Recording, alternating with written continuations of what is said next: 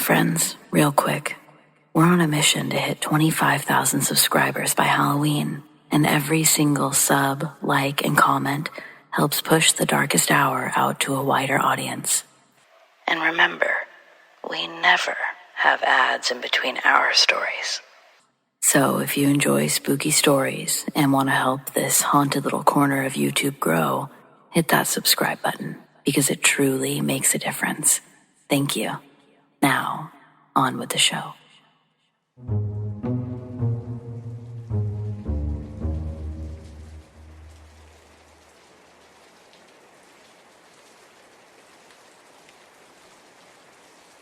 I used to work at a hotel bar, and before anyone asks, I'm not naming the hotel, mainly because it's still open and they don't exactly lean into the haunted thing.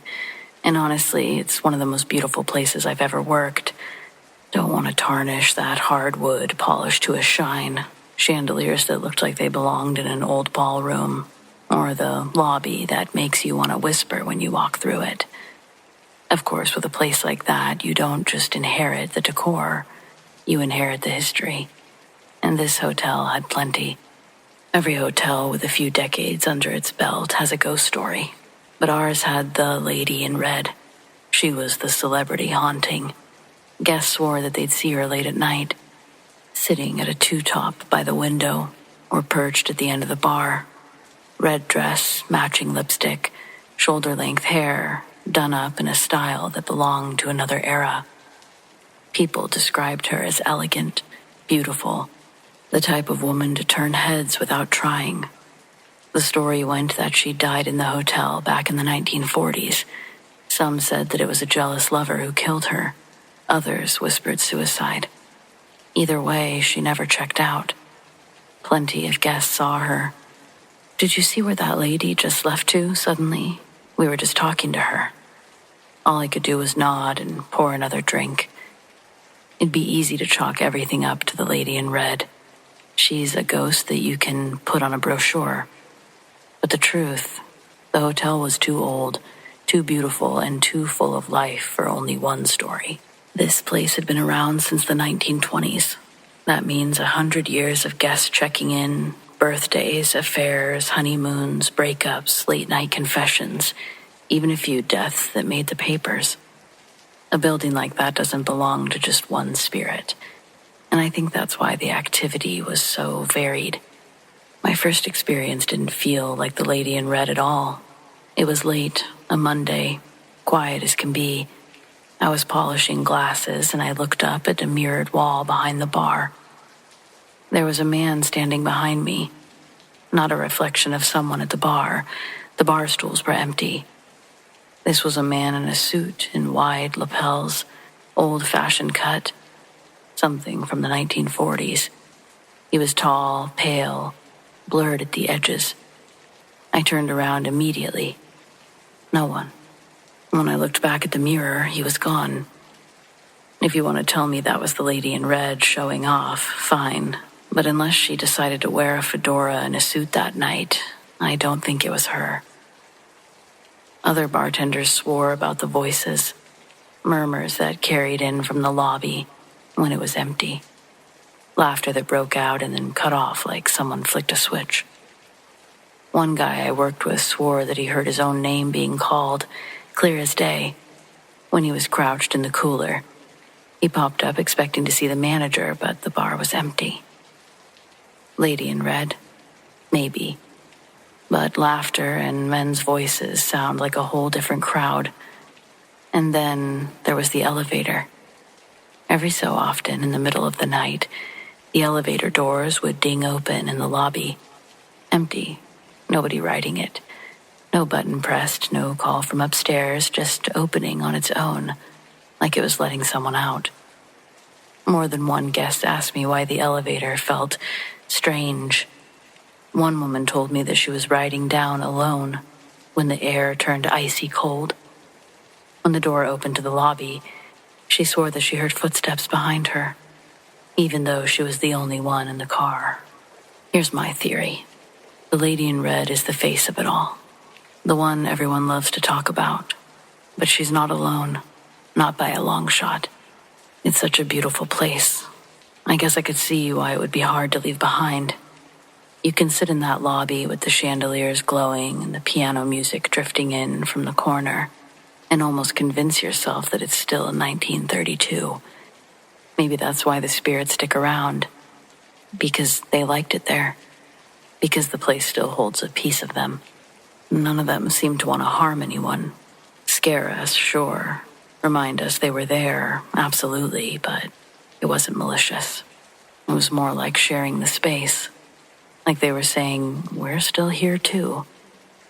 I worked there for 3 years. I never saw the lady in red myself. But I believe the guests who did. I believe the servers who heard voices after closing. And I believe what I saw in the mirror that night. When I quit, it wasn't because I was scared of ghosts. It was just time to move on. But I'll say this. That hotel bar wasn't just serving cocktails. It was serving stories. And not all of them came from the living.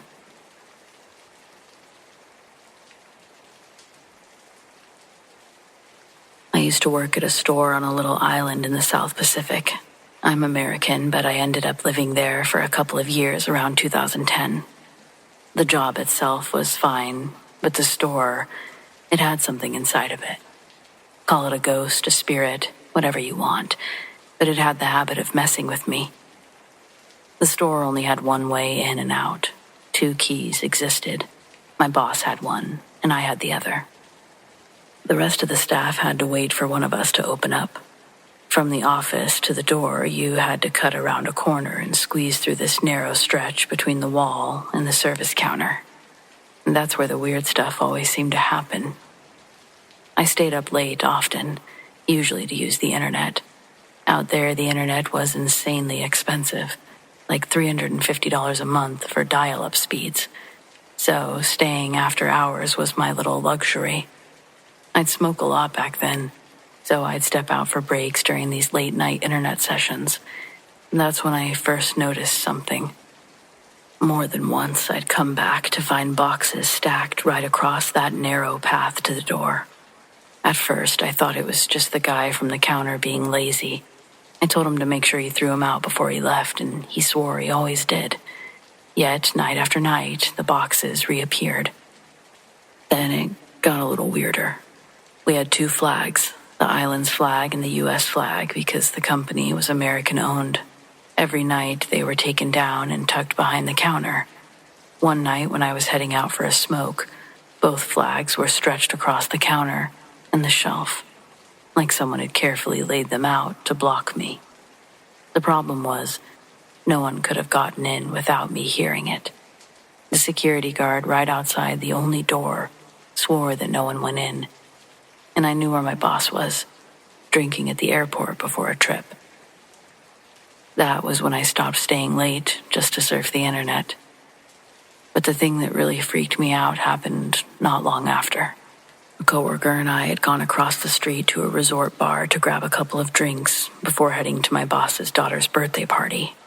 First birthdays there are huge, bigger than weddings or funerals. It's the most important celebration in the culture, because historically, so many babies didn't make it to their first year. So there was no chance my boss was leaving his own party to play some elaborate prank. Before we left the bar, I decided to duck back into the store to use the bathroom. It was dark inside, but I knew the layout well enough to walk in blind. I slipped past the counter, through the office, and into the bathroom. And then I heard a loud clink, a clank, clank, like metal scraping across the tile. It came from the direction of the door. My first thought was that my friend had changed his mind and tried the lock, but the sound didn't match. It was too heavy and too clunky. When I finished and came back out, walking the same exact path that I had taken a minute earlier, I crashed straight into one of the customer bar stools. Only it wasn't where it should have been. That stool had been pulled several feet, dragged around the corner, and placed directly in the path I had just walked. That was the sound I heard, the metal legs scraping across the floor. The second I realized that, every hair on my body stood up. and my chest physically tightened like I couldn't breathe. I bolted the rest of the way out and nearly ripped the door off its hinges. The security guard swore that no one went inside. My friend hadn't moved. And like I said, my boss was at his daughter's party, one of the most important days of his life. I wasn't the only one with stories either. One of the warehouse guys refused to go upstairs because he swore that he'd seen a black shadow woman up there more than once. Other employees admitted to weird moments too, though not as direct as mine. The building itself wasn't that old, but the island had a dark past. During World War II, Japanese forces occupied it. The stories from that time are brutal. Assaults, murders, entire families wiped out. Maybe whatever it was in that store was tied to that history. I don't know. All I know is that it had this trick it loved to do, blocking my path. Sometimes with boxes, sometimes with flags, even bar stools. It didn't want me comfortable, and it didn't want me forgetting it was there. I don't claim to know what I experienced, but I can say that after that night, I never went back into that building after dark.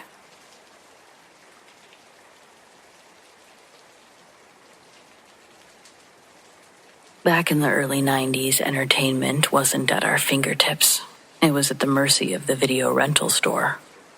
If Blockbuster didn't have what you were looking for, you were stuck renting something called Death Worms 2 and pretending it was just as good.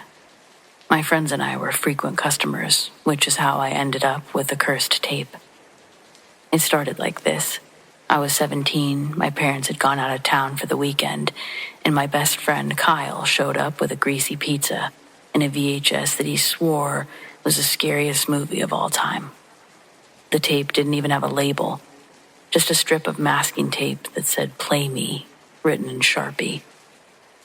Obviously, this was the exact kind of decision-making that has killed thousands of teens in horror movies, but hey, the 90s were a lawless time.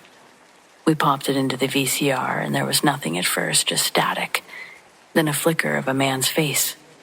Not an actor, not some campy monster, just a guy, pale as a corpse, staring dead into the camera. Kyle started laughing like he'd pulled off the prank of the century, but when I asked him where he actually got it, he got cagey. It was just sitting on the counter, Video World, he said. They didn't even charge me for it. The man on the screen blinked. Then, in the cheeriest voice possible, he said, "Don't look behind you." Now, Kyle's the kind of guy who will throw popcorn at you during a movie just to watch you flinch. But we were both frozen. Because right after he said it, the lamp in the corner shut off by itself. I told Kyle it was faulty wiring, because apparently I like lying to myself in moments of crisis. We shut it off and switched to Teenage Mutant Ninja Turtles. Problem solved, or so we thought. That night I woke up at 2:13 a.m., sharp, to the sound of the VCR clicking. The thing had turned itself back on and was playing the tape again. The man's face filled the TV. He was closer this time. His eyes really wide, like he hadn't blinked for an hour. He whispered, "You left me alone." I yanked the plug out of the wall. It didn't matter. The screen played on anyways, buzzing faintly. Kyle, half asleep on the couch, mumbled, "Dude, just let it finish." Which, let me tell you, is not a normal response when you're watching a VHS possessed by Satan himself. The man on the screen said, "If you leave again, I'll come find you." That was enough. I grabbed the tape, ran outside in my boxers, and launched it into the trash like I was Michael Jordan. We went back inside, plugged the VCR back in, and everything seemed normal. But then there was static on the TV again, without the tape.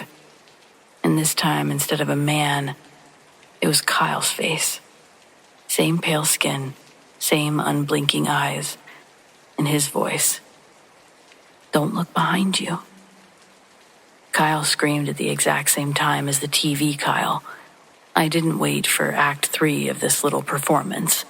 I unplugged the whole damn VCR, grabbed my keys, and made Kyle get in the car. We drove around until dawn, parked outside a 24-hour gas station like two exhausted fugitives. The next day, I tried to take the VCR to Goodwill. The old lady at the counter took one look at it, frowned, and said, "Not again." I didn't ask questions, just left it and bolted. Needless to say, I stream everything these days. Safer that way.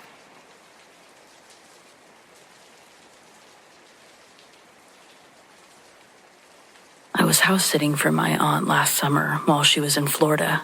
She lives way out in the country, where the neighbors aren't close enough to hear you yell and the nights are so quiet you can hear your own heartbeat. It was my second night there. I'd just finished locking up for the evening, and my aunt's house backs up right against some thick stretch of woods. But there's a big yard in between, and a motion-activated floodlight on the back porch. It only goes out maybe 30 feet, and then everything past that is just dark. I was scrolling on my phone in the living room when I heard the floodlight click on. I figured maybe a deer wandered too close. She told me that they come through sometimes, so I peeked through the blinds. And that's when I saw a man.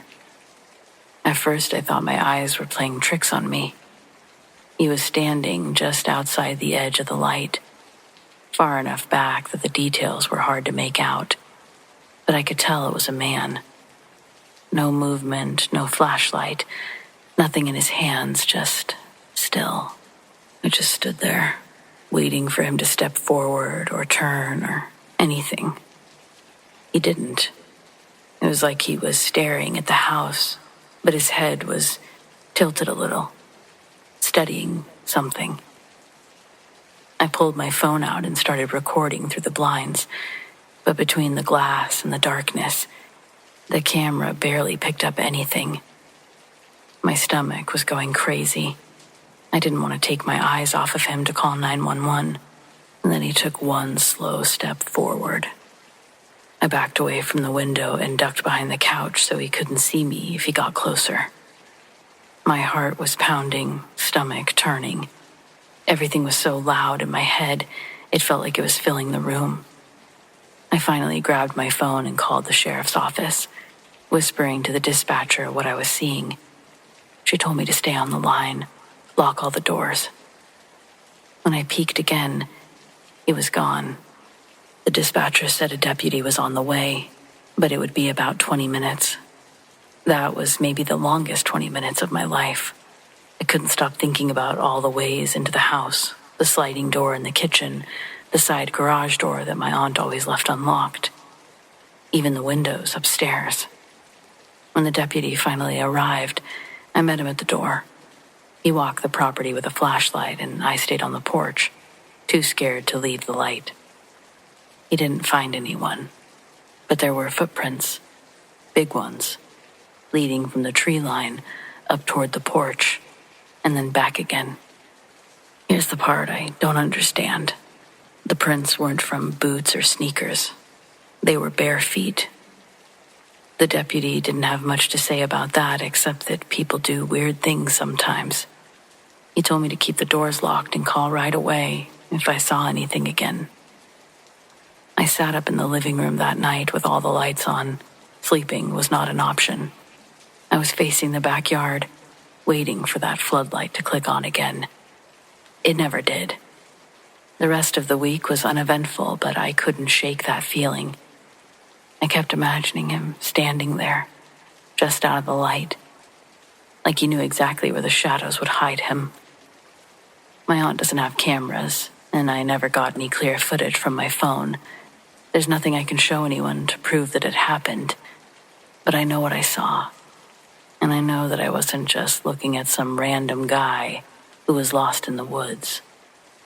He really felt like he was there for the house, or for me. I can't explain it, but I don't wish to experience it again.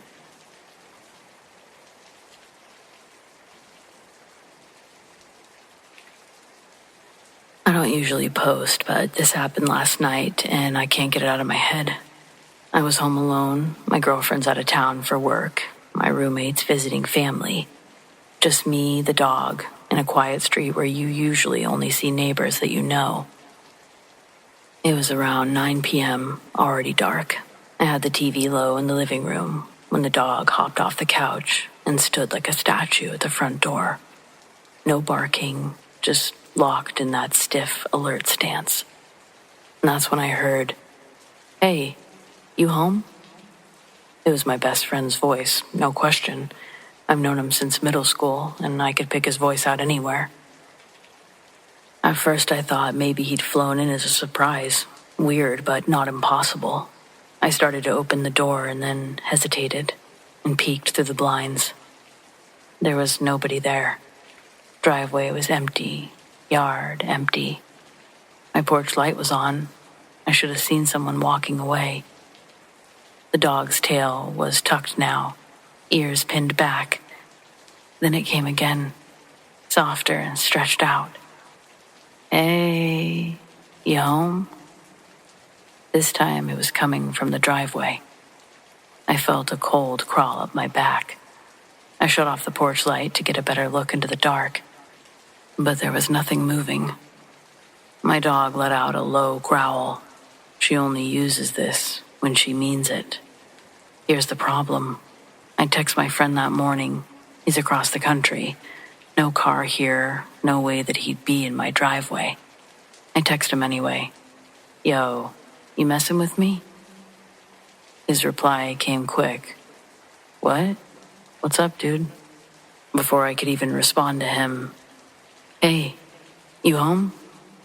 Closer now, right outside the steps. I was panicking internally, deciding what my next move would be, when my dog suddenly tore toward the back door, barking like crazy. I peeked through the kitchen window. No one. I called the cops. They showed up about 10 minutes later. By then, there was just silence and no voice. They walked the yard, checked the street. Nothing. Not even footprints in the gravel, tire marks, nothing. One officer suggested I was imagining it, being alone all day, but I know what I heard. It wasn't kind of like my friend's voice. It was him, perfect. Yet, no one was there. And that's the part that keeps me awake. If something out there can sound exactly like someone you trust, what happens when you open the door?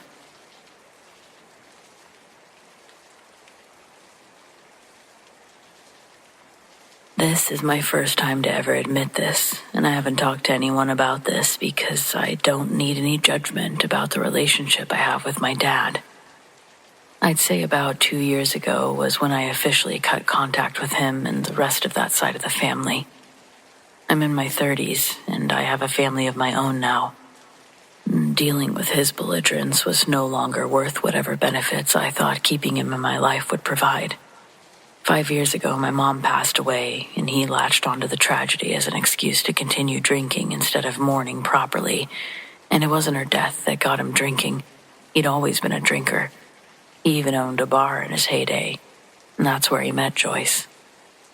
Then he sold it a few years later, moved us all to Montana.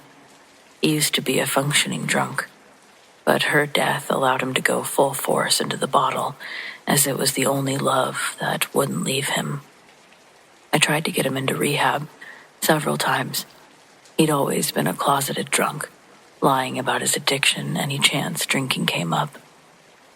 He's a lost cause, and I'm going to leave it at that.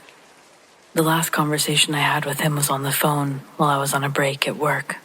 He called me completely shit-faced. When I asked, "Dad, it's 9:30 in the morning. Are you drunk right now?"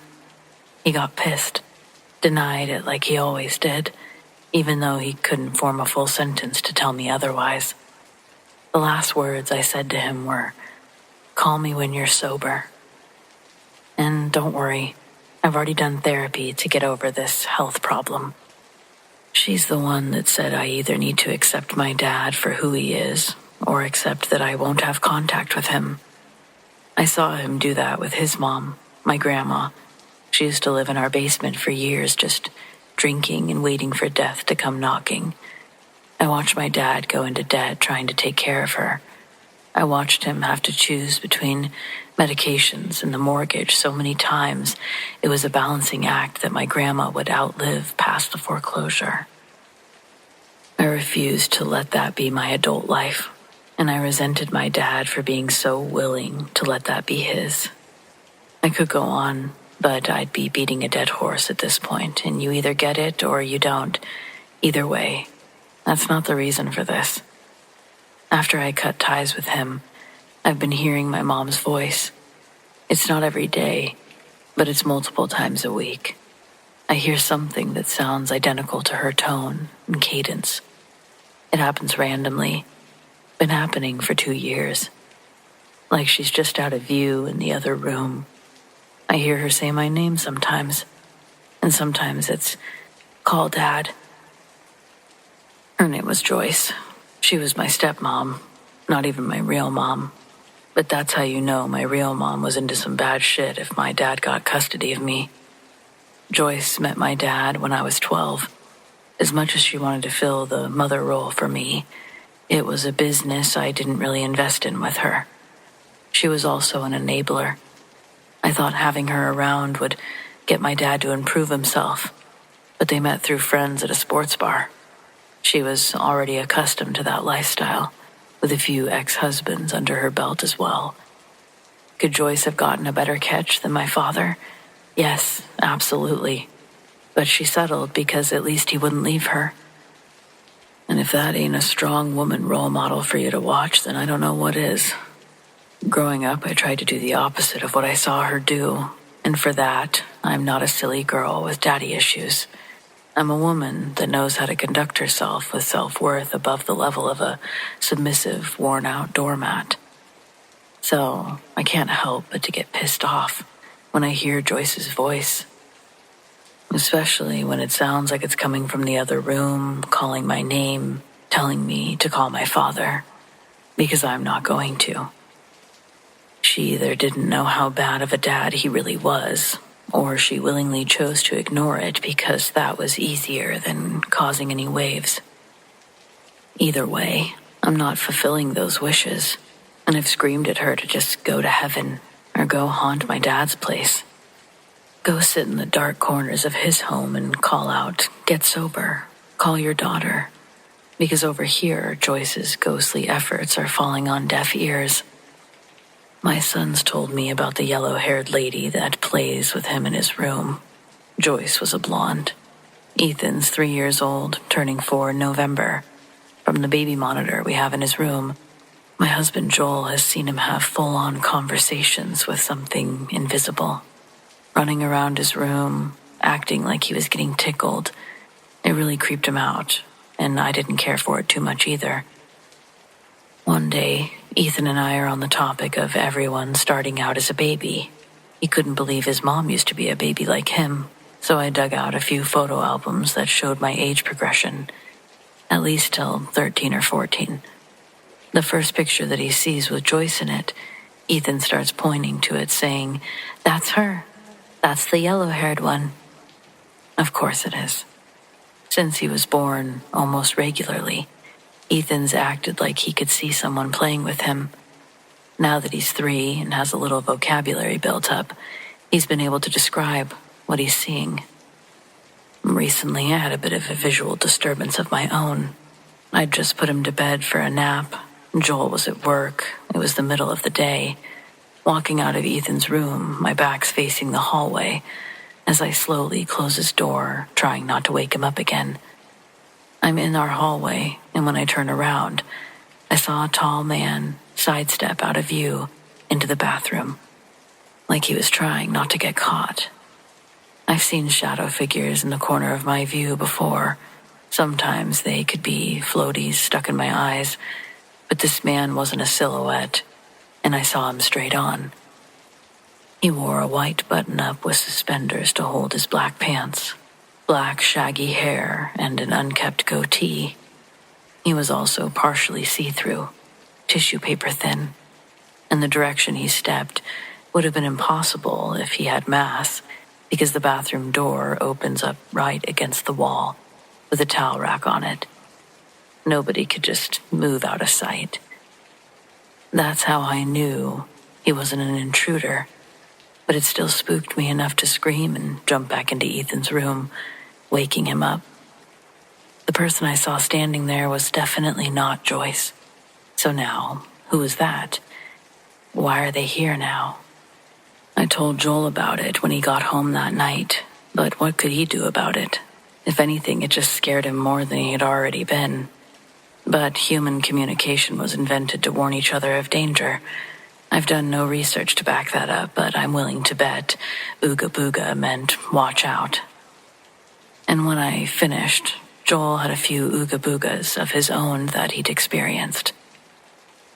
For some reason, I think he didn't want to scare me because I'm the one primarily in the house while he's out. I told him to tell me about everything, though, because this is the stuff I'd really like to know. And if he's capable of hiding ghost encounters, he's capable of hiding loose women encounters. That was a lighthearted joke to break it up. I can vouch for that. I could understand his apprehension, though, because his story involved Ethan with a nail gun. Joel swears he would have never left a nail gun turned on just laying on the kitchen floor, but somehow he's folding laundry in the living room, and from behind him, he starts hearing something getting slammed around in the kitchen. He was already convinced the house was haunted because he had been hearing a woman's voice for a while as well, but he attributed it to Joyce and couldn't make out what was actually being said. Hearing the ruckus grow, the hair stood up on his neck. The kitchen was right directly behind him, over the lip of the couch, but he didn't want to look. And then he heard Ethan's voice say, "Thank you." That makes Joel turn around, and he sees him standing in the kitchen, looking into the discharged opening of the gun. He was holding on to the gun with both hands, grazing the trigger each time he shook it to hear the nails jingle inside the magazine. Joel leapt over the couch and pulled it out of Ethan's hands just as a nail shoots out. It went into the soft skin under Joel's jaw and stuck there. He pointed to a large red dot I noticed earlier, but I didn't stare at it because I thought it was a zit or something. I would have never guessed. He thought I was going to get mad and think that he was a bad dad, so he didn't tell me. And the nail wasn't a hospital wound, so it was easy to brush over. Joel removed the battery from the bottom and put the nail gun back into the drawer in the garage where it had been. That's where he said it never should have moved from. He said another time I was at home with Ethan and he was working late. He got a Ring doorbell notification, and when he pulled it up, he said that there were people outside our front door, but they weren't knocking. Their bodies were facing the door, but both of their heads were staring directly into the Ring camera, back at Joel through the feed. Both of their features were so sunken in, he wasn't able to see the color of their eyes beneath the shadows of their brows. His mic wasn't able to unmute fast enough for him to say anything before both of them quickly walked off the porch. He says they evaporated. But I know it's an older camera. That part may have been a pixelation problem. But he was positive that other things didn't morph into particles when they walked past the camera. He was in his car driving home right after seeing that, and I just thought that he was home early to surprise me, when in fact, before he'd come inside that night, he'd already combed the neighborhood and inspected every inch of our front, side, and backyards, looking for those people. Sometimes I wonder if all of this, the voices, the shadows, the strangers on the porch, has less to do with the house and more to do with me, with what I refuse to carry for my father. Joyce keeps trying to bridge something that I've already burned down, and every time I hear her voice in the other room, I know it isn't for Ethan. It isn't even for Joel. It's for me. A reminder and a demand.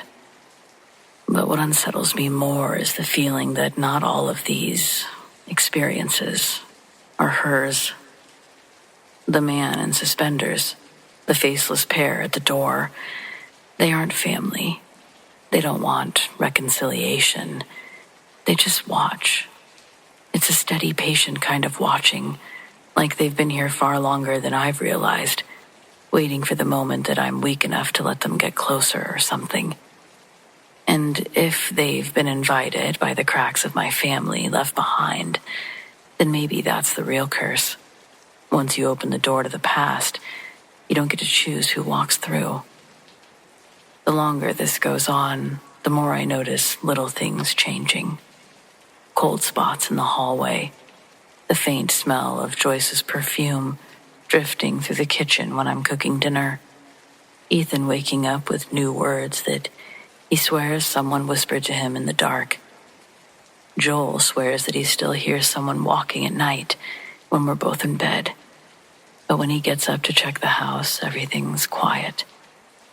And when I lie awake, I start to question if Joyce is really trying to help, or if she's only the mask, the familiar voice that I can stomach, the bait to keep me listening. Because once I'm listening, anything else can speak through.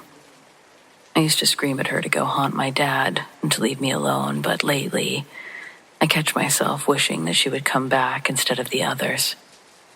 Her voice saying my name is started to at least feel safer than the whispers I don't recognize.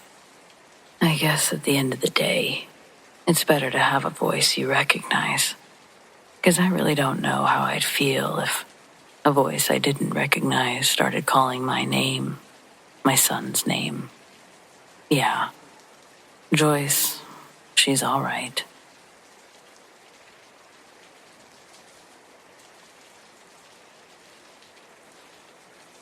I never thought I'd run a bar, but then again, I'd never really thought about losing my grandfather either.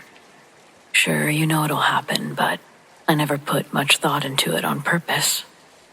He built this place with his own 2 hands back in the 70s, a narrow brick building with a dark wood beam, scuffed floors, and a line of bar stools that had seen more than one generation of regulars sinking into them.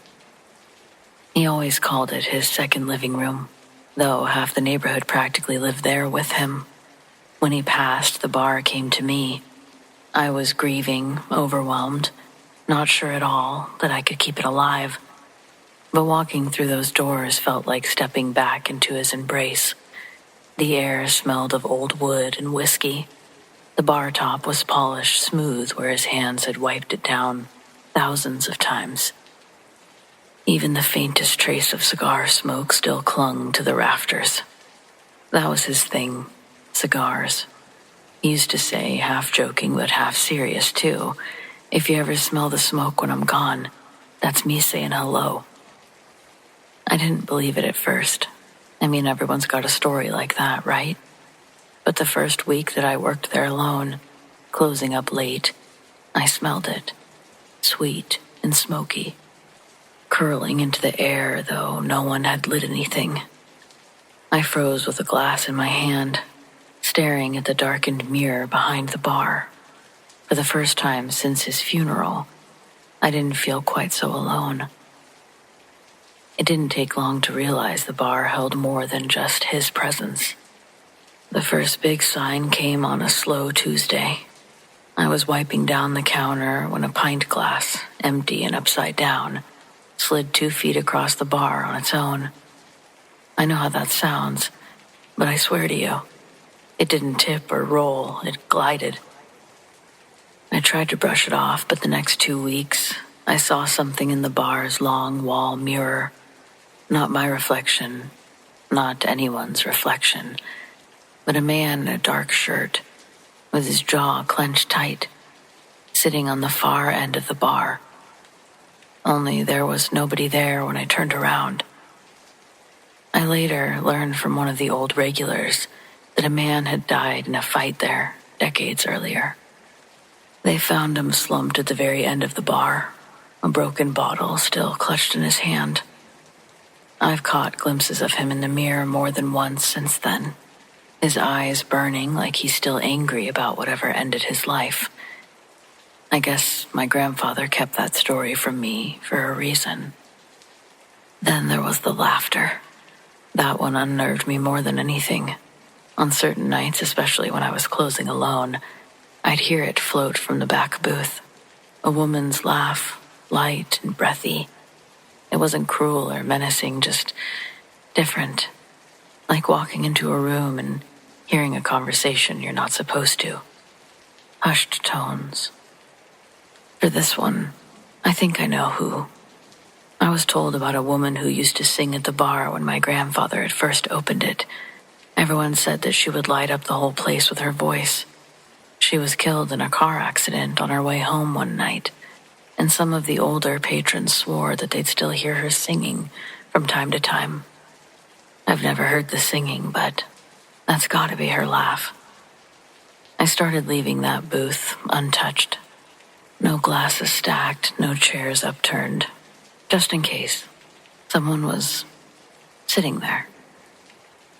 But my grandfather's presence is always different from the others. The other spirits feel like chaos, snapshots caught in loops, replaying over and over without much awareness of me or anyone else. My grandfather, though, he's intentional.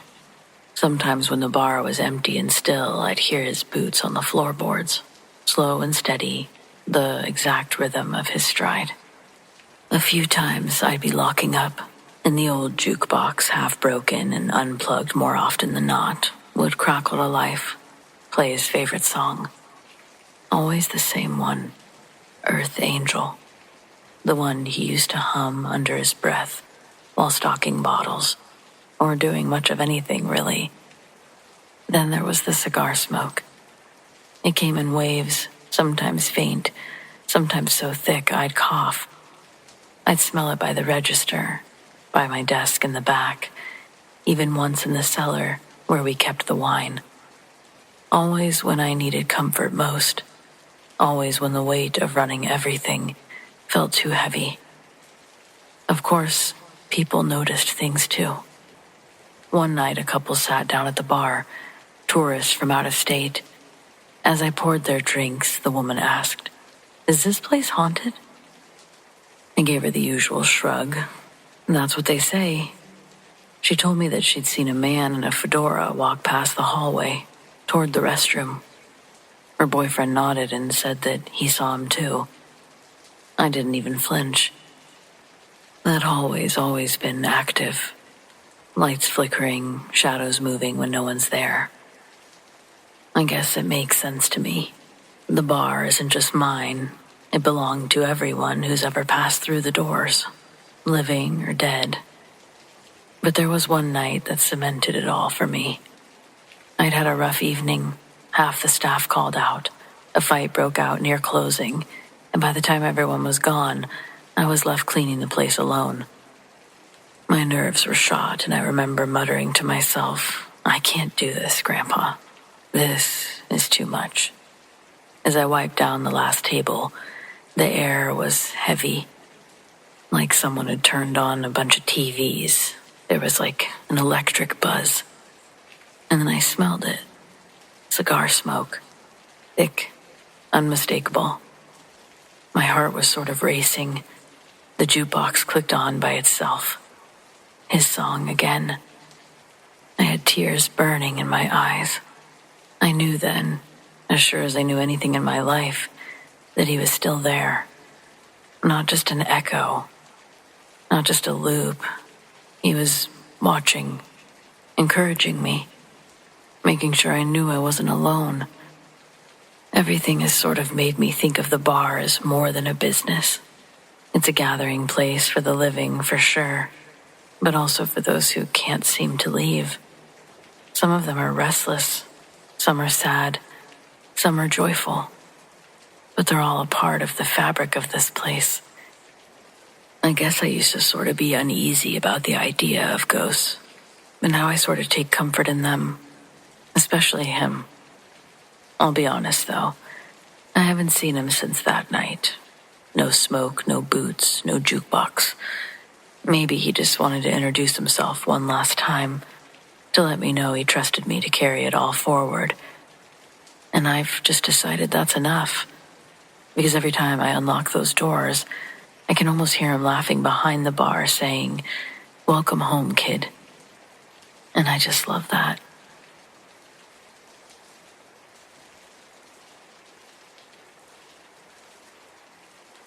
A few years back, I visited Seattle for a long weekend with a couple of friends. We were bouncing between bars downtown. It was a blur of a night, few drinks here, few drinks there.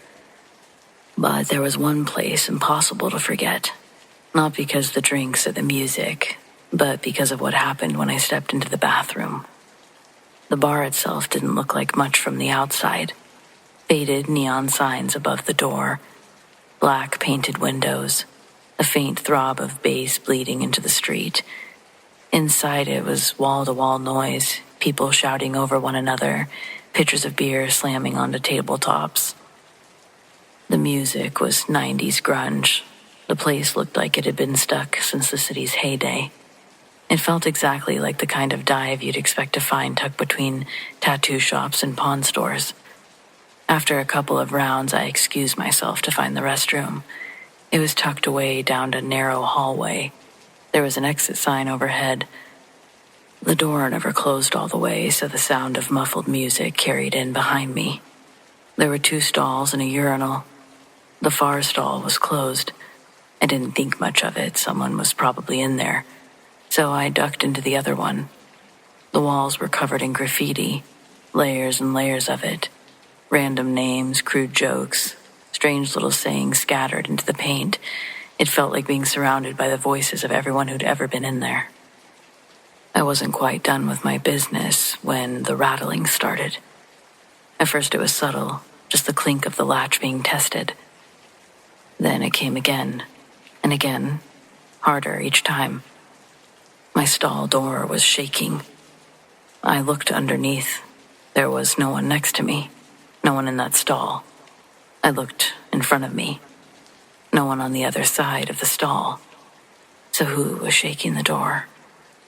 Bathrooms like this are always weird. People stumbling in, but there was nobody there. This wasn't somebody fumbling with the lock. This was something fumbling with the lock, but they had no feet. I could see nothing under the stall.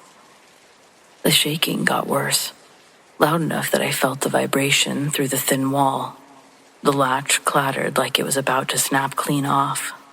My pulse was for some reason just in my throat. Every instinct screamed for me to run, but my legs wouldn't even let me get up. Then it just stopped. Silence. The door that had just been rattling like a madman was now perfectly still, locked tight. I sat there in the kind of quiet that makes your ears ring, waiting for something else to happen. It didn't. I forced myself up and unlocked the stall. I walked out without even washing my hands. As I pushed back into the bar, the noise of the crowd hit me like a wave. Nobody noticed that I looked pale, that my hands were shaking. My friends were still at the table, laughing like nothing was wrong. For a second, I wondered if I'd imagined all of that.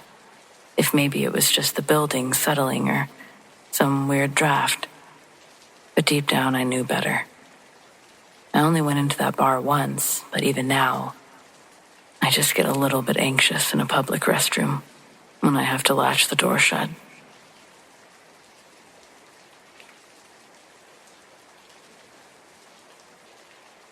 I used to work at a speakeasy.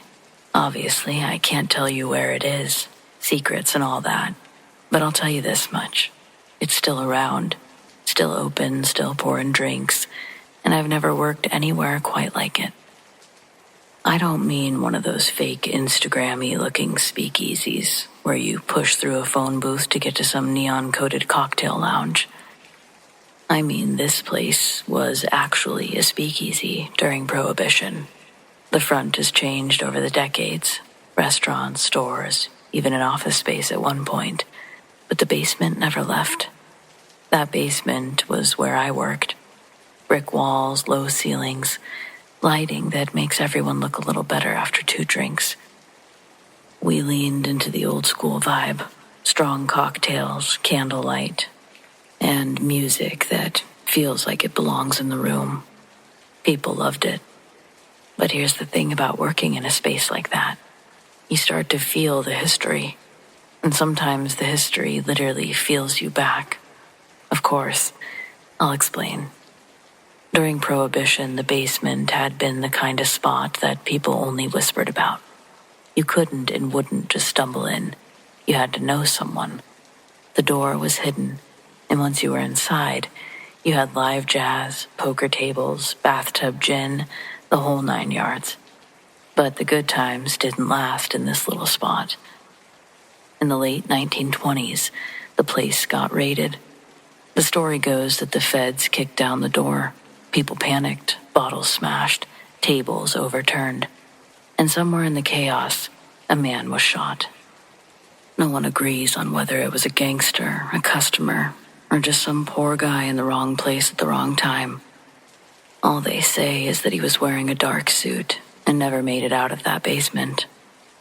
My first night, when I first started there, the other bartenders gave me the usual new hire warnings. Not about showing up late or skimming tips, about the ghosts. They told me, if you're closing alone, don't hang out too long after the last customer leaves. And if you hear music when the bar's dead silent, just let it play. I remember sort of laughing. I thought I was just part of the shtick. Every old bar has its ghost story, right? But my first real closing shift, weeks later, I found out they weren't joking. I was wiping down the counters, counting the till. I started to notice something. Faint music. Not from the speakers, they'd been off for a half an hour. And not from upstairs. The place above us was closed too. It was jazz. Old, scratchy. Like it was bleeding through from another time entirely. A trumpet, low and lazy, with piano underneath. It was so soft at first I thought that maybe I was imagining it. But then it just swelled. Enough to make me stop what I was doing and listen. And then just like that it cut off. Dead silence. I told myself old building, weird things. But that explanation felt thinner than the walls I was working under. A few weeks later, I was restocking bottles near the hallway that led to the bathroom. I looked up and was stunned. There was a man standing in the hallway, tall, broad shoulders, wearing a dark suit. The longer I looked, I realized he wasn't solid. Not see-through exactly, but like the edges of him were blurred. He didn't move towards me, he just paced slowly, from one end of the hallway to the other. I called out, thinking maybe it was a customer who'd wandered back, but as soon as the words left my mouth, he was gone. He didn't walk away, he just disappeared. As I was leaving that night, I mentioned it to one of the servers, trying to sound casual. She gave me this look and said, "Oh, so you've met him." Like she was waiting for me to bring it up. Apparently everyone who works there sees him eventually. Always in the hallway, always pacing. So the stories they told me on the first day weren't bullshit, because I saw it for myself. It wasn't just him either. Glasses would slide down the bar when no one was near them.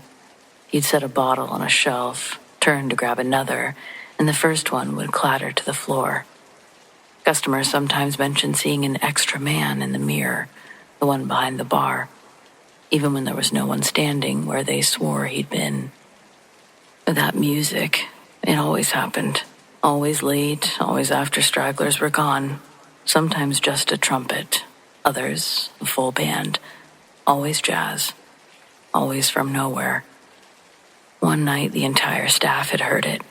We were having a team meeting, sitting around, some counting tips, others talking, when the faint sound of a sax drifted through the room. We all stopped talking at the same time. We listened as it built for maybe 30 seconds, then cut off in the middle of a note. None of us said a word. We just got back to our work, continued our conversations. I didn't quit because of the hauntings. Honestly, part of me loved it. The idea that I was working in the same place that people had been laughing, drinking, hiding from the law a century ago, it gave the job weight. Like we were just the next act in a show that never really ended. But I'll never forget that man in the suit. I only saw him once, but I can still picture the way he walked, slow and deliberate, from a different time, honestly. And like he'd been pacing that same hallway for 100 years. So is he the gangster, just a poor guy, wrong place, wrong time? Maybe both, maybe neither. All I know is I never really got to see him again. I guess he just wanted to introduce himself.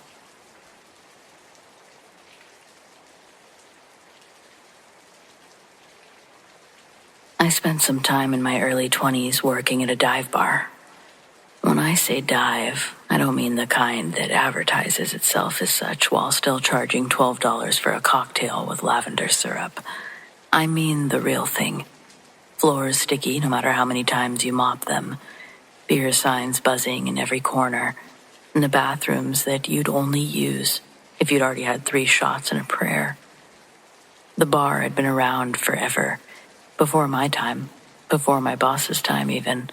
Probably before some of the regulars were even born. I mean, you could tell these walls had soaked up 50 years of spilled beer, cigarette smoke, bad decisions, and stories better left untold. And in the middle of all that, we had Jimmy. Jimmy was a regular back in the day, long before I started, but he also worked there.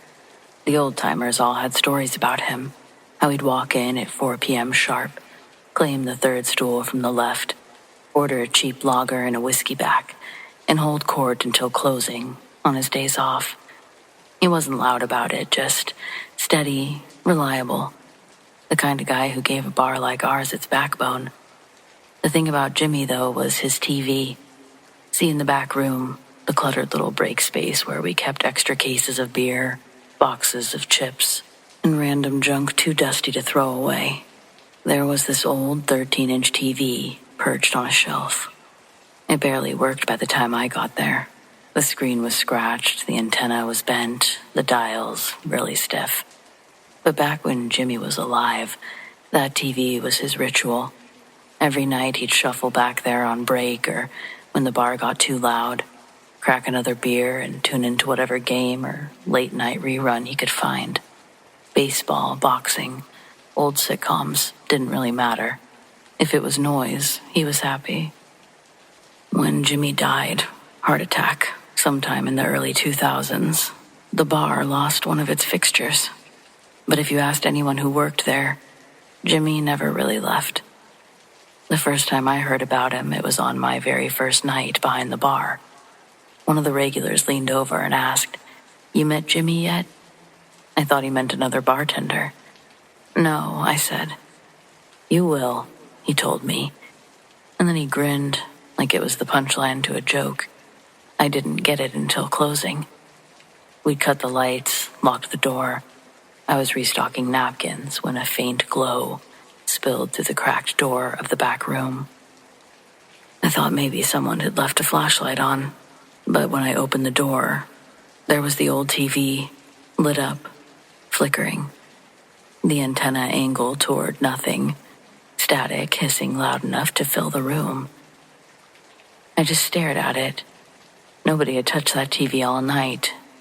It wasn't plugged in, but maybe it used batteries. I'd learn later it didn't.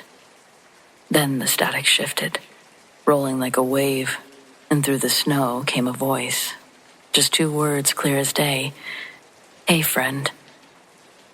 The cook, who'd been counting tips nearby, poked his head in. He didn't look surprised at all. "Jimmy's just saying goodnight," he muttered, went back to his work. The TV had become Jimmy's calling card. Sometimes it was at midnight, sometimes after last call, sometimes in the middle of the afternoon lull when only 1 or 2 customers were hanging around. You'd be wiping down the counter and suddenly notice the faint glow bleeding from the back room. Open the door, and there it was, the TV scanning channels on its own. voices stuttering in and out, like it was trying to piece something together. Every now and then, especially if you really listened, it did. Little fragments, half sentences caught between static. Hey friend, be safe. Pour one for me. Always short, always simple, but it was enough to stop you in your tracks. The regulars shrugged it off like it was nothing. That's Jimmy, they'd say. Always watching the game, always making sure you're not alone. Even though everyone seemed to feel nothing but comfort, I tried to debunk it, of course. Checked the cord, unplugged, tested the outlet, dead. I even tried plugging the thing in once just to see. Nothing. It wouldn't power on at all. But somehow, when it wanted to, that little screen came alive. It wasn't just me who saw it. Customers had their moments. One night, a guy waiting for the bathroom opened the wrong door, found the TV blazing in the dark. He swore the voices strung together, whole sentence. Don't drive tonight. He laughed it off until his ride showed up. Friend of his, 3 sheets to the wind. He ended up calling a cab instead. Later he told me that message probably saved his life. Another time a group of college kids dared each other to peek into the back room. The TV flared up right on cue, showing what looked like an old fight. 2 boxers trading blows in grainy black and white. One of the kids swore the fighter looked exactly like Jimmy. It wasn't, of course, but these are the kinds of things that would happen. My favorite was the night that I stayed late, alone, after everyone else had gone home. I was finishing inventory, dragging myself through the motions when I heard something soft, faint, steady. A baseball announcer's voice. I opened the back door and there it was, the TV tuned into a game that had aired decades ago. Grainy players in old uniforms. The crowd roaring like ghosts in static. I stood there watching until the picture cut out. Just before it went dark, the channel shifted and a voice came through. It was familiar and warm, like someone I knew, leaning in close at the bar. See you tomorrow. I don't really scare easily, but I'll admit, I had goosebumps with that one. Here's the thing, Jimmy wasn't frightening. He didn't throw bottles or slam doors or make things harder on us. He didn't mean harm. He just wanted the bar alive the way that it was when he was there. Loud, messy, full of voices and games, the hum of that old TV in the back room. Maybe that's why he stuck around. Dive bars are temples of routine. Same faces, same drinks, same rituals. For Jimmy, leaving would have meant breaking the cycle, and he wasn't ready to do that. I'm pretty sure, like so many others in the area, the bar eventually shut down. The building's still there, boarded up, waiting for someone to take a chance on it again, but they probably won't. I like to think if they ever plug anything in that back room, again, like a TV, a radio, Jimmy would be right there, tuning in, making sure nobody closes the place in silence. If you ever find yourself in some forgotten dive and the glow of an old TV flickers in the dark, I recommend don't be afraid. Pull up a stool, pour a beer, and listen. Because chances are there's a Jimmy still saying goodnight just about everywhere.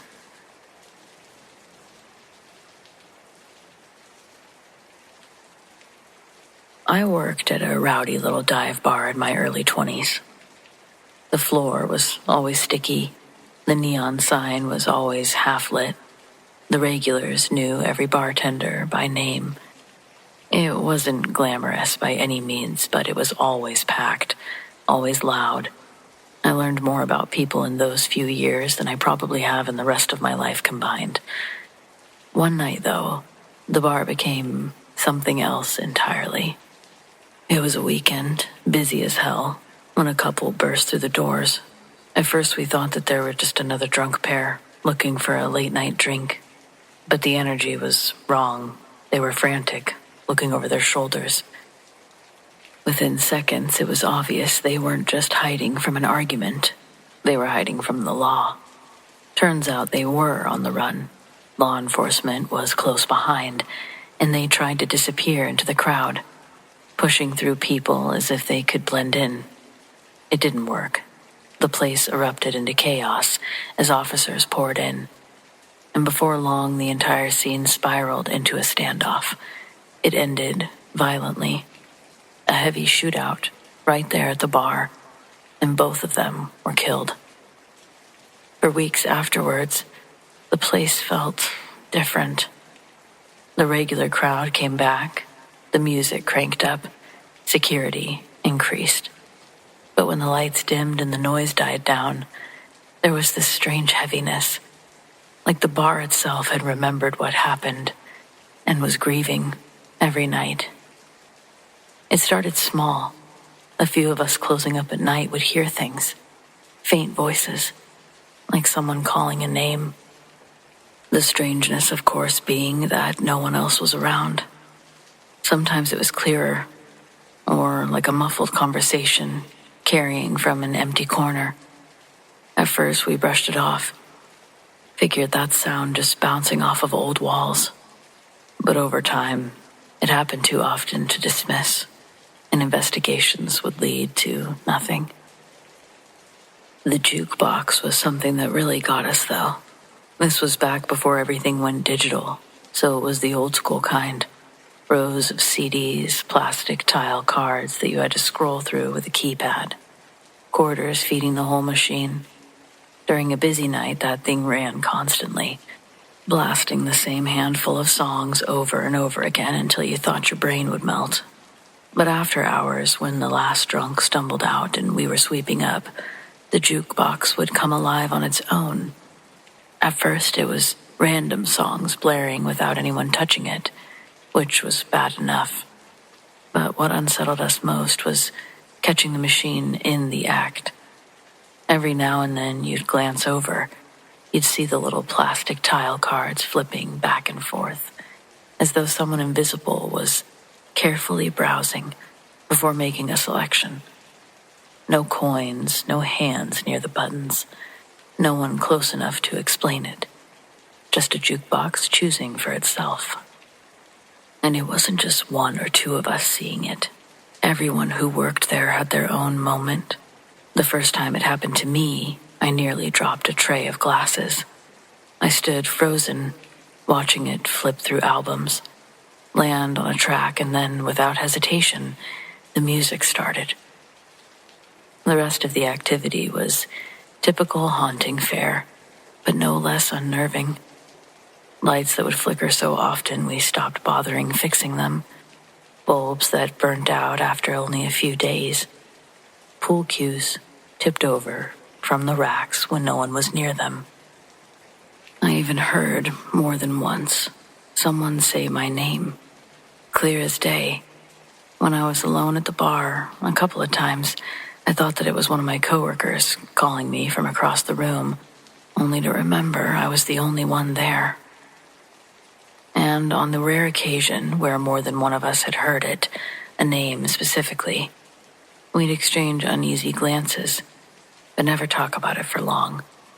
No one wanted to admit to how much it rattled them, and no one wanted to respond to it. Over time, we did start joking about it. Our phantom desperados, as one of the bartenders liked to call them. It made sense in a way. Two people had met a violent, desperate end inside those walls. Maybe a piece of that chaos, that panic, stayed behind. Maybe they were still trying to run or hide or just make their presence known. And I think about the officer that lost his life. I'm sure that's not how he wanted to go. Whatever the explanation, the bar was never just a bar again. After last call, when the music stopped and the crowd was gone, the building belonged to someone or something else.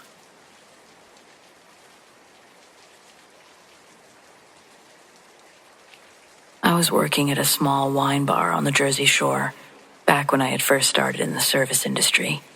I had been at this location for a while, but on this day, most of the staff was across the street helping out at the sister spot. That left me alone in the bar, trying to look productive while I prepped glassware and cut garnishes. The setup was simple. A narrow bar up front, a cozy dining area with tables scattered near the windows, and a cellar downstairs where we kept a bulk of the wine. The kitchen had a little monitor pointed at the front entrance so whoever was back there could see when someone came in, and a soft ding-dong chime that sounded every time the door opened. I was putting something away when the chime went off. Out of habit, I glanced up at the monitor. A large man with a beard had just walked in. He wasn't subtle either. He looked like he was in a good mood, moving his arms like he was grooving to a song that only he could hear. It made me smile a little bit. He seemed like the type of guy who might sit at the bar, order a glass of red, and tell you his whole life story. I called out, "Be right with you." Finished what I was doing real quick. The distance from this area to the bar's swinging doors was maybe 10 feet, so I walked through in just a couple of seconds. But the dining room was empty. I frowned, figuring maybe he'd gone to look around. The bar wasn't that big, though. You could see the whole space in a glance. Nobody. I even crouched down, checking under tables like maybe he'd dropped something. Still, nothing. A little unsettled, I figured he'd gone into the wine cellar. Guests are allowed down there to pick out bottles if they wanted. I hurried down the short staircase, the air cooling as I descended. The racks stretched out neatly, hundreds of bottles tucked in rows, but it was silent.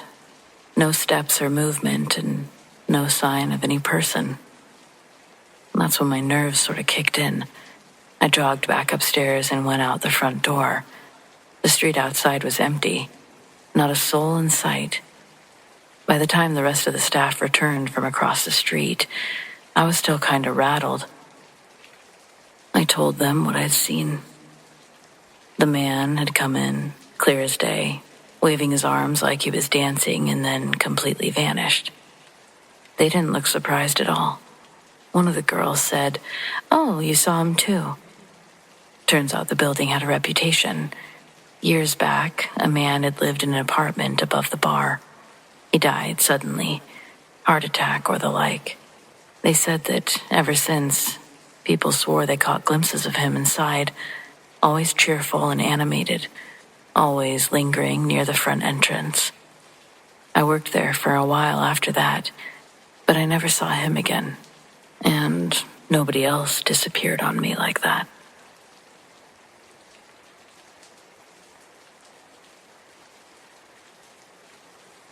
Every July, my sister and I take the kids out to the old family house in Indiana. It's a big, worn-down farmhouse that used to belong to our grandparents. They passed a while back, but the house stayed in the family. Nobody really lives in it full-time, just sits empty most of the year, collecting dust and bugs, until someone decides to sweep it out for a long weekend. It's surrounded by cornfields and gravel roads, and there's a stillness to it. No Wi-Fi or cell phones. You just forget how quiet the world can be until you're out far enough. When we were kids, my cousin Ryan and I used to sleep in the attic during summer breaks. Technically, it's a finished third floor, just one long, low-ceiling room with faded carpet and a single narrow window at the far end. We thought it was cool at the time, like our own little clubhouse, except I always had trouble sleeping up there.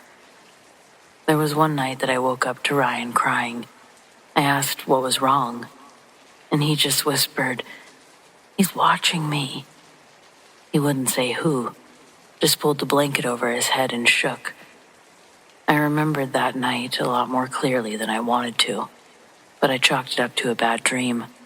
We were kids. So when my sister suggested setting up the attic as a sleepover spot for the cousins, I didn't love the idea, but I kept my mouth shut. We cleaned it out, aired it out, set up sleeping bags, even brought in an old TV and a stack of DVDs. The first night, after the s'mores and mosquito bites and chasing lightning bugs, we got the kids settled up there.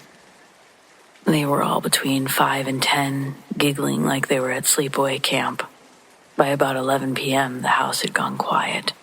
I was downstairs on the porch with a beer, listening to the crickets and the creaking of the old screen door. And then I heard footsteps, light ones coming down the stairs. It was my nephew, Ben. He didn't say anything, just stood at the bottom in his socks, staring at the hallway like he didn't want to step into it. I asked if everything was okay. He gave a small nod, but didn't look at me. "Did you have a bad dream?" He shook his head. "Do you want to sleep in a different room?" Another nod. I knelt down next to him. "You're not in trouble, buddy. You can sleep wherever you want, but can I ask why?" He hesitated, looked over his shoulder at the stairs, and then he whispered, "I don't want to point." That gave me a weird feeling, like something cold behind my ribs. "What do you mean?" I asked. He finally looked at me. He doesn't like it when people point at him. He comes closer. "Who does?" "The man with no mouth." I didn't know what to say to that. Just walked him to the living room, set up some blankets on the couch, and stayed there with him until he fell asleep. The next morning, while the kids were outside, I asked him again, gently. I expected him to have forgotten, but he just said he was in the corner near the window, just standing there watching, like he already knew I saw him. When I was a kid, Brian had pointed to that same corner, the same exact spot, when he said someone was watching him. But we never told anyone. I sure as hell never told Ben. I asked him to draw what he saw, just to see. He drew a stick figure with long arms, too long for its body, and no mouth, just a blank space under two black dots. For a while, I still had that drawing, folded up in my glove box. I don't really know why I kept it. That was 2 summers ago. No funny business since then. I haven't seen Ryan since we were teenagers. He moved with his family a few months before our graduation would have happened, across the country. I've always wanted to talk to him about, whatever it was. Never really considered it a ghost story, but I guess that's exactly what it is.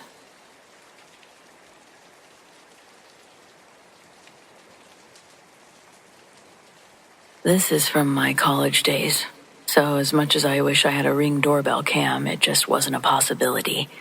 And I guess that's the thing with these kinds of experiences, the part I always come back to.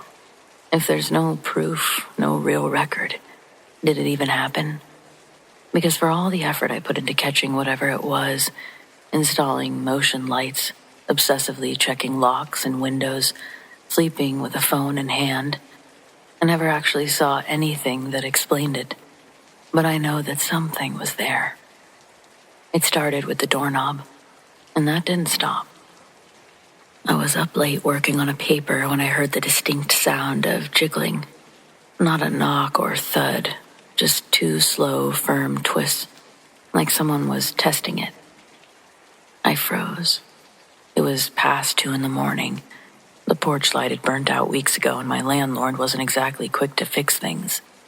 I waited there, in silence, holding my breath, but my heart was pounding so hard, it felt like it echoed in my ears. I was sure that others could hear it if they were listening. Eventually, the sound stopped. Nothing else followed. I sat frozen at my desk for way longer than I'd like to admit. The next day, I taped a cheap motion-censored light to the porch railing and ran a cord through the front door to keep it powered. A little janky, but it worked. I tested it. Walked past the window. Light flares on. It gave me some peace of mind. For a while, anyway. I also started locking the deadbolt, obsessively. I mean, checking it 3 or 4 times before bed. I couldn't shake the feeling that someone or something had found me, had touched the edge of my space and was going to do it again. And it did. 3 nights later, I was up late. I saw the flash through the front curtain. The motion light. followed by the same jiggling sound on the doorknob. The next night, it happened again. Same time, light on. I actually got the courage to look through the peephole, and there was no one. Still, I didn't open the door that night. Every time I worked up the nerve to look, there was no one there. I started standing by the window in the dark, peeking between the blinds. The light would flicker on, the porch would be empty, and I would hear the jiggling. As bad as that was, it was when things started to shift on the inside that I really started to get freaked out. I kept a small lamp on in the corner of the living room, a soft amber glow that kept the space from feeling too cold at night. But that light started to dim, just slightly, just for a minute or two. Always seemed to be around the same time. I thought it was the lamp, so I moved it across the room. It still happened, same dimming, same hour. So I just had a faulty lamp. That was fine. But then came the waking. Each night, somewhere between 3:11, 3:13, I would just wake up. No noise, no nightmare. I remember marking the time because it felt like an alarm had woken me up. But my alarm clock just sat silent on my nightstand. I'd lie there in bed with my heart racing, unsure what actually stirred me awake. Eventually, I started leaving my bedroom door open. I told myself it was so I could hear better, or maybe just to avoid the suffocating feeling of being alone behind a closed door. But deep down, I wanted to see. I just wanted to see what was happening in my house after hours. And one night, I did. It wasn't a shadow or a figure, it was a light. Small, soft, maybe the size of a grapefruit. It hovered near the floor in the living room, drifting slowly, methodically, from the far wall to the base of the couch, where it would pause and then move back again. It did the same path each night, like it was pacing. I really couldn't believe what I was seeing, and I tried to talk myself out of it. There was no reflection, no flashlight beam. It wasn't a car headlight sneaking through the blinds. It was repetitive, reoccurring, and it was just a silent orb of light, repeating its strange, lazy route, and then it would go, but return like clockwork. One night I stayed up, blanket around me, all the lights off, and I went into the living room, just waiting, watching. At exactly 3:09, the air changed. It was heavier somehow, thicker, like I'd dropped a few feet in elevation. My ears even popped. And then came the orb. Same path, same glow, but this time it just dipped a little lower. I watched unmoving as it descended beneath the couch and vanished from sight.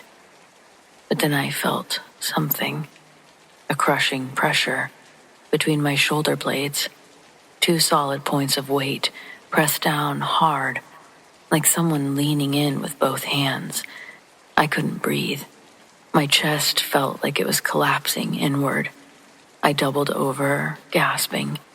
I think I even blacked out for a few seconds. Or maybe I just disassociated. When it stopped, I was drenched in sweat. My limbs shook uncontrollably. I slept in the bathtub with the light on that night. The next morning, bruises. 2 perfectly spaced rows of oval-shaped marks down each side of my back, like fingers. The symmetry is what did it for me. That's what scared me the most. It wasn't random. It was deliberate. I called out of class, spent the day online researching haunting, sleep paralysis, trauma responses, anything that could explain it really, but nothing stuck. And the internet just wasn't what it is today. So after that experience, and with no luck knowing what it really was, I avoided the house at night, slept on my friends' couches, spent late nights at the library. Anything to just not be there. I remember breaking my lease 2 months early. Told the landlord it was a personal emergency. He didn't ask questions. I have a feeling I wasn't the first to leave. It's been many years, and I haven't seen that light again. Haven't felt that pressure. But sometimes if I wake up and it's 3:11 with no explanation, I get an uncontrollable chill down my spine. I sweat. I'm uncomfortable. And I still wonder, if I had looked under the couch that night, like really looked, what would I have seen? And if I had opened the door those nights, what would have been on the other side? I really don't know. And I guess I really don't care to.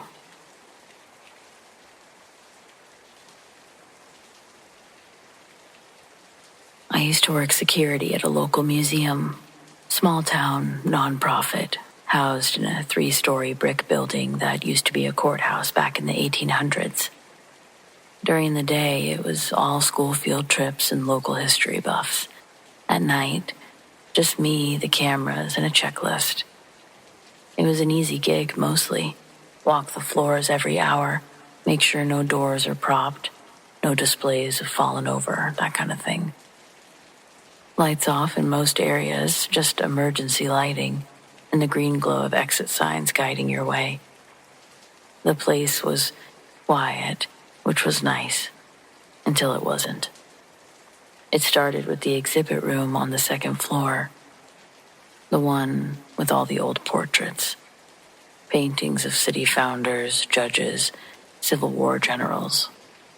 It always felt a little colder in there, even in the summer. I had actually noticed it on my very first shift, but I figured it was just the AC vent placement or something like that. But eventually I started hearing footsteps. Soft ones. Not heel to toe, not heavy. It was movement, like someone pacing. Always in that room, always just before I reached it on my rounds. I'd enter expecting to find a coworker, a late staff member, a break-in. But it was always empty. The footsteps would stop the moment I crossed the threshold, and I swear, some nights, the paintings just weren't the same. It sounds ridiculous, I know, but I'd walk in, feel like someone had just moved, like one of the painted figures had turned slightly, eyes in a different direction, head tilted just so. One night I thought one of the frames looked crooked. I came back an hour later and it was perfectly level. Then came the incident with the camera feed. I was in the control room watching the live security cams. Standard stuff. When the feed for exhibit room 2 cut to static, just for a second, and then it snapped back on, and the room looked the same as always. Still, dimly lit. No movement, except there was a man standing in the far corner, facing the wall. I sat straight up. I flipped to the hallway cam outside the door. No one had gone in or out for hours. When I switched back, the figure was gone. I went up there immediately, flashlight in hand. I searched the whole room, checked every closet, every emergency door. Nothing. No one. Just the paintings and the cold. The next night, I asked the morning shift guy if the museum had ever reported odd behavior on the cameras. That room used to be the judge's chambers, he said. Supposedly where they held the last rites for people sentenced to hang. Could explain the weird vibes. He said it like a joke, but it stuck with me. The last straw was about a week after that. I was doing my rounds heading toward the exhibit room when I saw something through the glass window of the door. A man. He was standing right in front of the portraits, motionless, like he was examining one of them up close. I couldn't make out any of his features, just the shape of him, still, staring. I opened the door. The room was empty, It was just me and the paintings, and a sudden burst of icy air, like someone had stepped past me on the way out.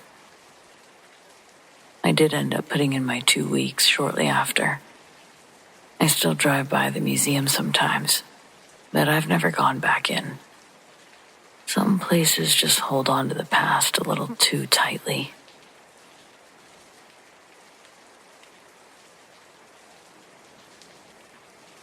I've read the stories on here. Usually they end with something awful or someone losing their mind, being replaced, or worse. Those are the fears anyway. Maybe mine's a little different. Not less terrifying, just different. I want to start by saying that I've never really believed in the supernatural. Still not sure that I do. I'm a logistics coordinator for a moving company. I wear steel-toed boots and drink gas station coffee for fun. I'm not exactly the type to go chasing shadows. But this thing, this version of me, I've seen it 4 times now. Only ever in profile, never straight on. And the last time, it saved my life. The first time was in a parking garage, middle of the day, sun slicing through the concrete slats. I'd just come out of the dentist. My mouth was numb, brain was fuzzy. I got to the second level, and there I was, leaning against the far wall. Arm bent, foot kicked back like I was waiting for someone. I stopped walking. It was like recognizing someone you knew. It looked exactly like me. Same jacket, same posture, same little bend in the wrist I didn't realize I had until I saw it from the outside and looked down. But the head was turned slightly away. I couldn't see the eyes, just the slope of the nose, the mouth in resting concentration. I blinked, and it was gone. Nothing there but an oil stain and a candy wrapper drifting in the breeze. I figured I imagined that. I thought it was really weird, but I did move on. The second time was 2 weeks later. I was walking downtown, rushing toward the train. I glanced in a window. Some empty storefront with a for lease sign, and I saw myself inside. Same clothes, just there. It was like a delayed reflection, but the building was empty. No glass, just black space. And the face again half turned, like it was trying not to be caught looking back at me. That time, for some reason, it shook me. I started joking about it to my friends just to make myself feel better. Guess I got a twin stalking me. Hope he's hotter. That kind of thing. But I really couldn't shake it. Those off-angle glimpses of myself, not doing anything menacing, just watching. Then came the dreams. Not nightmares exactly, just flashes. Me, in profile, standing near places I hadn't been to in years. My high school football field, the corner booth at a diner that my mom used to take me to. It was always quiet and always still in these dreams. And then something changed. Last Thursday, I had a morning shift in one of our warehouse units. I was logging inventory and prepping a shipment to head across state lines. Same routine as always. The loading dock has this wide, corrugated ramp that leads out to the back lot. I was wheeling a dolly toward the open bay door when I froze. Standing just beyond the ramp next to the dumpster was me. Not close, maybe 20 yards off, but unmistakable. Same clothes. Posture was mine. The scar on my jaw from a bike accident at 16. I didn't need to get closer to know that it was there. But this time it was not the same. This time it moved. Not towards me. Away. Slowly turning its body without ever showing me the full face. And then it pointed, just once, to the side of the ramp. A sharp, deliberate gesture. And then it turned and walked behind the dumpster out of sight. I didn't follow. My skin was crawling, legs locked in place. And then the dolly tipped slightly forward, and I snapped back into motion. I adjusted my grip, rolled down the ramp, and stopped. There was a hairline crack on the ramp that I'd never noticed before. At first, nothing major. But as I bent down, I saw that the concrete had buckled just enough at the bottom lip of the ramp. It had a 4-inch drop I hadn't accounted for. That might not sound like much, but if I'd kept going, pushing the weight that I had, the dolly would have hit that edge wrong, probably would have tipped, and me with it. Maybe a broken wrist, maybe worse. Could have knocked my head right into the steel bay frame, the kind of dumb accident people say freak after. I stopped, looked around. There was no one in the lot, no one but me. I marked the crack with hazard tape and got someone to help me move the heavier stuff. All day I couldn't stop thinking about it, though. Whatever that thing is or was, it didn't try to hurt me. It tried to warn me. It didn't speak or scream or anything crazy, it just pointed. And I listened. That's the part that I keep coming back to. I listened. I've started checking reflective surfaces without realizing it. Windows, puddles, metal siding, always from the side. I keep half expecting to see myself again, just out of sync, far enough to be real, but not real. I just don't know what it is. A guardian, a glitch, some fractured part of my own awareness. I know what I saw, though, and I know that because I saw it and because I followed it, I'm still here, uninjured, still alive. I guess whatever happens next, I can count on the fact that I'll be watching. Both of me, I guess.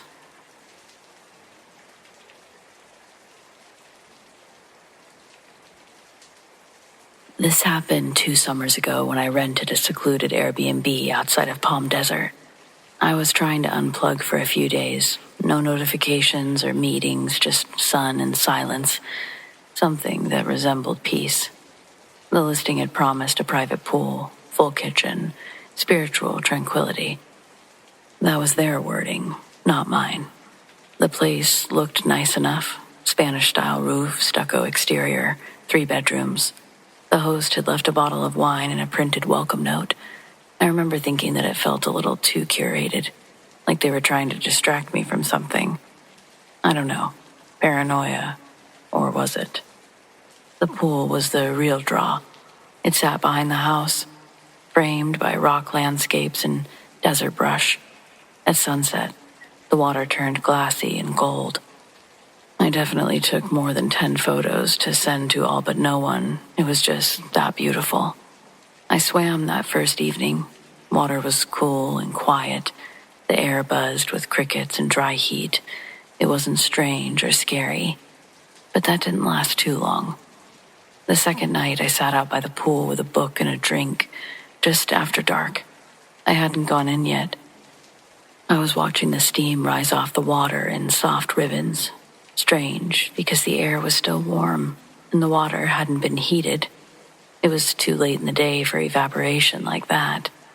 But I figured maybe the stone deck had cooled too quickly or something. And then I noticed the fog, a fine mist, almost like vapor. It started creeping across the top of the water surface. At first, I thought it was an illusion or heat haze maybe, but it moved wrong. It rolled in instead of rising, like dry ice. I got a weird feeling and went inside. Later, when I stepped into the bathroom, I noticed the mirror was fogged over, like someone had just taken a long hot shower. I hadn't. It was either the 3rd or 4th night that I heard something, a splash, light and deliberate, from the pool. It was around 2 a.m. I was awake for no good reason. I looked through the glass doors expecting to see a rabbit or some sort of animal that had slipped in. But the pool was completely still. There was no movement or ripples on the water. Just that same thin mist floating a few inches above the surface. I stood there watching it. After a few minutes, I realized that my reflection in the glass, it wasn't quite right. Like the fog on the other side was softening it, pulling at the edges. And then I heard something. Quiet breathing, labored, like someone was trying to stay afloat. But the sound was inside, behind me, I turned on every light in the house and definitely didn't sleep that night. By morning, I was so exhausted I'd convinced myself I'd imagined it. Maybe I was just sleep-deprived, scared in a new place. Maybe the desert heat was doing something to me. I told myself that I'd sleep better if I used the pool again, so I went out around noon and swam for 20 minutes. Nothing strange happened. No fog, just water and sun. But then that night, things escalated. I woke up gasping. Not like a nightmare, like I'd physically inhaled something wrong. My lungs burned. My throat felt raw, like I'd been submerged. I stumbled to the sink and splashed water on my face, hoping it would do something. When I looked in the mirror, my skin was flushed and damp, as if I'd been sweating, but cold. My hair was wet. The bed wasn't. Then, and I don't know why, I opened the back door. The moon was bright enough to see the pool clearly. There was someone floating in it. Not swimming, just drifting. Face down, arms out. Hair trailing behind like seaweed. It looked like a woman, maybe a teenager. The fog was heavier now, almost solid, clinging to her like a sheet. I didn't move. I didn't even breathe. I just stared. And then I watched her disappear, just right in front of me. The water was immediately still again. I packed that night. Didn't care that it was nearly 4 a.m. I loaded everything into the car and left the key in the mailbox. I didn't need the full 7 days. I didn't finally sleep until I was 3 hours down the highway, deciding to grab a motel. Later that week, I looked up the property. I hadn't at first. It had good reviews, a verified host, the usual boxes checked. But I was a bit obsessed. I dug until I found a local news clipping from 5 years earlier. There'd been a party, an engagement celebration hosted by the couple who owned the house. Dozens of people, catered food, music, and a plan to make the pool magical by adding liquid nitrogen to create a fog effect after dark. Only they hadn't ventilated properly. The reaction displaced the oxygen around the pool. 5 people died. Some fell in and drowned silently. Others collapsed, trying to pull them out. The homeowners were among the victims. The article called it a chemical tragedy. The lawsuit was sealed. Apparently, the property has been sold, renovated, quietly relisted as a rental on Airbnb. No one ever mentions that in the reviews. I'll never stop swimming, but I can't sit near a body of water without holding my breath. I do low-key expect them all to be a little haunted now, or at least understand that they can be.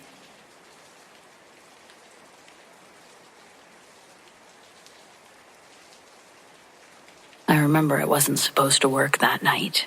It was my night off, and I had zero plans to leave the house. Around midnight, I get a call from the dispatcher. Someone called out and they needed coverage at another site across town. I never worked there before, but I figured overtime's overtime. It wasn't until I pulled up that I realized where I was. This place used to be one of my dad's posts. He worked security for years before he passed, and I remember him telling me stories about this exact property. It's mostly offices and warehouses, with long, empty hallways, bad lighting. It's definitely one that feels abandoned, even when it's open. Anyway, I signed in, got the keys, and started my shift. It was quiet, but most of these jobs are. I'd been walking rounds for about 2 hours when I went into one of the bigger office buildings. The door locks behind me, so no one else should have been inside. I barely made it down the first hallway when I noticed movement at the far end. There was a man walking away from me, just far enough that I couldn't make out the details. It was 2 a.m. and the building was locked. There was no reason for anyone else to be there. I closed the door quietly and started towards him. He was wearing a security uniform, but not like mine. This was older, different company entirely. And then it clicked.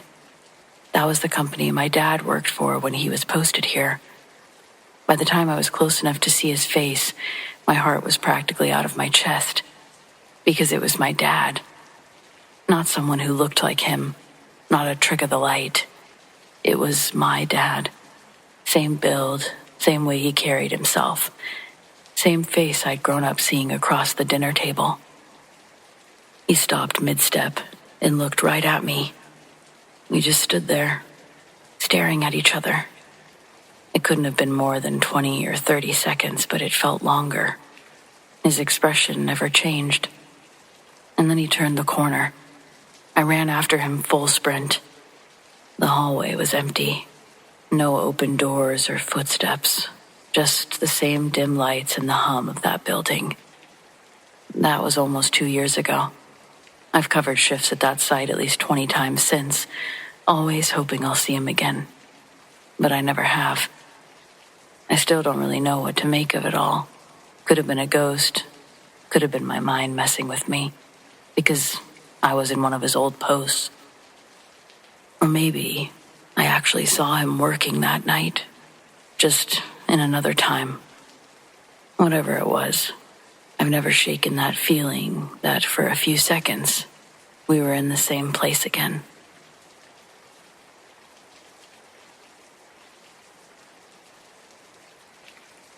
A few summers ago, 3 friends and I went hiking in the Selway Bitterroot Wilderness in Idaho. It's rough country, no cell service or marked trails in a lot of areas, and more wildlife than people for sure. On our second day, we came to a massive section of deadfall. Storms or old age had taken down dozens of pines. And they'd fallen in a tangled mess, crisscrossing each other 6 or 7 feet high in places. It looked like a giant had thrown a pile of pickup sticks into a forest. We could have backtracked, but it would have cost us hours. So we decided to pick our way through it. That's when I noticed something weird. The bark was gone. Not in patches, completely stripped from some of the trunks. Smooth, pale wood, almost polished, like it had been peeled away. And on several of the bigger logs, there were deep claw marks. Long, parallel gouges, as if something with massive hands and claws had raked through the wood. The highest ones were at least 12 feet off the ground. We joked at first, bear, Bigfoot, maybe some Park Service guys using climbing spikes, but none of us had ever seen anything like it. Then about 10 minutes into the deadfall, we heard movement. It wasn't coming from above like a squirrel or bird. It was underneath. Heavy, deliberate, moving through the tangle in perfect time with us. Every time we paused, it paused. When we climbed over a trunk, there'd be a creak and a shift somewhere below, like weight pressing against wood. It never got closer or further away, just kept pace, always somewhere beneath the pile. At one point, Mason leaned down to look in a gap between 2 massive trunks. I'll never forget watching the color leave his face. I asked what he saw, but he shook his head and said, "Let's keep moving." We sped up after that, stumbling, scraping our shins, anything to get clear. The noises followed us right to the edge of the deadfall. Then, as soon as we stepped onto solid forest floor, it stopped. No crash of retreating footsteps or a sound climbing out. Just quiet. That night at camp, Mason finally told us what he saw. He said it was skin. Not fur or scales, just pale, stretched skin, moving in the dark gap below.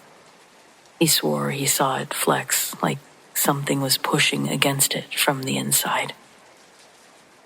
Me and our friend Chase tried to laugh it off, joke it off, anything. But Mason was dead serious. And I remembered watching the color leave his face when he did see that thing. I don't know if I want to believe him, but I always have. and I know that I've avoided that section of forest ever since. The claw marks are probably still there, high above the ground, waiting for someone else to notice them. And for what? I don't know. But I'm not going to find out. Stay safe out there.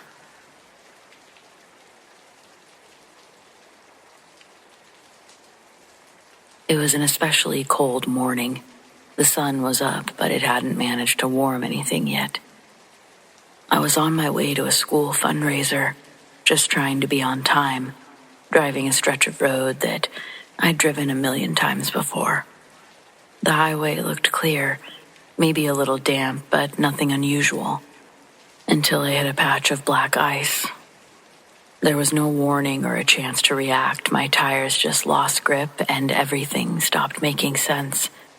I don't remember the initial spin, just the feeling of weightlessness as my car left the road.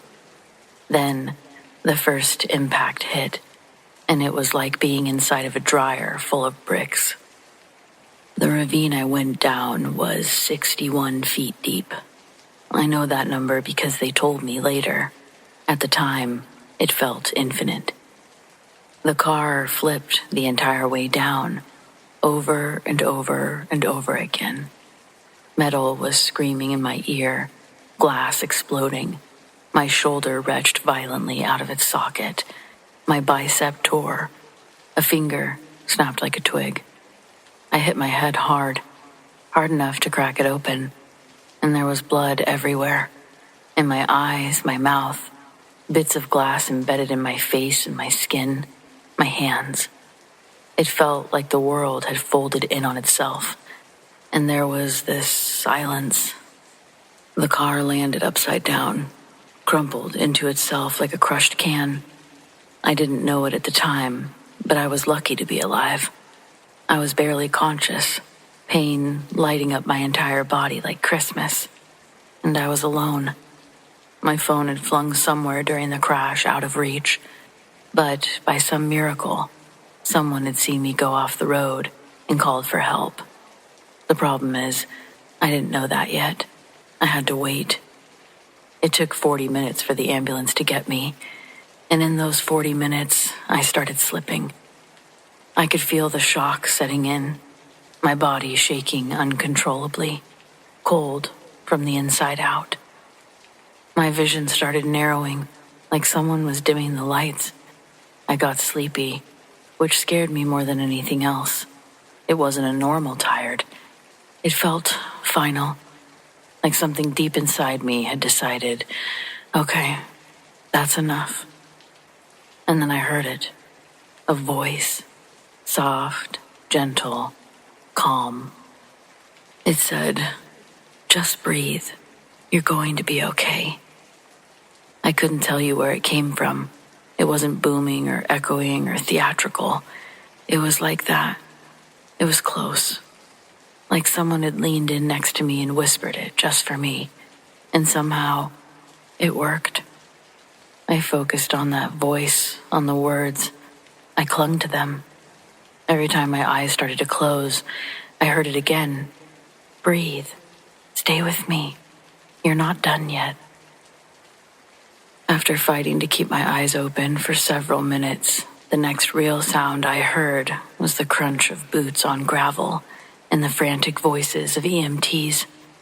The car door was peeled open, and they pulled me out. I ended up with a torn bicep, dislocated shoulder, fractured finger, stitches in my scalp, and a few weeks' worth of glass being pulled out of my skin. But I lived. They said I was lucky, that a lot of people wouldn't survive a fall like that. And I guess they're right. And I'm grateful, but I've never stopped wondering about that voice. It didn't sound like anyone I knew. It wasn't my imagination. I was barely holding on to consciousness at that point. I guess it could be related to that, but it was something that didn't want me to go. I've had close calls before. My appendix ruptured when I was younger, and that was terrifying in its own way. But this felt different. Like someone or something was there with me. just for a moment, just long enough.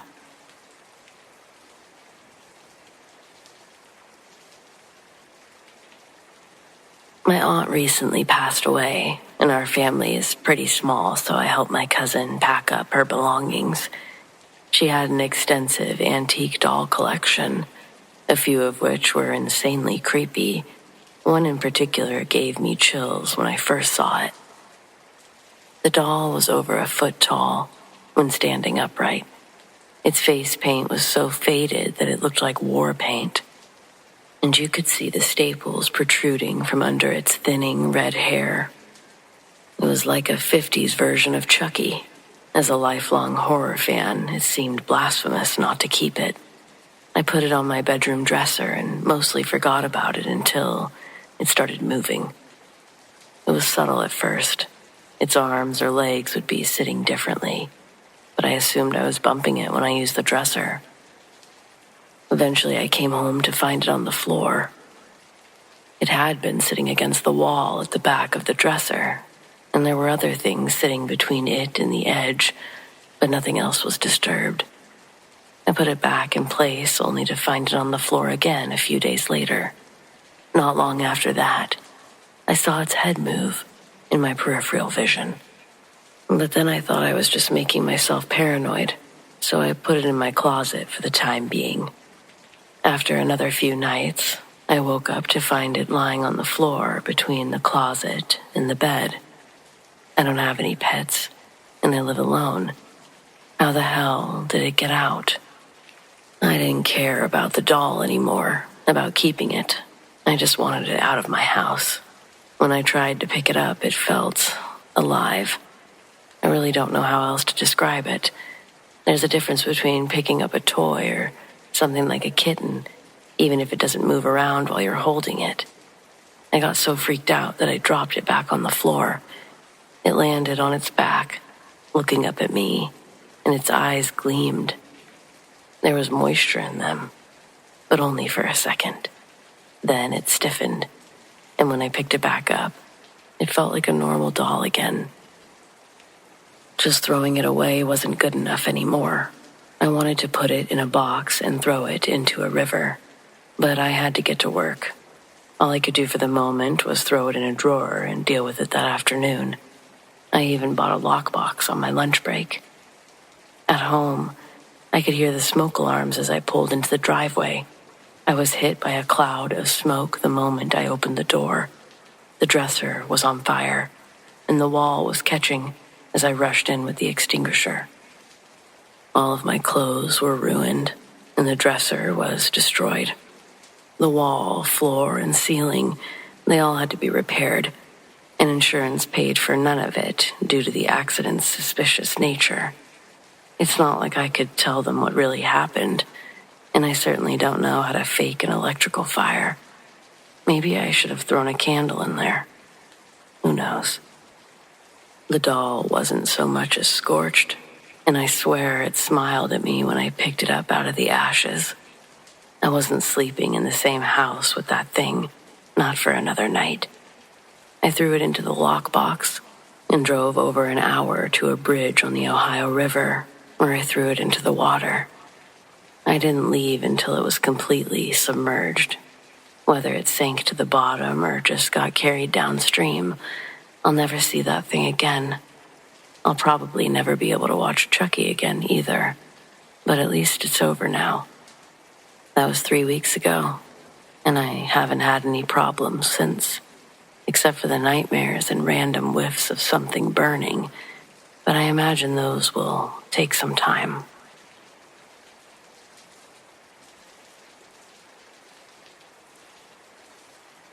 I was never one to believe in ghosts, let alone Ouija boards. But when you're 17 at a friend's house in the middle of nowhere, and someone pulls out the board, you just play along. It was me, my best friend Jess, her cousin Nate, and his girlfriend Emily. We were in Jess's basement, the kind that was never finished. Concrete floors, exposed beams, old furniture covered in sheets. We lit a couple candles for the vibe, of course, and we put our hands on the planchette. I At first, it was the usual nonsense. Is anyone here? Slow, shaky, yes. What's your name? Gibberish. We all accused each other of moving it, laughing every time it spelled something dumb. But then Nate, being the skeptic he was, rolled his eyes and asked something different. Tell us something only one of us would know. The planchette didn't move for a long time, and just as Emily was going to call it quits, it slid. It took its sweet time, but eventually we could see that it had spelled, "Sorry about the clock." Jess went pale. She pulled her hands away. Nope, I'm done. We all asked what that meant, but she refused to answer. We tried to keep going, but she wouldn't put her hand back on the board, so we said goodbye and packed it up. Later that night, after we were all camped out in the living room, Jess finally told us. Her grandfather had passed away earlier that year. The last time she saw him, he'd been fixing an old clock for her, one that hadn't worked for decades. He was halfway through the repairs when he had a stroke and passed away 2 days later. She still had the clock, untouched, sitting in the basement. I wish that was the end of it, but around 3 a.m., I woke up to this quiet, ticking, slow, rhythmic sound. I figured everyone had left their phone alarms on, but when I sat up, I realized it was coming from the basement. I was not about to investigate alone, so I shook Jess awake. She was groggy and annoyed, but when I told her to just listen, her expression changed. We woke up Nate and Emily. None of us wanted to go down there, but we also couldn't just ignore it. So with our phone flashlights cutting through the dark, we made our way to the basement floor. The moment Jess pulled it open, the ticking stopped. We stood there, silent, and then Jess muttered, "It's coming from the workbench." We inched forward, and sure enough, the clock, her grandfather's unfinished project, was sitting there, and the second hand was moving. The thing was working. None of us knew what to say. Jess walked up to it, hesitated, and then reached out and picked it up. She turned it over in her hands, eyes wide, and whispered, "It's not wound." The thing had no batteries, no working mechanism. It had been broken for years, and yet it had ticked. I don't think it was evil. I don't think it was even trying to scare us. But I do think it was real. And I'll never touch a Ouija board again, because sometimes the dead are still listening. And sometimes it might not be somebody's grandpa. I guess in this case, we just got lucky.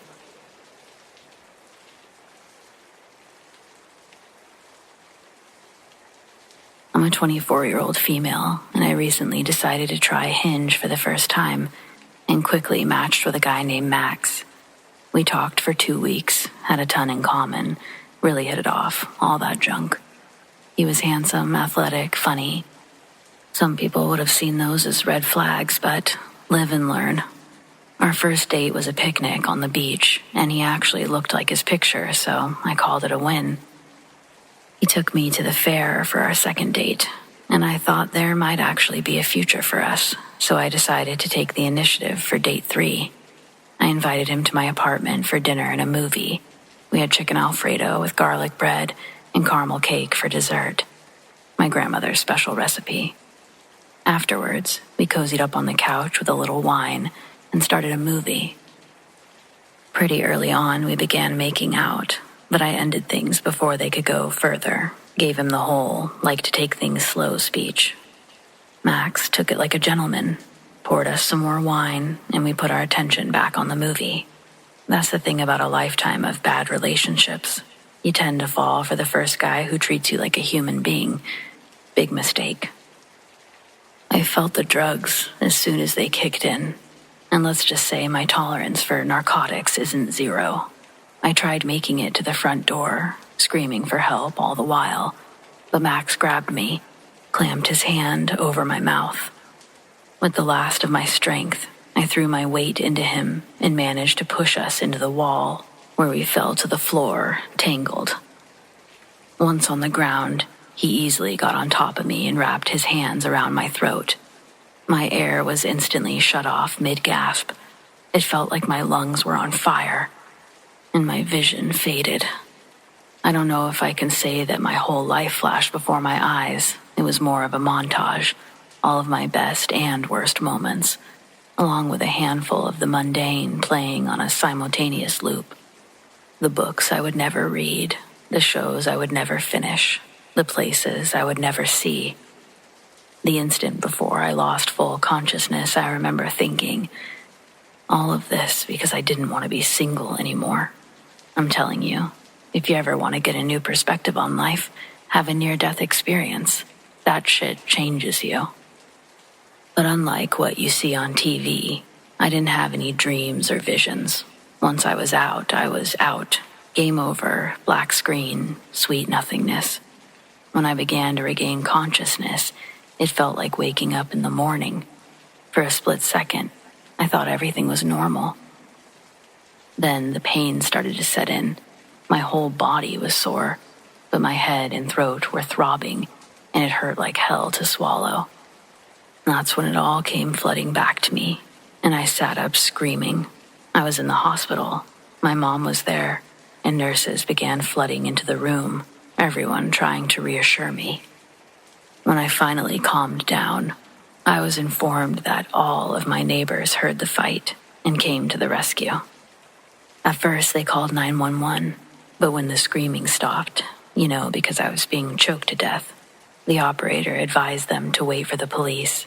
It was the elderly man who lived across from me that got a crowbar and forced his way in early. I've known Mr. Walters for years, and I'll be baking that man a cake every weekend for the rest of his life now. By then, half of the building was gathered and Max was subdued until he could be arrested. As it turns out, the lady who lives under me is a nurse, and she helped me the best she could until the ambulance arrived. A few days later, I learned a lot about Max, one being that Max wasn't his real name, but also that he was wanted in a neighboring state for an unsolved murder. It sounds like his trial is going to be a long one, but I'm determined to testify against him if at all possible, especially since at least one other victim can't.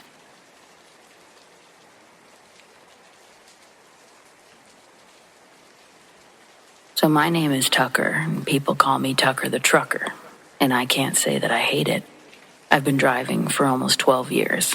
I'm 32, single, don't have any kids, so I tend to stay on the roads. Most of my driving is done at night, less traffic that way. But you always want to fill up in the evenings because 24-hour gas stations can get dicey at 3 a.m. If you'll excuse the pun, I prefer to keep trucking along. There's a particular stretch of highway I drive all the time. It's properly in the middle of nowhere and runs straight through a heavily wooded area. The shoulders are barely big enough for a car, let alone my truck.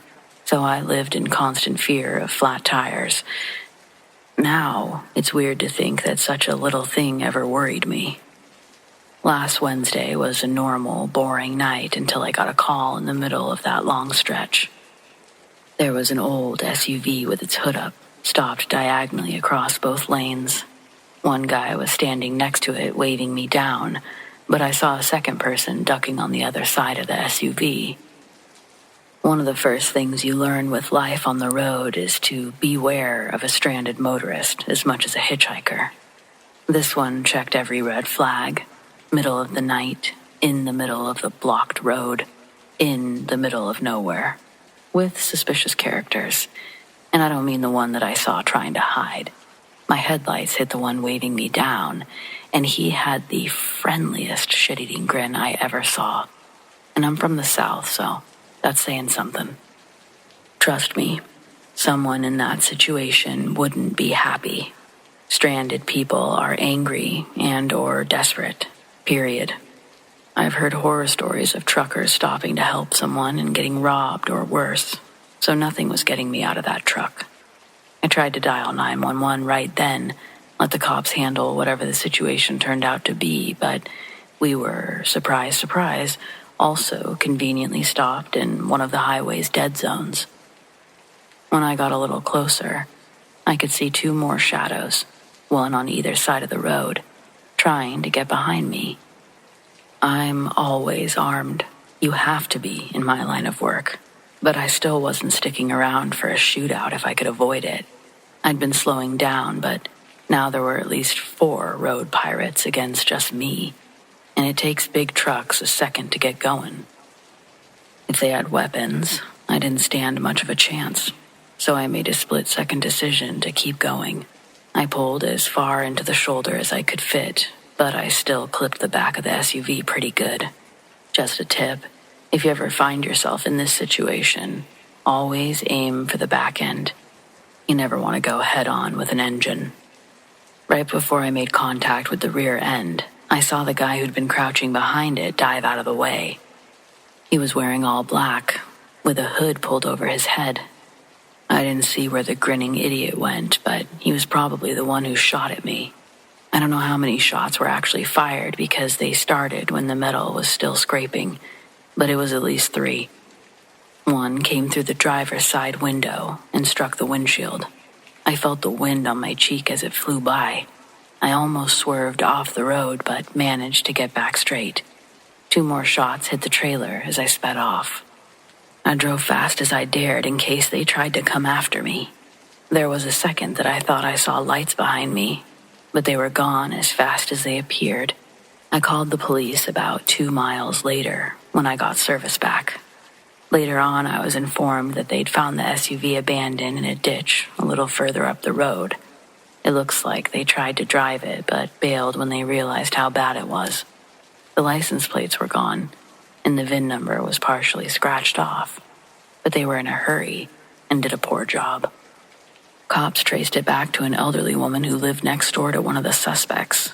She'd let him use her car in exchange for mowing the lawn and taking out the garbage. Last I heard, they made 3 arrests and are still looking for the last one.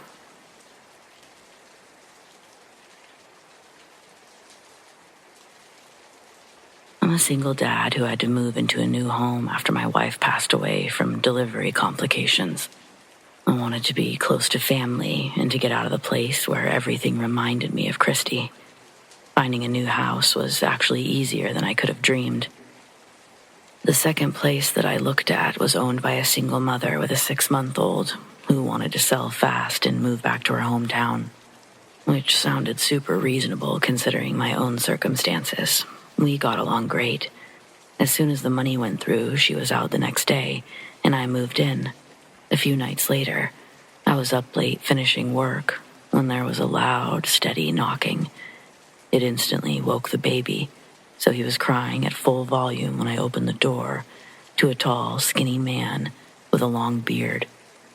He smelled like gasoline and looked at me like I was sleeping with his wife. He asked for the previous owner by name, like she still lived there, and I instantly knew the kind of man he was. I have 3 sisters who were very, let's call it, daring in their youth. I stood behind my dad while he got rid of plenty of these guys, so I can recognize their particular breed on sight. It was suddenly very clear why the lady had been in such a hurry to get out. Some mega creep knew where she lived, and she worried if I knew about it, I wouldn't take the risk. Well, she was right. Not after my son had just lost his own mother, but it was done now. Needless to say, the man didn't really believe she was gone. He thought my baby was her baby and wouldn't be fooled.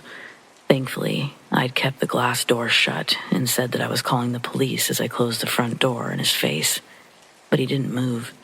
I watched him through the window, and he stared right back at me for several minutes before slowly walking away.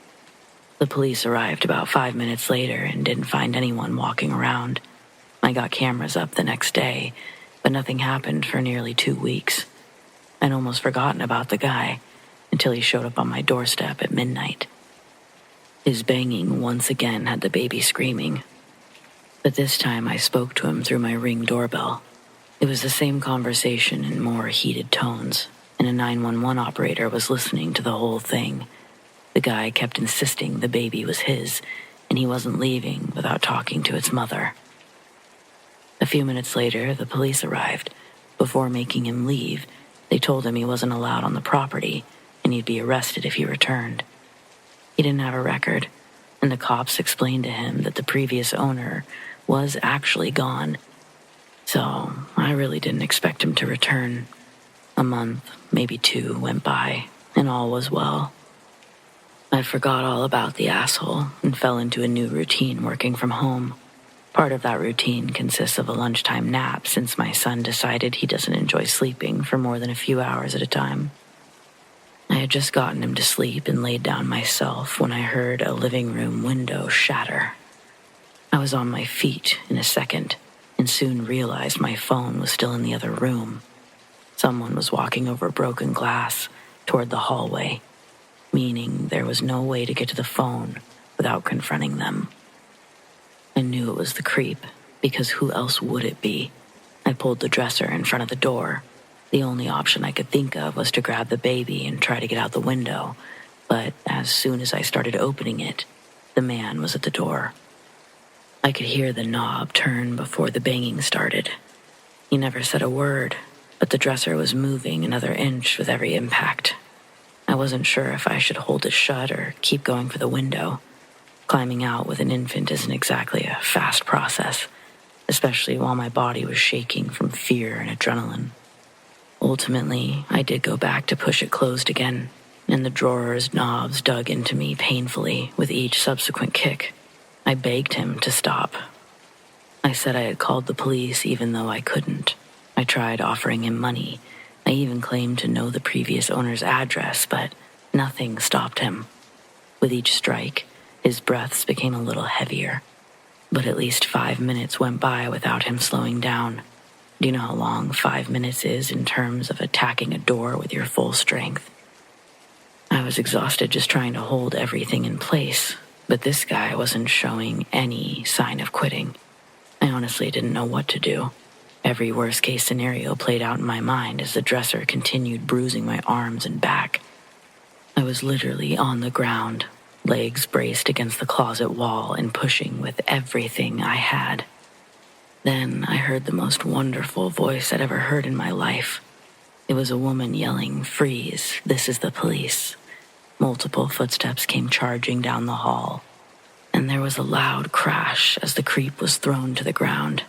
Another officer spoke to me through the door, advising me to stay put until they cleared the rest of the house.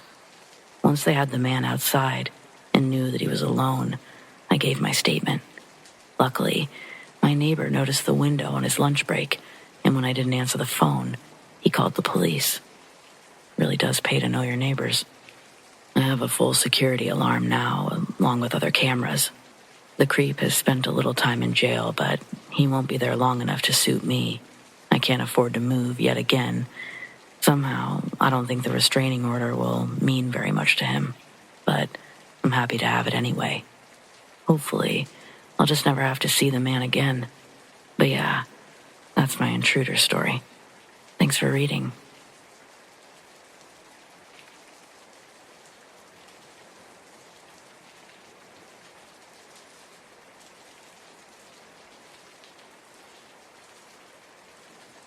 I'd never had anything remotely weird happen to me before this, but I figured if anywhere would understand, it would be here.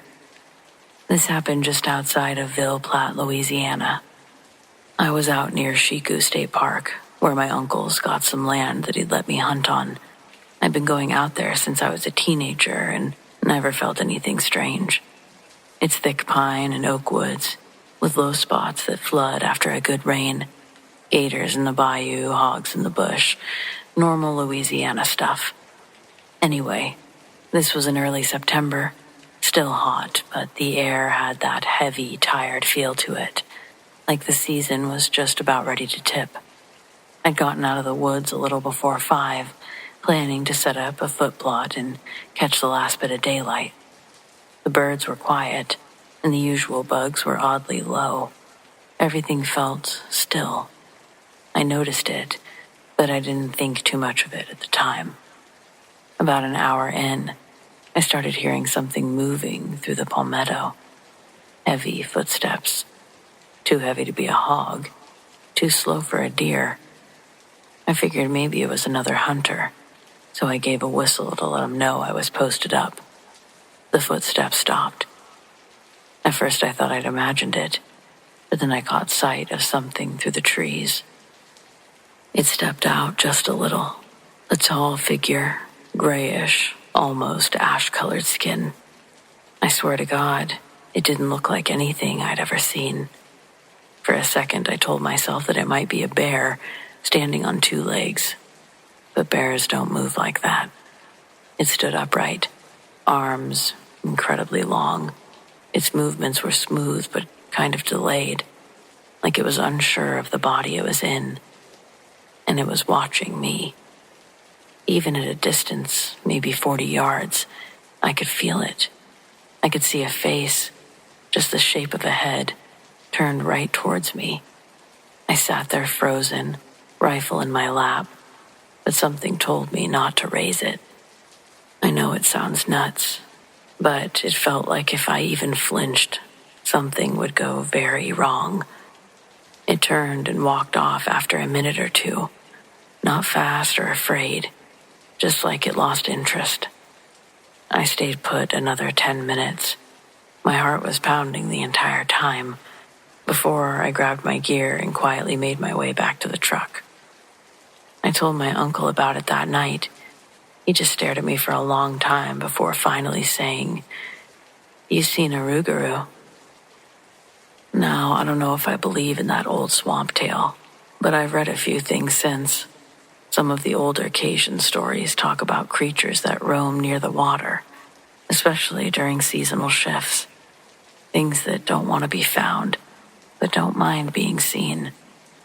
I haven't been back out there since, not because I think it'll show up again, but because I can't shake how wrong it felt out there. I spent my whole life in the woods. Never once had I felt like I didn't belong, not until that day. Anyone else around the Evangeline parish ever see something like that?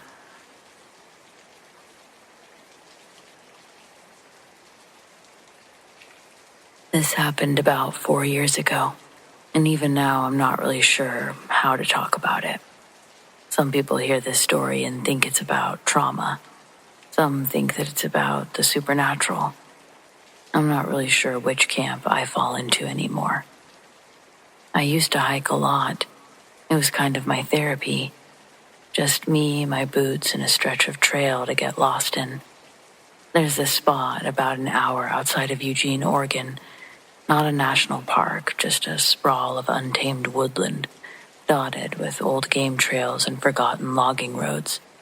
I liked it because I could go all day and not see another person. One morning in late summer, I headed out a little later than usual. I wasn't trying to summit or make great time. I just wanted some peace and quiet. About 2 hours in, I veered off the trail to follow what looked like a faint path through the undergrowth. I do that sometimes just to see where it leads. And that's when I smelled it. It hit me all at once. This incredibly sweet smell. Sickly sweet. Like overripe fruit rotting in the sun. At first I thought maybe it was a dead animal, something small. But it was strong, overpowering even. And for reasons I still don't really understand, I followed it. It's like I couldn't walk away. I pushed aside some brush and nearly stepped into the clearing before I saw him. A man, or at least what was left of one. He was slumped against the base of a tree, legs stretched out in front of him, arms slack at his sides. He was decaying, swollen, skin greenish black and mottled. Parts of him collapsed in on themselves. His face was sunken and bloated, skin taut like it might split. I won't describe more than that. You get the idea. It was the kind of sight that rearranges your insides. I backed up, heart hammering, trying to make sense of it. I scrambled for my phone, got just enough signal to call the local sheriff's office. I gave them my GPS coordinates. They told me to wait, stay put until someone arrived. So I did. And let me tell you, there's nothing quite like sitting in a dense forest in near silence, next to a decomposing corpse while the sun starts to go down. The longer I sat, the worse it got. The smell clung to the back of my throat. I started hearing things, branches cracking, the buzz of flies, the occasional snap of movement just beyond view. I tried not to look at him, but my eyes kept drifting back. He didn't seem real. He looked like a prop from a horror film. Eventually, I started to talk. I didn't even realize I was doing it at first, just mumbling under my breath. I told him I was sorry, that I didn't mean to find him, that help was coming, that he wasn't alone. When the deputies finally arrived nearly 2 hours later, I could have cried. One of them stayed with me while the others called in for backup and began the grim task of bagging the body. I gave a statement. They took down my info and I left. No one followed up beyond a quick confirmation a week later. It had been a suicide. The man had hiked out there alone, left a note in his backpack, and overdosed. Peaceful, they said. A choice. But something about it didn't feel very peaceful to me. That night, I had the first dream. I was standing in the woods again, only it was dusk, and I couldn't find the trail. Everything felt warped, like the trees were breathing and moving. The smell was there again, that same syrupy rot. And then I saw him, not the bloated corpse, but a man, lean, tired, dressed in dark clothes. His eyes were sunken. His skin looked waxy, and he spoke to me like he knew me. "You weren't supposed to find me," he said. "You ruined it." I woke up drenched in sweat. The dream came back the next night, and the night after that, and after that. In some versions, he stands at the edge of the clearing, watching. In others, he's closer, angry, accusing. He tells me that I ripped the silence open, that I dragged him back into the world. Once, I dreamt that I was back in the clearing, but this time, I was the one slumped at the base of the tree, and he was standing over me. I started sleeping with the lights on for a while and stopped hiking completely. My appetite vanished. I lost 10 pounds in less than a month. My therapist said that it was trauma, that the human brain reacts strangely to exposure to death, and that dreams are how we process what we can't understand. Maybe she's right. But I can't shake the feeling that I saw something I wasn't meant to see, or that I really messed something up, interrupted something sacred. I didn't even mean to, and I don't mean that in a religious way. I guess I just mean in the way that grief and death and solitude can be sacred. The dreams still come sometimes, not every night, but when they do, I know it's him, even before I see him. He doesn't always speak. Sometimes he just stares.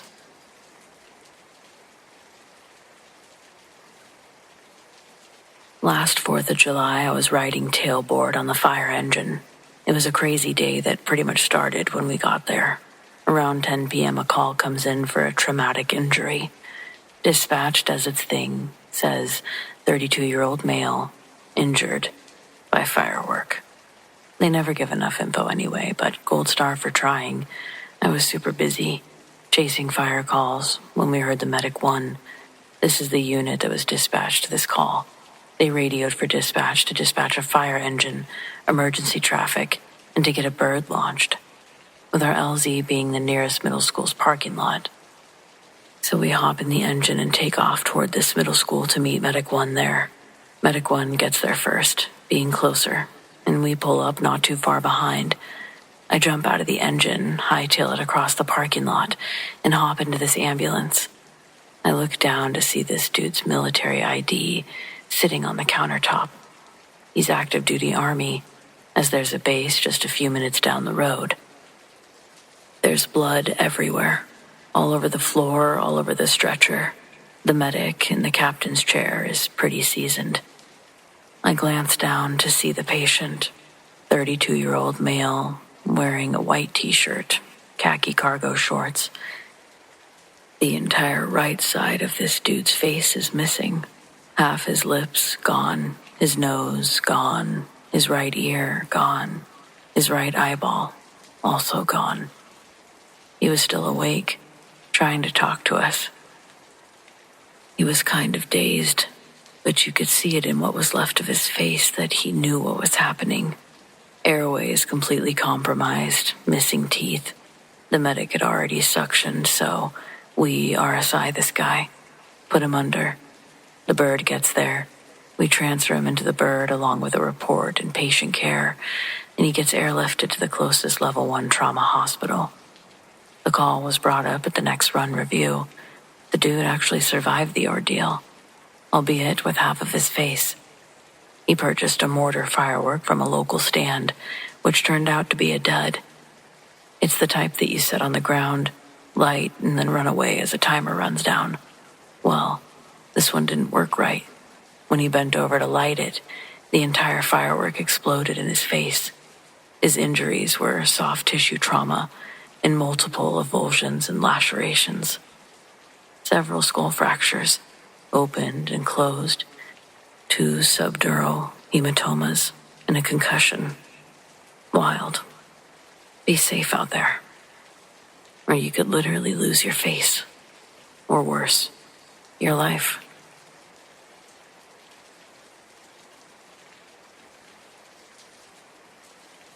Not my usual kind of post, but I guess I'm looking for someone who might have gone through something similar, or maybe just a place to write it down so I don't feel so crazy. Either way, here goes. For context, I live a pretty boring life. Same town my whole life, work from home for a small marketing company. I don't go out much aside from groceries or the occasional coffee shop trip. I've got a small circle, my sister, 2 close friends, and my partner, Jamie. That's about it. It started about 6 months ago. My friend Mia texted me, asking if I'd gotten a new job. I said, no, why? She responded, weird, I saw you at the Shell station on Sycamore wearing a hospital badge, even waved, but you didn't look at me. Thing is, I never go to that gas station. It's in the opposite direction of everything I do, and I definitely don't work at a hospital. I laughed it off, told her maybe I had a twin that I didn't know about. She joked that my evil twin snubbed her. I didn't think about it again until about a month later.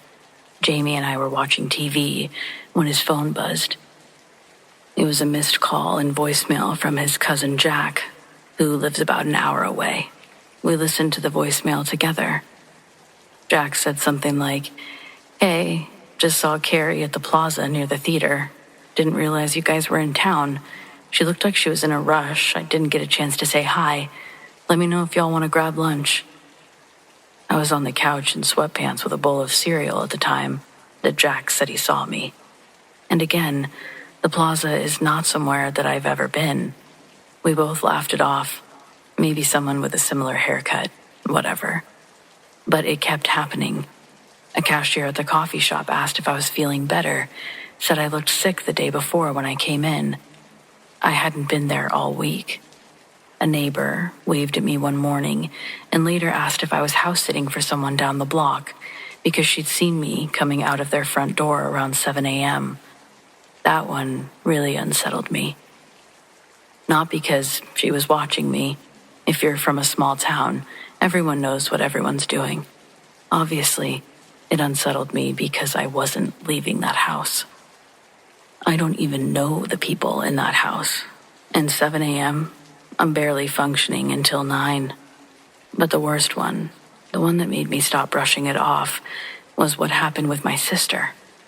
She called me late at night, kind of panicked.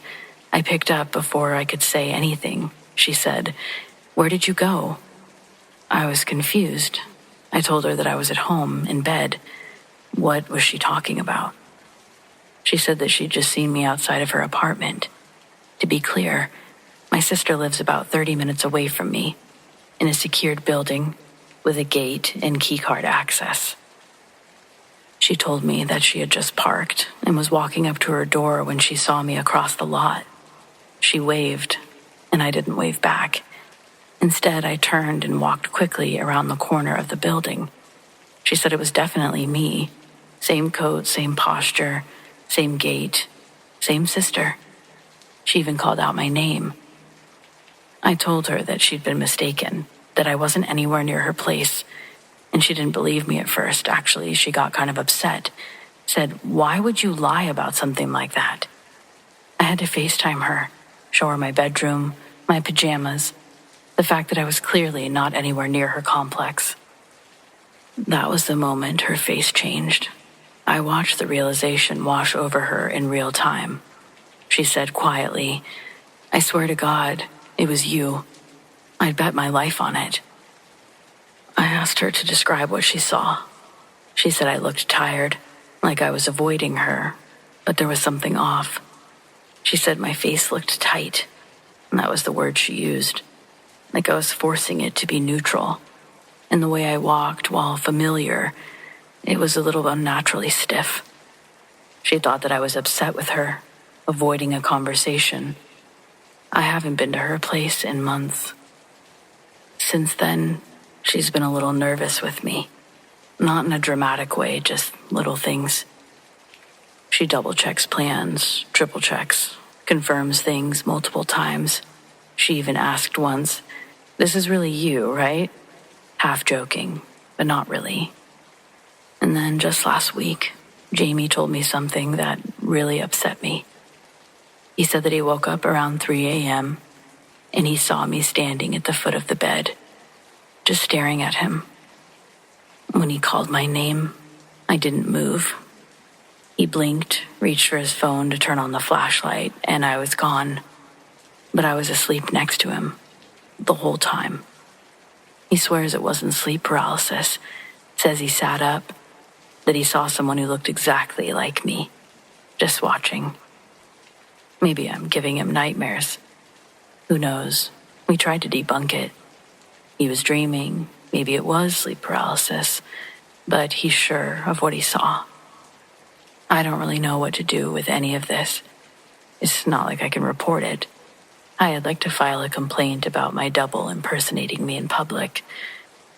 It sounds insane, but people keep seeing me. Not just seeing, but interacting, waving, talking, watching. And every time, it's almost me, close enough to fool everyone I love, but not quite right. I know it's irrational, but even the idea of mirrors kind of freak me out now. I don't like the idea that there might be something else walking around in my skin. I haven't seen it myself, but I don't think I want to. Because if I ever come face to face with it, I don't know which one of us will still be standing when it's over. I mean, I have no idea what any of it means. I just know that it unsettles me deeply.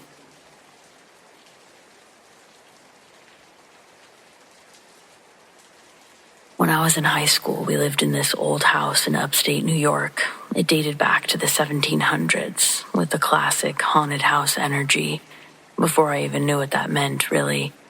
Creaky wood floors, narrow hallways, drafty windows that whistled at night. But the weird part wasn't the structure. It was how alive the place felt when no one was around. At first, it was the little things, of course. Footsteps upstairs when everyone was downstairs. Cabinets left open that nobody remembered opening. One time I watched a mug slide off the counter and shatter, like someone had swatted it off in a rage. My dad would just mutter, "House has a mind of its own," and go back to whatever he was doing. We didn't really talk about it. I think we were all pretending that it was just old pipes and wind and creaky boards. I always felt like it was something more, especially at night. The second floor hallway always felt bad, like if you looked too long at the dark corners, something might be looking back. There were times I swore I saw movement, like figures shifting just out of sight. Shadow people. I know that term now. Back then, I just thought that I had bad night vision or an overactive imagination. But the worst thing I ever saw wasn't a shadow. It was a Saturday afternoon sometime in October. I was home alone. Dad had gone to the hardware store for something. I was standing in the kitchen making a sandwich when I felt something shift. I don't know how else to describe it. Just that weird static charge that crawls across your skin when someone's staring at you. I turned my head toward the living room, and there it was. A man standing perfectly still, just a few feet beyond the doorway, see-through, like smoke or fog shaped into a person. I couldn't make out facial features because there was no head, just a torso, arms, legs. He wore what I thought was colonial-era clothing, cropped pants, socks pulled up, a tucked-in shirt and short sleeves, everything below the neck. The air felt heavier than it had. I remember my sandwich dropping right out of my hand. I blinked, and he was gone. Just gone. I stood there, shaking, trying to convince myself it didn't happen. Maybe it was one of those things where the brain invents shapes when it's bored. But I knew it wasn't. When my dad got home, I told him what happened. He didn't laugh. He didn't even look surprised. He just said, "That's weird timing." I asked what he meant, and he hesitated a bit. He told me earlier that morning he'd moved my uncle's ashes out to the porch. Said he'd been planning to bury them in the backyard, under the oak tree. My uncle had been in an urn in the hall closet for years, and apparently my dad thought that it was finally time to lay him to rest. My stomach dropped. My uncle had taken his own life when I was in middle school. We never really talked about it, but I remembered how it happened. A gun to the head, and then it clicked. The clothes I saw weren't colonial at all. They were softball pants, tube socks, a short-sleeved jersey, the kind he wore to weekend games in the summer. That headless figure wasn't some ghost from the 1700s. It was my uncle. I didn't know what to say. My dad didn't either. We both just kind of sat there for a while, not really sure what to do with the information. After the burial, things calmed down. The shadow figures didn't stop completely, but that heavy, suffocating feeling in the hallway, it lifted a little. Like whatever had been stuck in there, him, maybe, finally got to go somewhere else. But I'll never forget how that moment felt. That split second of looking into the living room and seeing someone who shouldn't have been there. Not just seeing them, feeling them.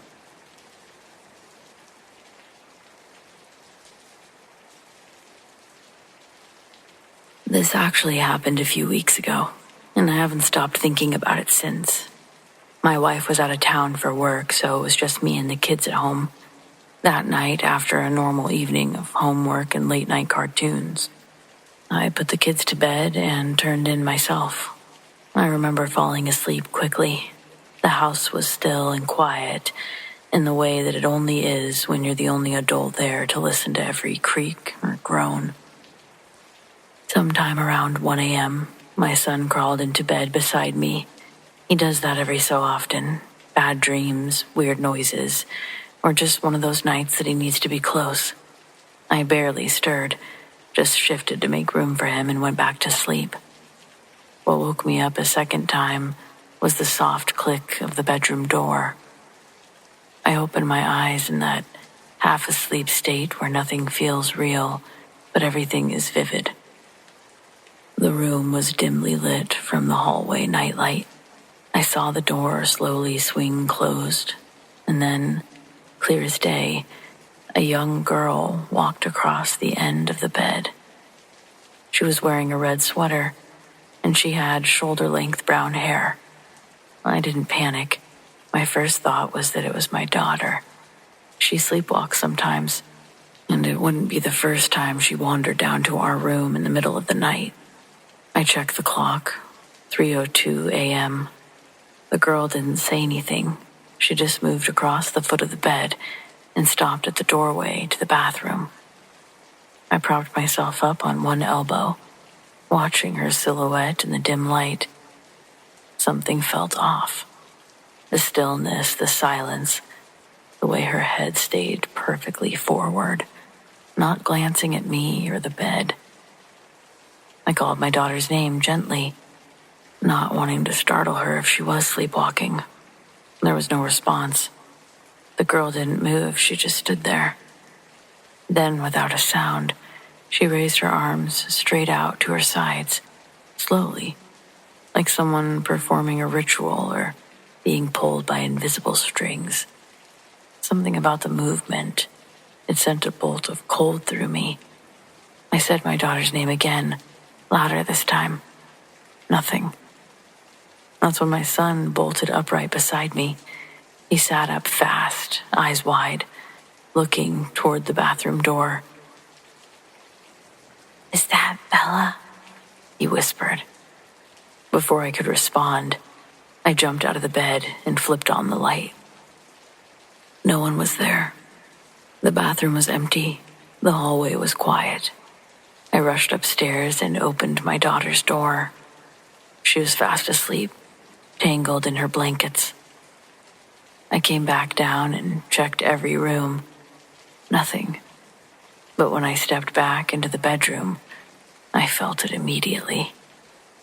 The tile floor where the girl had been standing was freezing cold. Not just a little, noticeably cold. Like an ice pack had been sitting on it. I stood there for a few moments, heart pounding, trying to rationalize it. There was no vent nearby. Just cold tile in a cold room. Eventually, I climbed back into bed. My son lay stiff beside me, both of us wide awake. I didn't sleep for nearly an hour, just stared at the ceiling, running it over in my mind again and again. The next morning over breakfast, I gently asked my son if he remembered waking up. He nodded.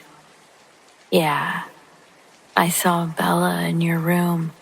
She was standing in the doorway, wearing that red sweater she wears sometimes." I didn't say anything right away, just watched him for a moment. He wasn't joking. He didn't look confused or unsure. He remembered it too. But here's the thing. My daughter, Bella, she doesn't own a red sweater.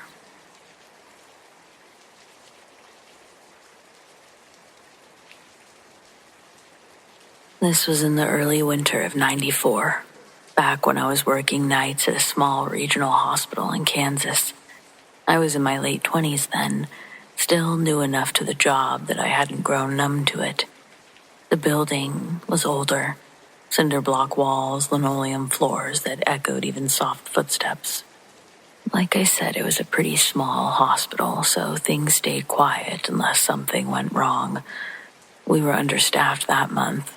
Flu season had slammed us hard, and I was picking up shifts wherever I could.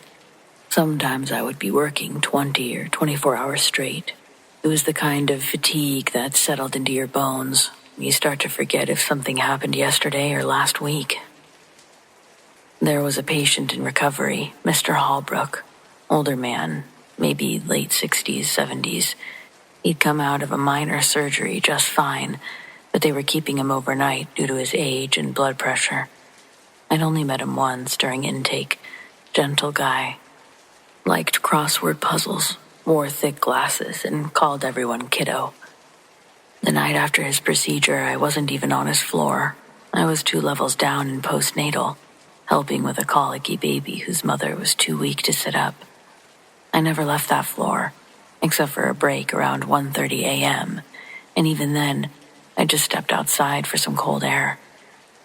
The next morning, when I came back for a swing shift, a coworker stopped in the break room and said, "Hey, Holbrook was asking for you." I blinked. "Why?" She shrugged. "He said you sat with him, that you sang with him." I actually laughed at that. Sang? I can't carry a tune. She looked serious. He was so sure. Said you came in around 3 a.m, pulled a chair up next to his bed and hummed something. Some lullaby his mother used to sing. Called it the nicest thing anyone's ever done for him. It was sweet, if weird, but people under medication remember things strangely all the time. I would have left it at that if it hadn't come up again. A few nights later, I was back in surgical recovery. Just after I clocked in, another nurse, Danielle, asked if I'd already made my rounds. "Nope," I said, "just walked in." She gave me this strange look and said, "You were just standing in Holbrook's doorway. I saw you. You looked distracted." I thought she was messing with me, but she looked spooked. "I actually said your name and you didn't even turn." I brushed it off as stress. Maybe someone else in scrubs looks like me from behind. We all wore similar uniforms. But then Janet, one of the older nurses, even chimed in. "I heard the humming the other night. That was nice." Later in that shift, I finally saw Holbrook. He was sitting up reading a tattered mystery novel. When I came in to check his vitals, he smiled. "Same song last night," he said softly. "You've got a voice like my mother's. Thank you." I didn't correct him. I didn't know what to say. I'd been charting all night. I hadn't stepped foot in that room until just then. A week later, he was discharged and sent home. I don't know what became of Mr. Holbrook, but that room, I tended to avoid it as much as possible. And when I had to go in, I'd leave the light on, even during the day. I never did hear that humming for myself. Not really. But once or twice during long nights when the hallways were still and every monitor had settled into that steady rhythm, I thought I caught something low and familiar drifting down the corridor, like a tune that I should know but I couldn't place. And just once, I turned a corner and caught a glimpse of someone, a shape that for a moment looked like mine, and then it was gone. I think about this a lot. I know that I wasn't sitting with Holbrook, but something kind did sit with him those nights.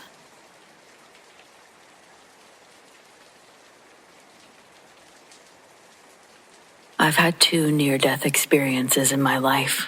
One as a child, one as an adult. In both times, I saw things I still can't fully explain. The first happened when I was 5. My sister was swinging an aluminum baseball bat in the yard, and in true 5-year-old fashion, I walked right into it. I don't remember the pain. I don't even remember falling. What I do remember is looking down at my body being carried away, someone rushing me inside, people panicking, and then suddenly I wasn't there anymore. I was somewhere else. The place I was, it felt bright, not just lit, but glowing. There was no fear, no pain, just this calm awareness. I could see all the things happening back at the house. My biological father beating my siblings with a belt, the buckle end, the way he always did. It was like I was floating through moments, completely detached from them, but still aware. And then I saw them, my great-grandmother, an aunt I'd never met. My great-grandmother had passed when I was 2, but I recognized her instantly. She looked exactly how I'd imagined her, and she smiled at me like she'd been waiting. I didn't know the aunt, but she felt familiar, like she'd always been close by. They greeted me warmly, like family you'd been apart from for a while, but never really separated. And then I came back. I woke up at home. No memory of the hospital, no memory of scans or doctors, just waking up as if I'd been on a brief trip, one I didn't quite understand, but I remembered where I'd been, who I'd seen, and somehow I knew that part of me hadn't really left that place behind. Years passed, and life happened. I buried people I loved. I survived more than I should have. But when I was 27, it happened again, this time much more violently. I was crossing the street when a car came out of nowhere, fast. I was hit, hard, and for a moment, I was gone. I floated above the scene. I could hear people shouting. One voice asked if they should call the coroner. I saw my body crumpled in the street, and then, just like when I was 5, I left. This place was different but familiar, bright again, but hazier, warmer. There were white pillars, windows, light that glowed without a source. It was peace, kind of peace that makes everything else feel small. And then a voice spoke, not out loud, but inside me. It said I could stay, or I could go back, that it was my choice. But before I chose, they showed me what would happen either way. I saw my mom crying at my funeral, my sister blaming herself. She was supposed to walk with me that night. I saw my family breaking apart, my mom sinking into depression, the weight of my absence. And then I saw what would happen if I did go back. My time would be short, but meaningful.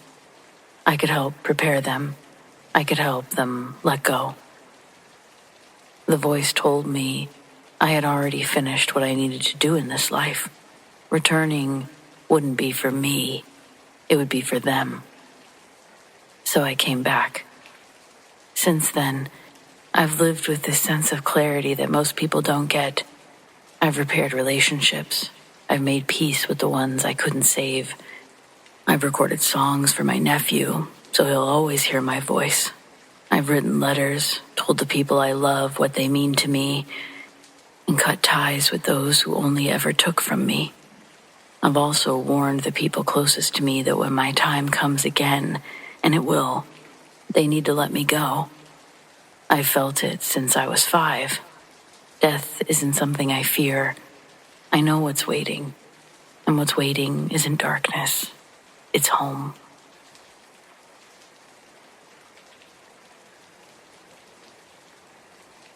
This has been happening for a few months now, but I only started writing it down tonight because I just heard myself speak out loud in my apartment while I was sitting in silence.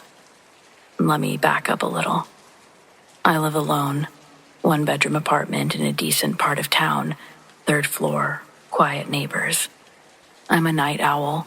I do audio editing for a podcast network, and I spend a lot of time with headphones on, isolated, focused. It's a solitary life, but I like it. A few months ago, I was editing late, probably 2 a.m., when I caught something strange in one of the files. It was just a casual interview, 2 people talking about urban planning, harmless stuff. But around the 14-minute mark, I heard my name, clearly, my full name. It came through like a whisper, not from the guests, not from background noise. I know my voice. It was my voice. I replayed it 20 times, ran it through filters, boosted the gain, reversed it, checked for edits. There was no explanation, just this low, breathy whisper in my own voice, saying, "Aaron, can you hear me?" I thought maybe I was losing it, chalked it up to sleep deprivation or audio pareidolia.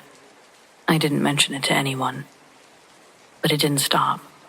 I've heard myself in the hallway when I'm brushing my teeth. Heard myself humming in the shower when I wasn't making a sound.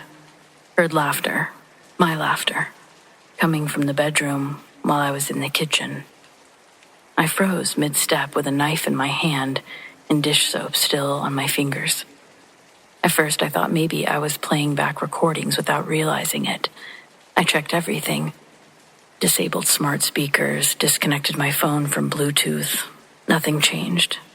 It only happens when I'm alone, though. And then came the night that I heard myself crying. It was soft, from the closet. I didn't even move at first.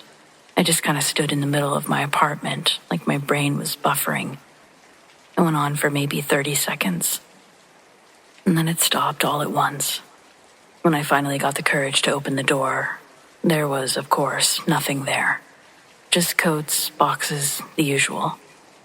But the weirdest part, one of my hoodies was wet, like soaked through. I hadn't worn it in weeks. A few days after that, I started locking the closet door at night. And then last week, my sister sent me a voice message, just 5 seconds long. It was me, not just my voice, but me, my tone, my cadence, saying, "Don't listen to her. She's lying." No context, just that one line. I asked my sister where she got it. She said she didn't send it, that she woke up and it was in her sent messages, already marked as read. She thought I sent it. She lives in a different state. We don't prank each other. And she was freaked out too. We got on a video call that night. She kept asking me to say certain words, kept watching my face a little too carefully, like she genuinely wasn't sure that I was me. And that brings us to tonight. About an hour ago, I was sitting at my desk, no headphones this time, no devices on, just reading something on the couch. And behind me from the kitchen, I heard my voice say, "Hey, Aaron, come here a sec." I didn't move. I just stared down at my hands, and I couldn't help but notice that they were damp, sweating profusely. The voice, it sounded casual, like I'd been standing in the kitchen this whole time, talking to myself. And then I heard it again. "Hey, come here." More insistent. My voice still. I slowly turned my chair, just enough to see the kitchen. Empty, lights off. I sat there for a long time. Eventually I got up and turned on every single light. I checked all the cabinets, every closet. Nothing. I know what I heard. I know my own damn voice, and it keeps finding me. Sometimes I hear myself muttering through the walls, too muffled to make out the words, but the rhythm is right. The way I speak when I'm frustrated or afraid. I feel so sane, but this feels so insane. I haven't told anyone besides my sister.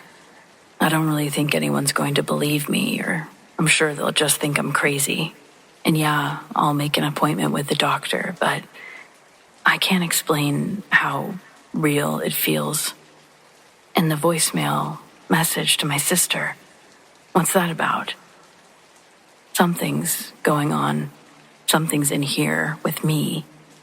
I know how it sounds, but it's true. So how do I make it stop? How do I get rid of it?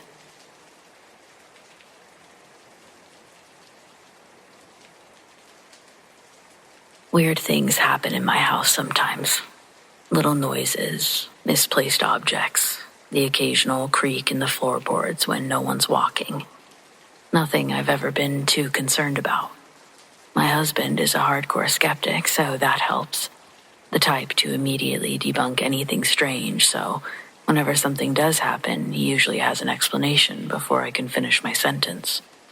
But this time, he didn't. It was late, past midnight. I was winding down on the couch watching TV. My husband had fallen asleep beside me, lightly snoring. The house was quiet aside from the low hum of the show playing in the background. And that's when I heard voices. Not just a sound, not just a random noise. 3 distinct men, separate voices, having a full-blown conversation. Their voices were low and muffled, but constant, like they were standing just outside my back door.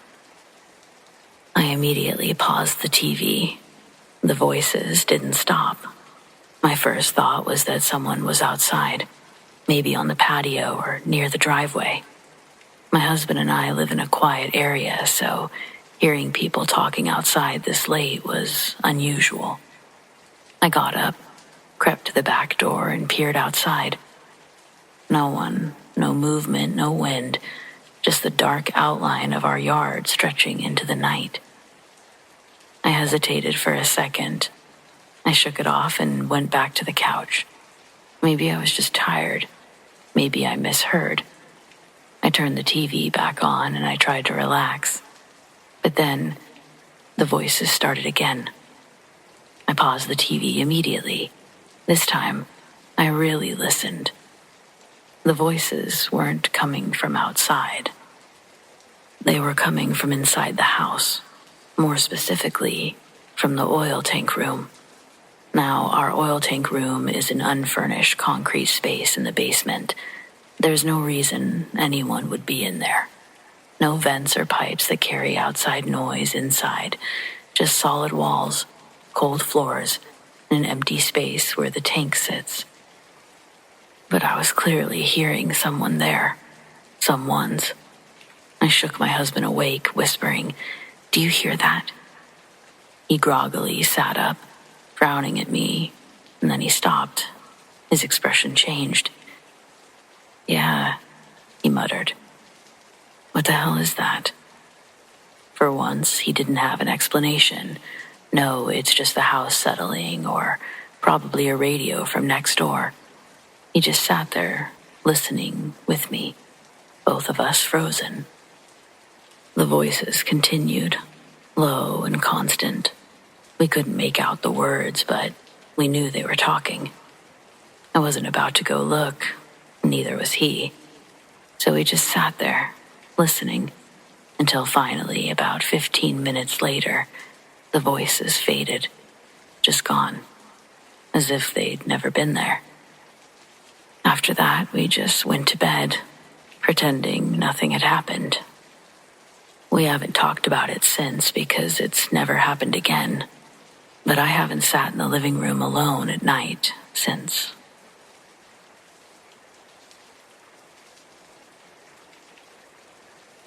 I believe children are a little more connected to the other side when they arrive here, until the third-dimensional world we live in beats the magical thinking out of us. Why do I believe this? Well, before I had my first confirmed psychic experience at the age of 3.5, I had already had a very strange paranormal experience a few months prior to that. One that I cannot explain to this day. This was my very first introduction into the realm of the unexplained that I can recall. In the early 1960s, my mother was a bit of an anomaly. She worked in a large corporation while most other mothers stayed at home. My father worked as well. My oldest sister was in school. This forced my parents to search for childcare.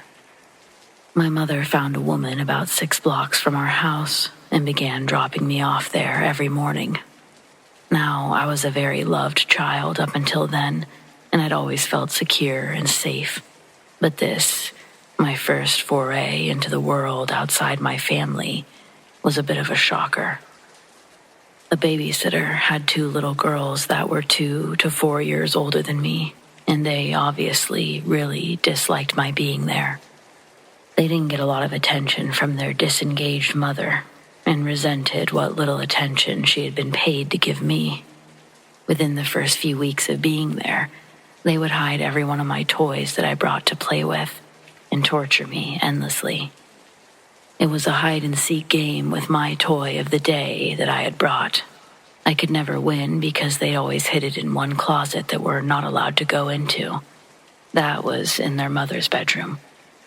I was a compliant child who obeyed the rules, never looked for the mother's bedroom. I didn't understand the concept of deviousness, lies, and manipulation at the time, and then I would get distracted and finally forget about them. But I eventually caught on, stopped giving them my toys to hide. With that game over, they resorted to simply calling me to come find them down the hallway, pulling me away from quietly watching cartoons in the living room. As I toddled down the hall, one of them jumped out of hiding and bit me as hard as she could on the arm, for no reason other than pure hatred. I was stunned at this behavior and this unprovoked attack. When I cried in pain and complained to the woman who was tending to tasks in the kitchen, I was telling her that her children were behaving like animals, hurting me. Her detached response was simply, "Well, bite them back." I was stunned that the rules that applied in my house didn't apparently apply in others, and that random violence was condoned and even encouraged here. I tried to point out that her girls were much bigger and stronger than I was, and she just shrugged. If I had bitten someone, my mother would have beaten my butt. Why did this woman not react the same way? For the first time in my life, I felt vulnerable, afraid, and uncertain. I was getting my first taste of injustice in this dimension. Our usual daily routine was to hang out in the house in the morning watching cartoons, where I was left to fend off their pinching attacks and emotional treachery. Then we'd have lunch around noon, and then the mother would shoo us out into the backyard for a while, presumably to get some peace and quiet. We'd stay outside for about an hour, but shortly thereafter, in the Texas summer, it would get very hot. There was no swing set or real toys to play with, so after a while, one child would report she needed to go to the bathroom and leave the group.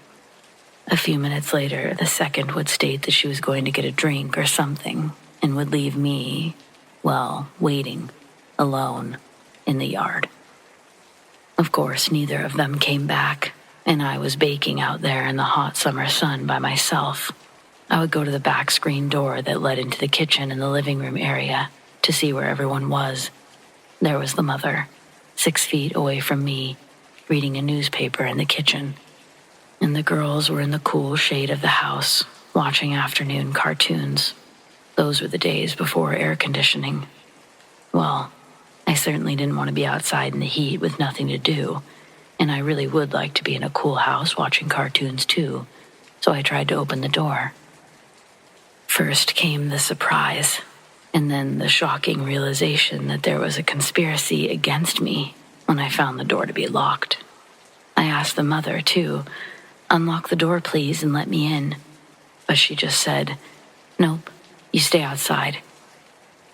My pleas that it was hot, or that I was tired or thirsty, or I'm 3 years old, shouldn't I be taking a nap? All of it fell on deaf ears as the mother just shut me down with every request. The girls rolled over and looked at me from their spot on the floor in front of the TV and snickered in glee at my plight. Apparently, this is how the mother decided to show her girls that she loved them. Group torture of a little outsider girl. I don't know. A couple of hours later, the father would show up from work. I would sneak into the house right behind him as the mother unlocked the door for him. He never questioned why the door was locked in the first place or why I'd been outside. After the 3rd or 4th day of this, I tried waiting for the dad to come up the walkway. So I proceeded to go out to the front yard and sit by the curb in the shade of a tree and wait for him there. My plan was to tell him about the unfair treatment I was getting when he would presumably ask what I was doing upon his arrival. I had a plan for justice. But the mother suddenly realized I wasn't on the back porch anymore and was looking for me. When she found me by the curb, she freaked out and beat me with a paddle so hard she left a large, noticeable bruise on my body. A couple.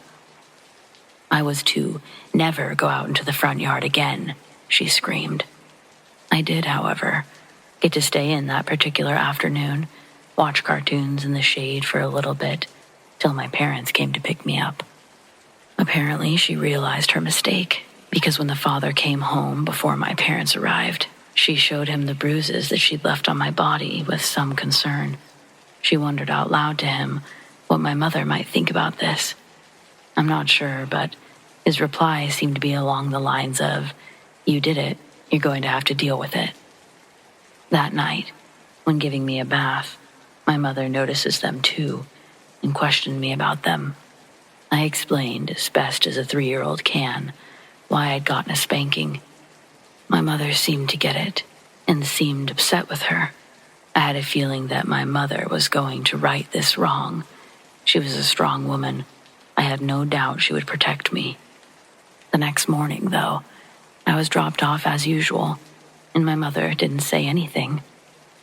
She actually had what appeared to be a friendly conversation with that woman.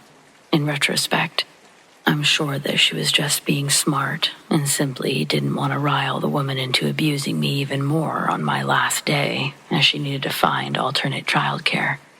So she kept her mouth shut and pretended everything was fine and left me there to go to work. Things were harder for working women back then. Now, here's where it gets interesting. I felt a little more than betrayed and dismayed after watching my mother converse in a friendly manner to this woman, and I thought that there was nothing to be done about my situation. Was this woman somehow stronger than my mother? I resigned myself to, that's the way it is, I guess. This is my lot and I'll have to make the best of it. But I'd hoped that the woman would be a little kinder after realizing that her abuse had left me with bruises. Well, it didn't, and she wasn't. The same routine happened that afternoon, except this time, when the girls made their excuses to go into the house, I attached myself to them, tried to go in at that very same time, thinking there might be a time window thing, and maybe it wasn't all about just being mean to me. They forcibly shoved me away from them and prevented me from entering the house while simultaneously laughing and locking the door behind them. They jeered at and ridiculed me from the cool shade of the house while they proceeded to watch the beloved cartoons. Nope, it was obvious now that it was just about being mean to me, and I was mad. I asked the mother, who was chatting in the kitchen with a neighbor friend, to let me in too, and to unlock the door. The mother, even in front of the neighbor lady, said, "No, you just stay outside," like I was a dog or something. The neighbor lady looked a bit confused, but did nothing to rescue me. So they're all in on it, I thought to myself. My anger at the injustice and abuse began to boil, anger that I had never felt before. I wasn't giving up this time. I was in the right. "Let me in," I demanded with righteous indignation. "Sharon, go away and be quiet," was the mother's only response, and the neighbor lady now pretended that she was out of this conversation. I did not go away. I stood there, and I screamed even louder and with more determination. "No, I won't. Let me in." And I planned on continuing to scream until I wore her down. Each up modulation of my voice matched the up modulation of my anger and intent. But she had a plan too. "If you don't be quiet, go away right this minute, I'm gonna paddle you again." Oh my God, the dreaded paddle. Again? Punished for not liking being punished for no reason. The unfairness, the injustice. I'm a nice little girl. Why would anyone be so mean? Well, I'm not going to be nice any longer, that's for sure. It was the first time in my life I consciously decided against being kind and loving. I screamed with all my might. "No, you won't. You will let me in right now." And I meant it to my very core of my soul. I had never felt true anger before, and this was a very powerful emotion that I was experiencing for the first time in my life. I could feel the power of it growing inside of me. The idea that it was my fate to suffer abuse at the hands of this woman for no reason was more than my pure little soul could handle.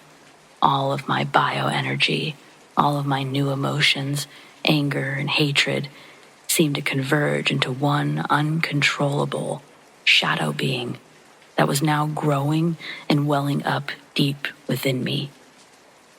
I've never been so wholly and absolutely angry in my entire life.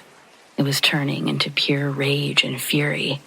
It was the first and last time I've ever allowed myself to become that angry. Every cell in my body was mad as hell as this powerful new emotion or whatever surged through me, pulsing larger and larger. Even as I was feeling it grow and expand inside of me like an energy volcano, in that moment, I was also acutely aware that I was feeling something very different than I'd ever felt before.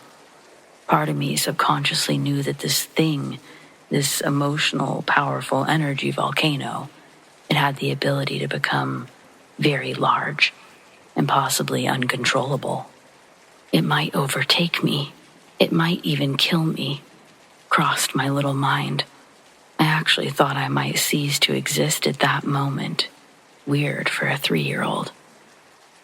Most people would have backed off at that point and ratcheted it down.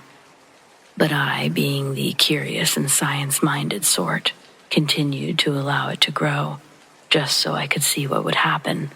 Consequences be damned. At that moment, I didn't care if I lived or died. I just had to see what would happen, and this wrong needed to be righted, in spite of what might happen to me. So, as a 3-year-old, I made a conscious decision to permit it to continue. It was kind of scary, but fascinating at the same time, learning the power of this whole new raw emotion. Anger, turning to rage, turning to fury, turning to what? And just as I began to scream once again while simultaneously deciding to cross that threshold of emotional no return, something snapped inside of me. I felt a shift in some kind of release. The pressure of the volcano thing from inside my body and psyche seemed to go away, and I sort of depressurized. I was glad the pressure was gone and kind of surprised that it didn't kill me.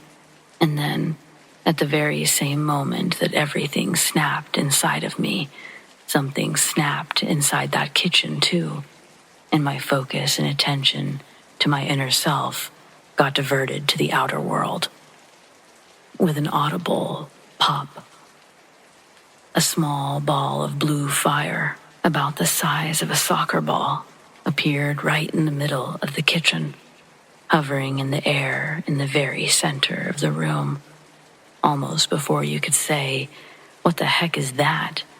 the ball quickly expanded, and the blue fire filled the airspace inside the kitchen. It flickered and loudly cracked with fury, drowning out the sound of the cartoons in the living room. It sounded sort of electrical, but mostly like that of a roaring fire, though I felt no heat. I'm not sure what the ladies inside felt, though, but it definitely looked and acted like fire and flames, only blue and kitchen-sized. It was as if the air in that room had decided to become blue fire. That's the only way I can describe it. The two ladies were screaming and batting their heads and each other, afraid that their hair was catching on fire, but it wasn't for some reason. Their screaming and the cackling of the blue flame continued for almost 20 seconds, which is a long time when you sit down and count it out. I stood there, still in absolute rage at first. Even at the first appearance of the blue flame ball, I was still angry as it was expanding. But even at my age, I knew this wasn't normal, and the surprise and wonder of it all caught me off guard. Curiosity and wonder replaced my anger as I watched the ladies screaming, and I saw the frightened little girls in the living room behind them. Seeing their frightened faces somehow made me feel a little bit better about my situation. And that's about when the blue flame lessened and dissolved back into a soccer ball size before fading out altogether. We were all pretty stunned, and honestly, at that point, I was glad I was outside. Well, of course, the ladies called the fire department right away as I stood outside and watched all the commotion through the screen door. They inspected all of the electrical circuits of the house, all of the outlets in the kitchen, and found that nothing would have caused such a thing. The woman kept trying to convince them of what they saw. The fire chief pointed out that there was hardly any evidence of a room engulfing blue fire having occurred there. But one thing was burned, and so they couldn't fully deny that it had happened. If you could venture one guess as to what that one thing was, yeah, it was that dreaded paddle, sitting on the far counter, away from any electrical outlets. I watched with an odd sort of satisfaction as the woman held it up to the fireman to prove she wasn't crazy. It was only at that point that I began to wonder if that fire had anything to do with me and that anger thing I'd felt. If not, it surely was some divine synchronicity that this bizarre phenomena happened right as I was feeling all of that rage and only burned that paddle. That evening, when my parents came to get me, my mother came inside and spent a few minutes to share some very strong words with that evil woman. I didn't understand all of them. I just got the emotional gist of them. And I knew that I would never be coming back to this house ever again. My mother told me to get your stuff, we're leaving. Empowered now, knowing this was my last chance, I listened to my instincts and went directly back to that closet, the one in the mother's bedroom. I opened it, and sure enough, I saw all of my toys were in there, a huge pile on a shelf. She had to have known they were in there. She knew they were mine. What an evil person. I filled my arms with as many of my favorites as I could carry, while my parents angrily honked the horn for me to hurry up. I rescued most of them, and we left, never to return. Nothing like that has ever happened again, although I wonder what might have been had I explored that talent a little more, back when I was pure and strong and open. Was it all me? Was it my guardian angels backing me up? I don't know. I'm not sure that I ever will. It was both scary and satisfying. I don't think I'd have the courage to explore it nowadays, but it'd sure come in handy sometimes, I think. I still smile about it to this day and now know with certainty that we are all much stronger and more powerful than the powers that be would have us realize. Our consciousness has been purposely suppressed since our inception. Hopefully, we'll all wake up soon and take back our humanity.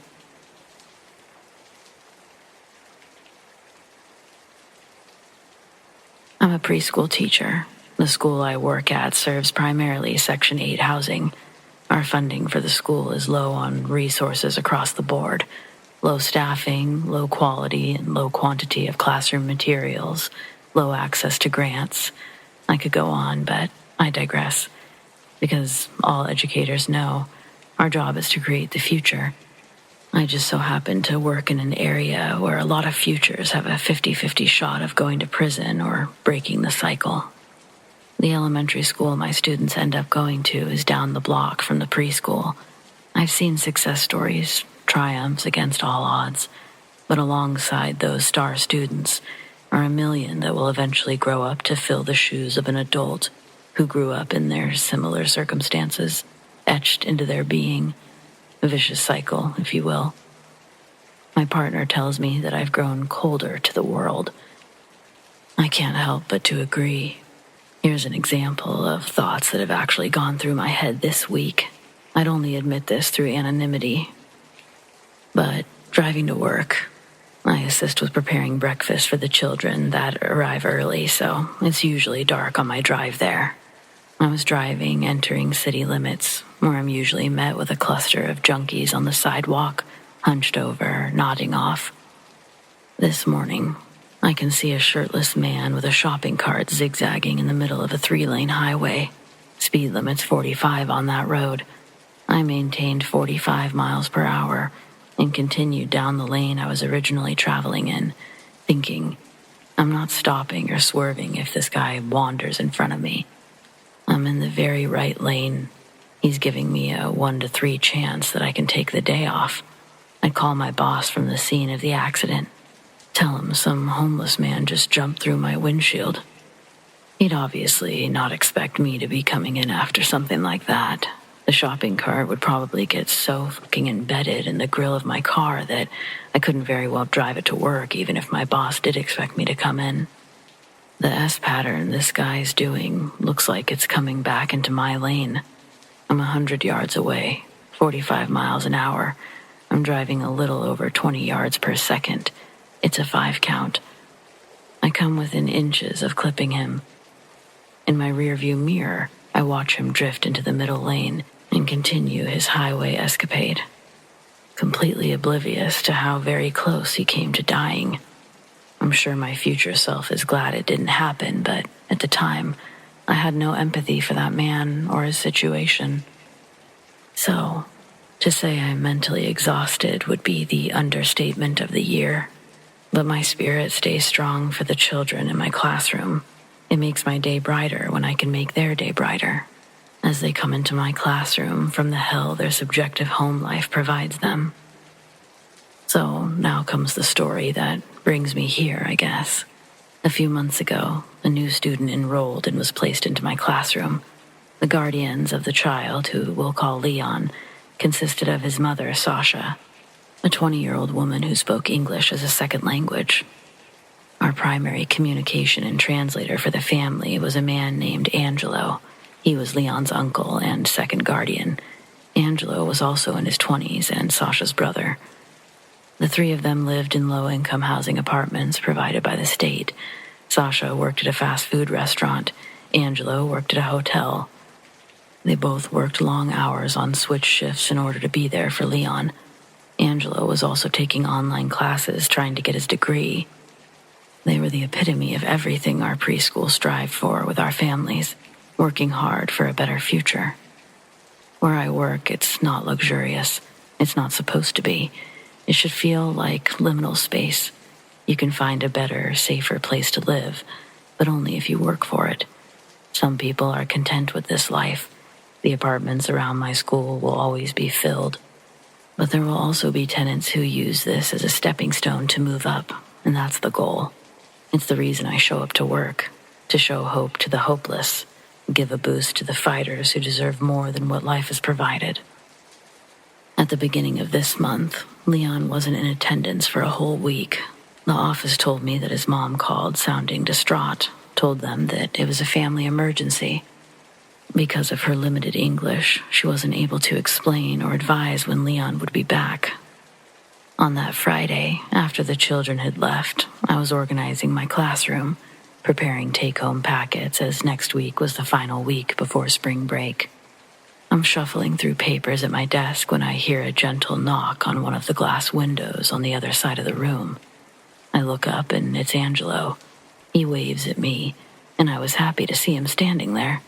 I came out from around my desk, and I go out the side door to greet him.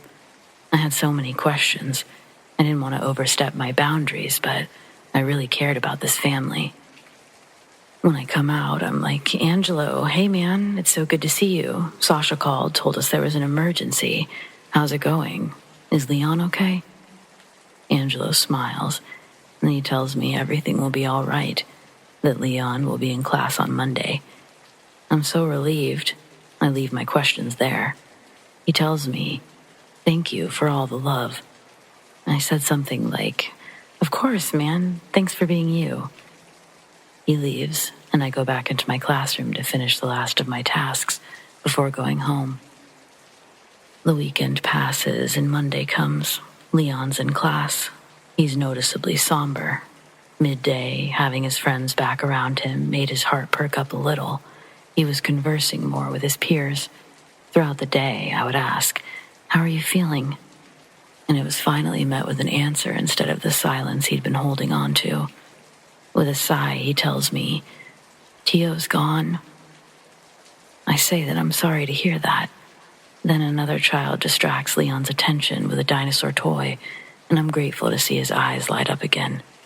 I try not to give him any more reasons to think about something sad that day. That afternoon, Sasha comes to pick up Leon. A friend from work has accompanied her, and she introduces herself and tells me Sasha brought me so I can explain what happened. Leon runs up and grabs Sasha's leg. The woman tells me that Angelo unalived himself last Monday. The cops were at Sasha's door as she was waking up that morning. 3 hours earlier, a man had jumped from the roof of the hotel building, and they needed her to identify the body. I'm in disbelief. I begin to stammer out that I just saw him on Friday, but tears quickly begin to fill the bottoms of my eyelids. Whatever I saw outside my window last week could mentally be sorted out later. At that moment, I knew not to protest. I couldn't stop the tears from forming in my eyes, and they immediately filled my eyes when I accepted the news as truth. I told her thank you. Sasha and I didn't engage with words. I didn't want to completely break down in front of my student. I had to be strong. I put my hand on her shoulder, and we looked at each other before they turned around and left.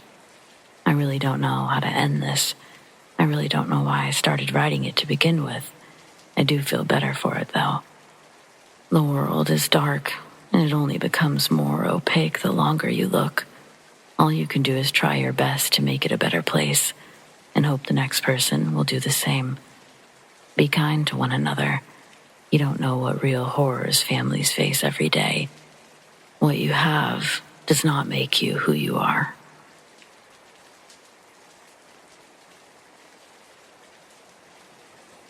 There was a new girl at our school. Her name was Summer. She invited me to her sleepover birthday party, along with maybe 6 or 7 other girls. I wasn't very popular, but I did have a small group of friends. As I recall, only one of them came to the party, so most of the attendees were not close friends. Her mother picked us up in a rickety old van, all of us. Their house was old, on a huge lot, and there were 2 little outbuildings on the property, a shed and an old outhouse. We all laughed about the outhouse, since there was no reason for one to exist anymore. Sure, this was in the 70s, but indoor plumbing had been a thing for quite some time. Summer had a little sister named Autumn, who was about 3. We joked about their names. Had her mother had another child, would it be Winter? I don't remember too much about the party. I know we all ran around and played in the outbuildings, and we asked Summer about her life. She'd only been at our school for a few weeks, and she said that her mom moved around a lot, but wanted Summer to make some new friends, which is why she invited a bunch of girls that she didn't know to her house. Being 11-year-old girls, we all immediately pledged to be her very best friends. Her mom took all of us home the next day.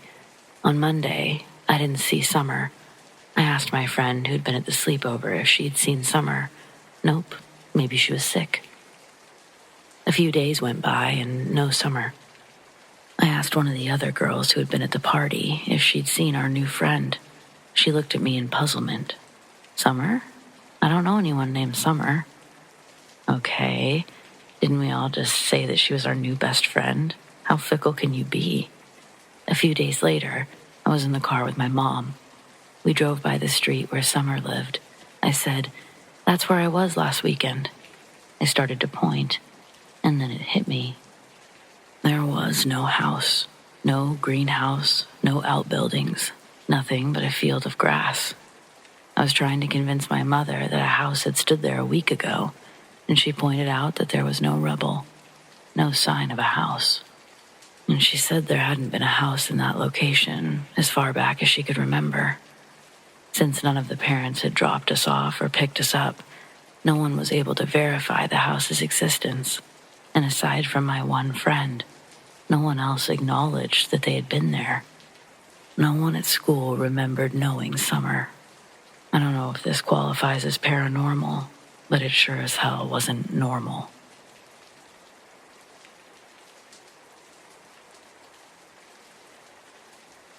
I used to hang out with these sisters named Hannah and Laura. We couldn't go anywhere without them stealing something, spitting on something, or offending someone in some way or another. Way before clout and viral status could be acquired, these two were harassing people purely for their own enjoyment. Couple of devious bitches, honestly. Our dads worked construction together, and the three of us grew up together. I guess my upbringing was slightly better than theirs because I never got into their hijinks. I had a conscience, and they were morally bankrupt at 11. I think their mom drank while she was pregnant. Laura had beady little eyes and a thin upper lip. A telltale sign that she was swimming in booze, even after her mom knew that she had 2 buns in the oven. A quarter of the prison population has fetal alcohol syndrome. I'm not saying anyone diagnosed with fetal alcohol syndrome is prone to impulsive aggression in any way, but in this case, yeah, it was probably a contributing factor. The three of us were walking home from the mini-mart one night when a big truck pulls up beside us on the road. It's a man in his 30s, clean-shaven, wearing a Houston Oilers hat. He leans through his car to talk out the passenger side window, asking us if we need a ride home. We don't slow down, just keep walking. He asks again. Hannah's walking closest to the street, and without warning, she grabs onto the man's passenger side mirror, lifting her whole body weight on the thing, and yanks it off, calling him a pedophile in the process. The guy starts losing his shit and throws his truck into park. The three of us start running as fast as we could, but our 11-year-old legs couldn't outpace his, and he was quickly on our tail. He catches Hannah and begins dragging her back to his truck. She's kicking and screaming while he struggles to carry her back. Me and Laura stop and turn around to run and save Hannah. Both of us grab each of Hannah's legs and begin to play tug-of-war with her, but again, becoming easily overpowered. Then, like an angel's glow in the distance, a pair of headlights come over the horizon, heading our way. The highway we were walking on is a dark 4-lane highway with only a handful of lampposts on the sidewalk, leaving big gaps of black in between. We were close enough to one of the posts for me to attempt making myself visible to flag down the car. Laura starts jumping on the man, and both girls wrestle with him. The headlights I'm watching are coming up incredibly fast. When I get under the lamppost, I start waving my arms and jumping, trying to get their attention. But by the growing sound of its engine, I'm losing hope that it will see me in time to stop and help. Then I see the headlights slowly begin to swerve into the lane closest to us. Maybe they did see me. I keep jumping and waving like a lunatic. The headlights fully merge into our lane, but as the engine's roar approaches, I realize the car is going even faster than I thought, and it's not slowing down. It passes me, close enough to feel the wind against my body as it blows by like lightning. Then it was the blink of an eye before I heard the deafening sharp sound of metal bending. The sports car that passed me had flown straight into the back of the parked truck, going easily over 100 miles an hour. This gets the attention of everyone, including the man. No one is scuffling anymore, but as soon as the man sees what's happened to his truck, he's running in the direction of the flames. Hannah actually goes to chase after the man, but Laura stops her. I was just standing there, in shock. Both girls are trying to break me out of this trance. I could hear their muffled voices, but more than anything, I could hear the crackling of the flames, and I could smell smoke. We needed to go find help, I thought. Finally, I snapped out of it when I saw that Hannah and Laura had already started running in the direction of home, not help. I watched as they ran past the accident and disappeared around the bend without me. This was 2000, so cell phones existed, but none of us had one. However, the man must have had one on his person because I could see him holding something to his ear as he angrily paced back and forth. I either had to pass this horrific accident and follow those two jokers back home another 2 miles, or double back less than a mile to the mini-mart. I chose to run back to the mini-mart. They let me use their phone. As I told my parents what happened, I saw the store clerk take out his own cell phone and call 911. My parents came to pick me up, and on the way home, they actually stopped at the accident site, proceeded to drag a police officer over, where they made me explain everything in detail again. The police told my parents the driver of the sports car didn't make it, likely died on impact given the speeds they were traveling. The police were, however, still looking for the driver of the pickup truck. He was a wanted man, as they put it. I learned later that the man who originally stopped us was out on probation, had served time for some serious crimes against women and children. That day, though, he was wanted for murdering the owner of that truck he'd been driving. So, I guess he wasn't calling the police on his cell phone. Even at 11 years old, I knew I dodged some major bullets that day.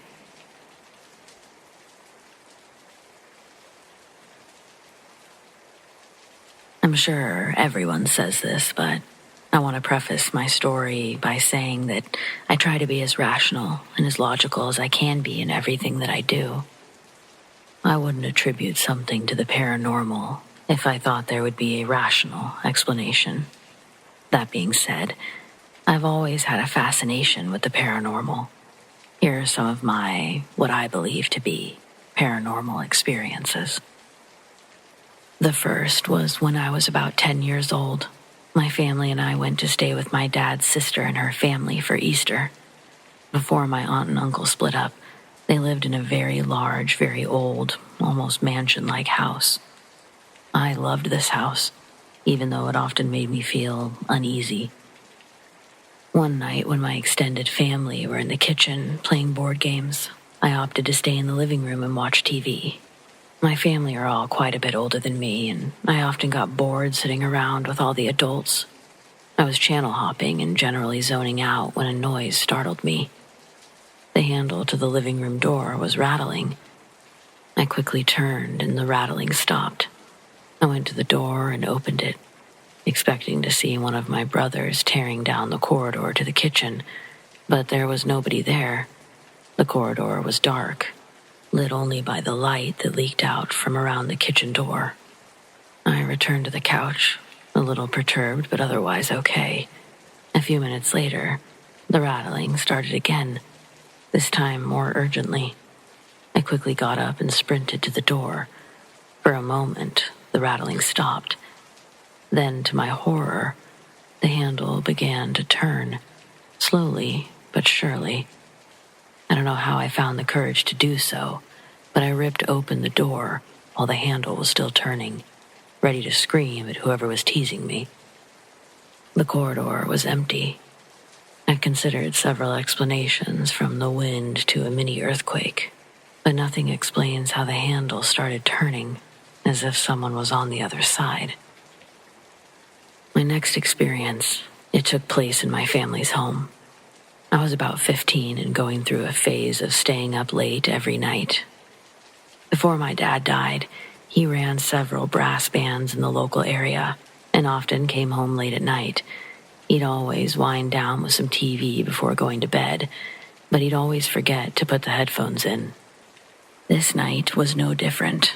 I was sitting reading on my bed, and I started to hear the muffled sound of the TV beneath my feet. I don't know if I was in a bad mood or something, but it made me really mad that night. I threw my book down, stormed down the stairs, flung open the living room door, and pitch black. The room was pitch black and dead silent. My heart started pounding. Had I imagined it? But I hadn't. As I shut the door and started to walk back up the stairs, the sound started up again. It sounded like a conversation, but no matter how hard I strained to hear what was being said, the voices remained distorted. I didn't sleep a wink that night. This last experience, it also occurred in my house. I was about 17 and settling in for bed at about 3 a.m. I was lying in bed, about to sleep, when I realized I needed to go to the bathroom. Absolute pain, but I dragged myself up nonetheless. As I go to open my door, I'm hit by a sudden sense of dread. Something's telling me not to go out into the landing. As I try to steady my breathing, I hear something outside my door. A slow, steady step going up the stairs. The stairs in my house are ridiculously creaky, and it's impossible to go up them without making a sound. I was also the only one in the house that night, so to hear the footsteps coming up the stairs was utterly terrifying. I shouted to whatever was outside, hoping to scare it off. The footsteps stopped abruptly, and it took me several minutes to muster up the courage to open the door. The landing was empty.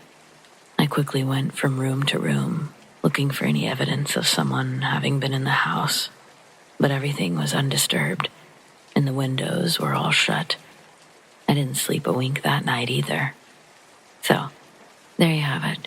Some very spooky, unexplained incidents that may or may not be paranormal.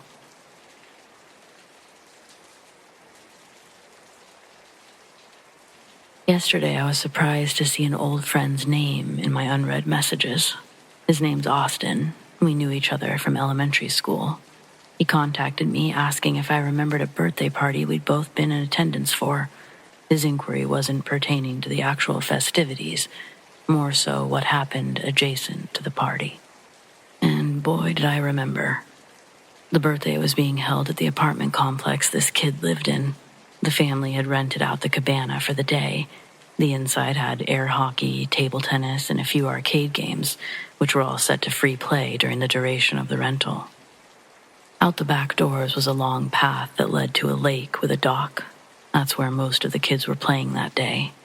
At that time in my life, I was very self-conscious about my body image. I was quite large compared to my peers, and they wouldn't hesitate to remind me any chance they got. As an adult, I'm able to understand that children are just holistically dumb. Fat jokes were the only low-hanging fruit of comedy their grubby little paws could grasp. But as a kid, it was traumatic. Needless to say, I spent the majority of my time in the cabana, pretending that I was too obsessed with getting high scores in the arcade games to bother with the water. Austin was also in the cabana that day because he had a big cast on his arm from a break he sustained a few months prior. This being the 90s, the small amount of chaperone supervision was focused primarily down by the lake, meaning Austin and I were alone in the cabana for most of the party. Personally, I preferred this, but Austin wanted to sneak away and explore the whole cabana. It was a huge building, and surely there had to be more exciting stuff compared to what was in the designated game room. I don't know what we were expecting to find that would be cooler than what was in the game room, but again, we were holistically dumb. And with no adult in sight, Austin and I opened the unlocked staff-only door located on one of these walls. The door led into a small hallway that led to a stairwell. Austin led the way as we climbed the flight of stairs. First door we found was locked, so we walked up another flight and tried the next one. It opened.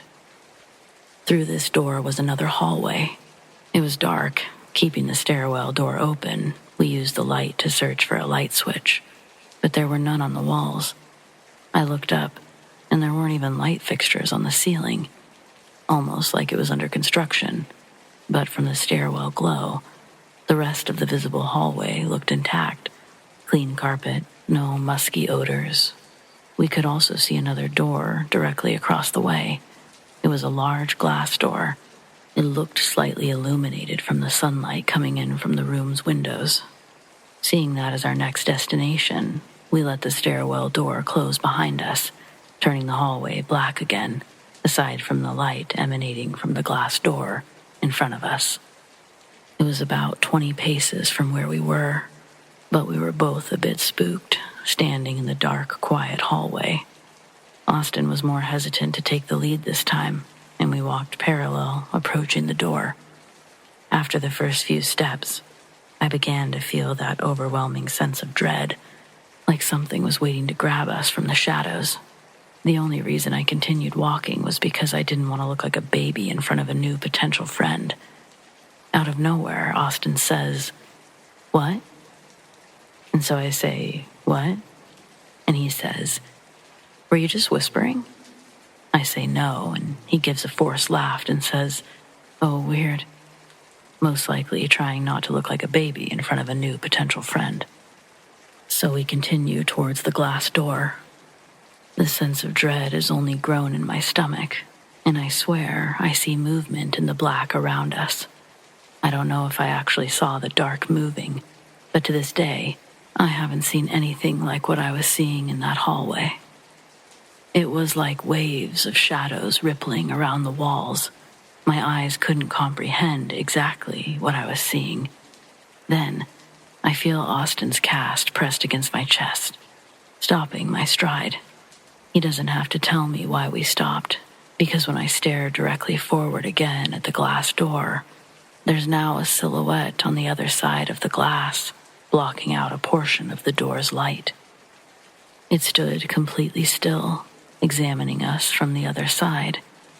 We froze, holding our breath in fear, until the shadow disappeared like a blink, as if it was never there.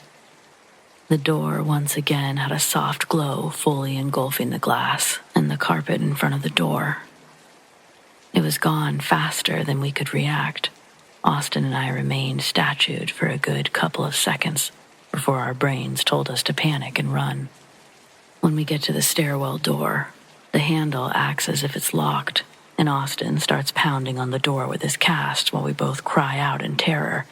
It's only after 5 or 6 desperate shakes that the door handle fully turns, and the door pops open into the stairwell with ease. At this point, we're both in tears, absolutely bawling as we run down the stairs back to the cabana game room. When we get back, there's thankfully still no one in there, and we have enough time to go to the bathroom and get cleaned up. We agree that we couldn't tell anyone because we knew that we'd get in trouble for trespassing past the staff-only door. Honestly, after that, the rest of the party was a blur. I don't even remember if I sang happy birthday to the kid before leaving. But 30 years later, and still, I remember that hallway vividly. Unfortunately, being with someone almost makes it worse, because your brain can't just forget it as a distorted child memory. There's someone else out there that shares the very same, very real memory I experienced.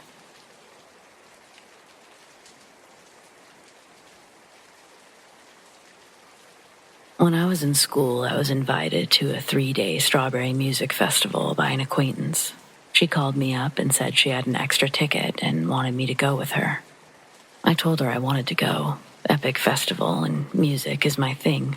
Besides, I thought she was nice, until I got to know her. Carlotta was a friend of the family, and for a while, a young, patchouli-sniffing tree hugger and free-spirited dream catcher. She seemed okay at first, but she was freaky. Her true colors bled through one day, when her fickle whims and puzzling behavior came to a head. But that was a good thing. Had they not, I would have otherwise been stuck with her, hundreds of miles out of town, for several days. After all, she had 2 tickets to the festival and asked me to go along with her, and that would have meant being alone and stuck with her, together, for days on end. But at the time, I thought it would be cool, so I agreed to go. The week before we were set to leave on our road trip out of town, we had drinks together at a local pub. And then she invited me back to her place to help her pack her car with her tent and camping equipment to gear up for the trip. We arrived at her house after dark. I drove separately and parked on the street. Her driveway was incredibly dark, and so was the path up to her house. I felt my way around down a dark path, climbing up some back steps, stumbling all along in pitch black. There was no moonlight to guide our steps that night. I ended up stubbing my toe several times, to which she just laughed and thought was hilarious. By the time it dawned on me that I could use my phone, I realized I'd left it in the car. She didn't think to warn me of the obstacles in my path beforehand. I was perturbed by my stubbed toes, and her laughing. It wasn't funny.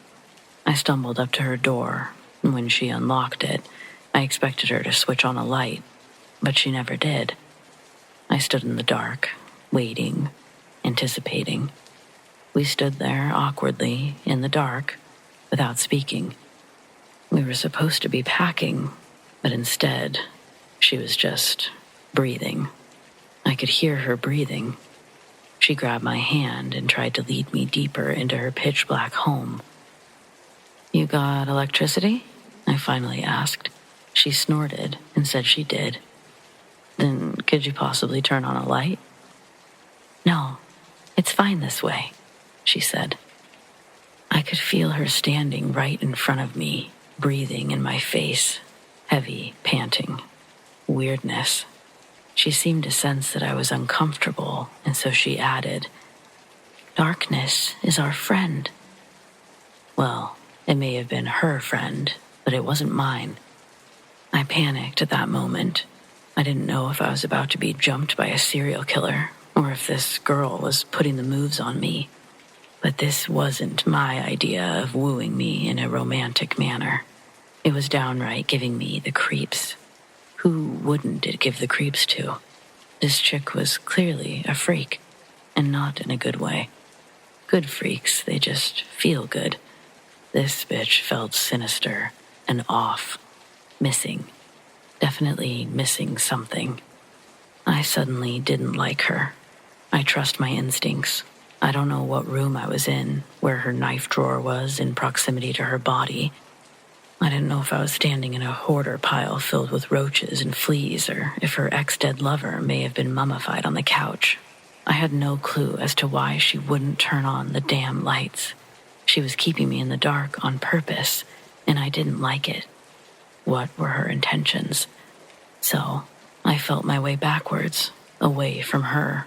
I backtracked as quickly as possible, bruising my tailbone on a piece of furniture or a coffin, and blindly felt my way until I finally grasped the doorknob and turned it and stumbled back down the stairway, back down the path, all while she yelled, "Wendy, come back!"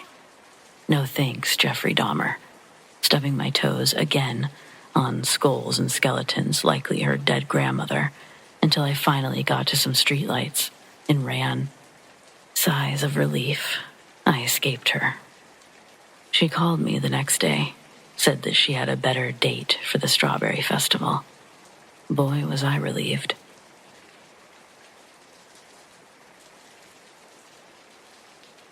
I come from one of those small towns where nothing exciting ever happens. If there's a crime or a deadly accident, it will be news for generations. A few years ago, a man we'll call Ray learned his wife was at her boyfriend's house, so he drove over to see them. Upon arriving, he retrieved his handgun from the glove compartment and proceeded to kick in the back door. When he made it to the hallway, the boyfriend emerged from the bedroom, half-dressed and mad as hell. Then, Ray shot him without warning or hesitation. Next, he entered the bedroom and shot his wife, neither of which survived. It was the middle of the afternoon, so none of the neighbors were home to hear the gunshots. Ray simply went about his day as if all were normal. He used his wife's phone to text her boss that she was sick, and then returned to work himself, thinking that nobody would find the bodies anytime soon. That evening, the boyfriend's son returned home after football practice to find the body of his father in the hallway. Once police arrived, they quickly located Ray's wife, and it became fairly obvious what had occurred. By that time, Ray was home from work, so detectives drove to his house, where they delivered the bad news. Ray had a reputation for being that kind of asshole. There was little doubt of his guilt, but they wanted to get him to the station without a struggle. Whatever his response, he was asked to come make a statement, but he promptly refused, saying that he would prefer to bring his lawyer with him the following morning. The detectives took this as a further sign of guilt and were resigned to watch the house from a distance while awaiting a search warrant. An hour later, Ray emerged from his house with a suitcase and hurried into his car. He was clearly making a run for it. In his haste, he ran a stop sign, so the detectives turned on their lights, but Ray only increased his speed. Before he was even out of the subdivision, news began to spread with the speed that only the smallest towns can manage. The search warrant was also approved this time, so police were already entering his home while more joined in the developing pursuit. Roadblocks were put into place and spike strips were prepared but never needed.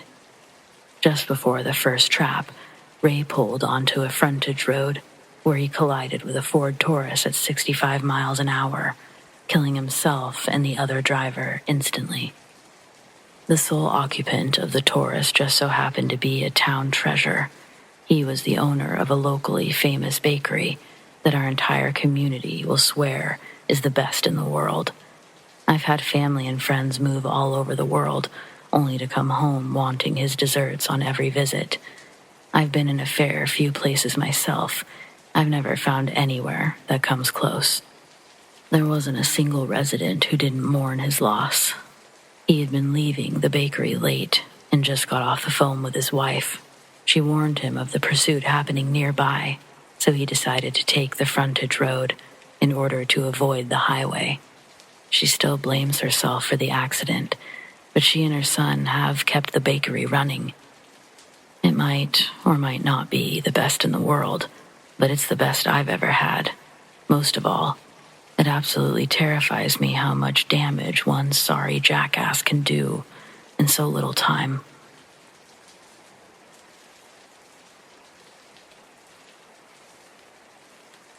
When I was 19, my family and I were out of town in Hot Springs, Arkansas, having fun at a theme park they have there. It was me, my mom, dad, and my 3 younger siblings. We had been there for a couple of days over the weekend and needed gas before driving a few hours back home. I walked into the gas station store looking for a bathroom. They said it was outside and gave me a key.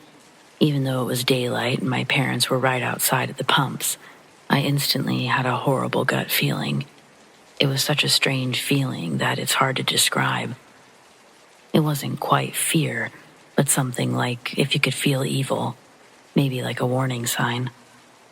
Anyway, the bathroom is on the other side of the gas station, facing away from the pumps, and I go inside, do my thing, wash my hands, and then, as my hand is on the door handle, ready to leave, the feeling gets intense, like I might throw up, and I'm feeling crazy emotions.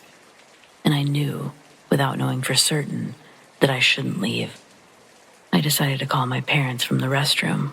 I tell them that they need to come get me on the other side. They don't even question it and say that they're on their way. I don't bother waiting outside the bathroom at all. This feeling of evil is so strong, there's no way I'm heading out that door. I know that's probably not something real, to feel evil, but it's not like any other feeling. A few moments later, I heard a knock. I know right away that it's okay to open the door. It's my dad. He asks if I'm okay. Of course, I was fine, and because I couldn't quite explain my feelings, I said yes. He then said that when he drove the car around the back, there was a man with an old truck pulled up to the bathroom with his truck door open. The man was standing directly outside the bathroom door, as if he were ready to throw me in his truck the second I stepped out. When he saw my parents, he jumped in his truck and drove off. My dad was furious. He remembered the make and color of the truck and even noticed the broken back window of his cab. We whipped out of the parking lot with the whole family going after the guy. We actually caught up with him and followed him a ways. I didn't know what my dad would have done if he'd caught him, but that intense feeling of fear was back. We almost ended up at a red light together, but the man in the truck went through it and we lost him. I don't know for sure what my original feeling of dread and fear was, but my mom likes to say it was the Holy Spirit taking care of me, warning me. I really don't know. I've had it a few times since then, and it always happens in bad situations, so maybe she's right. That time, though, was definitely the most intense.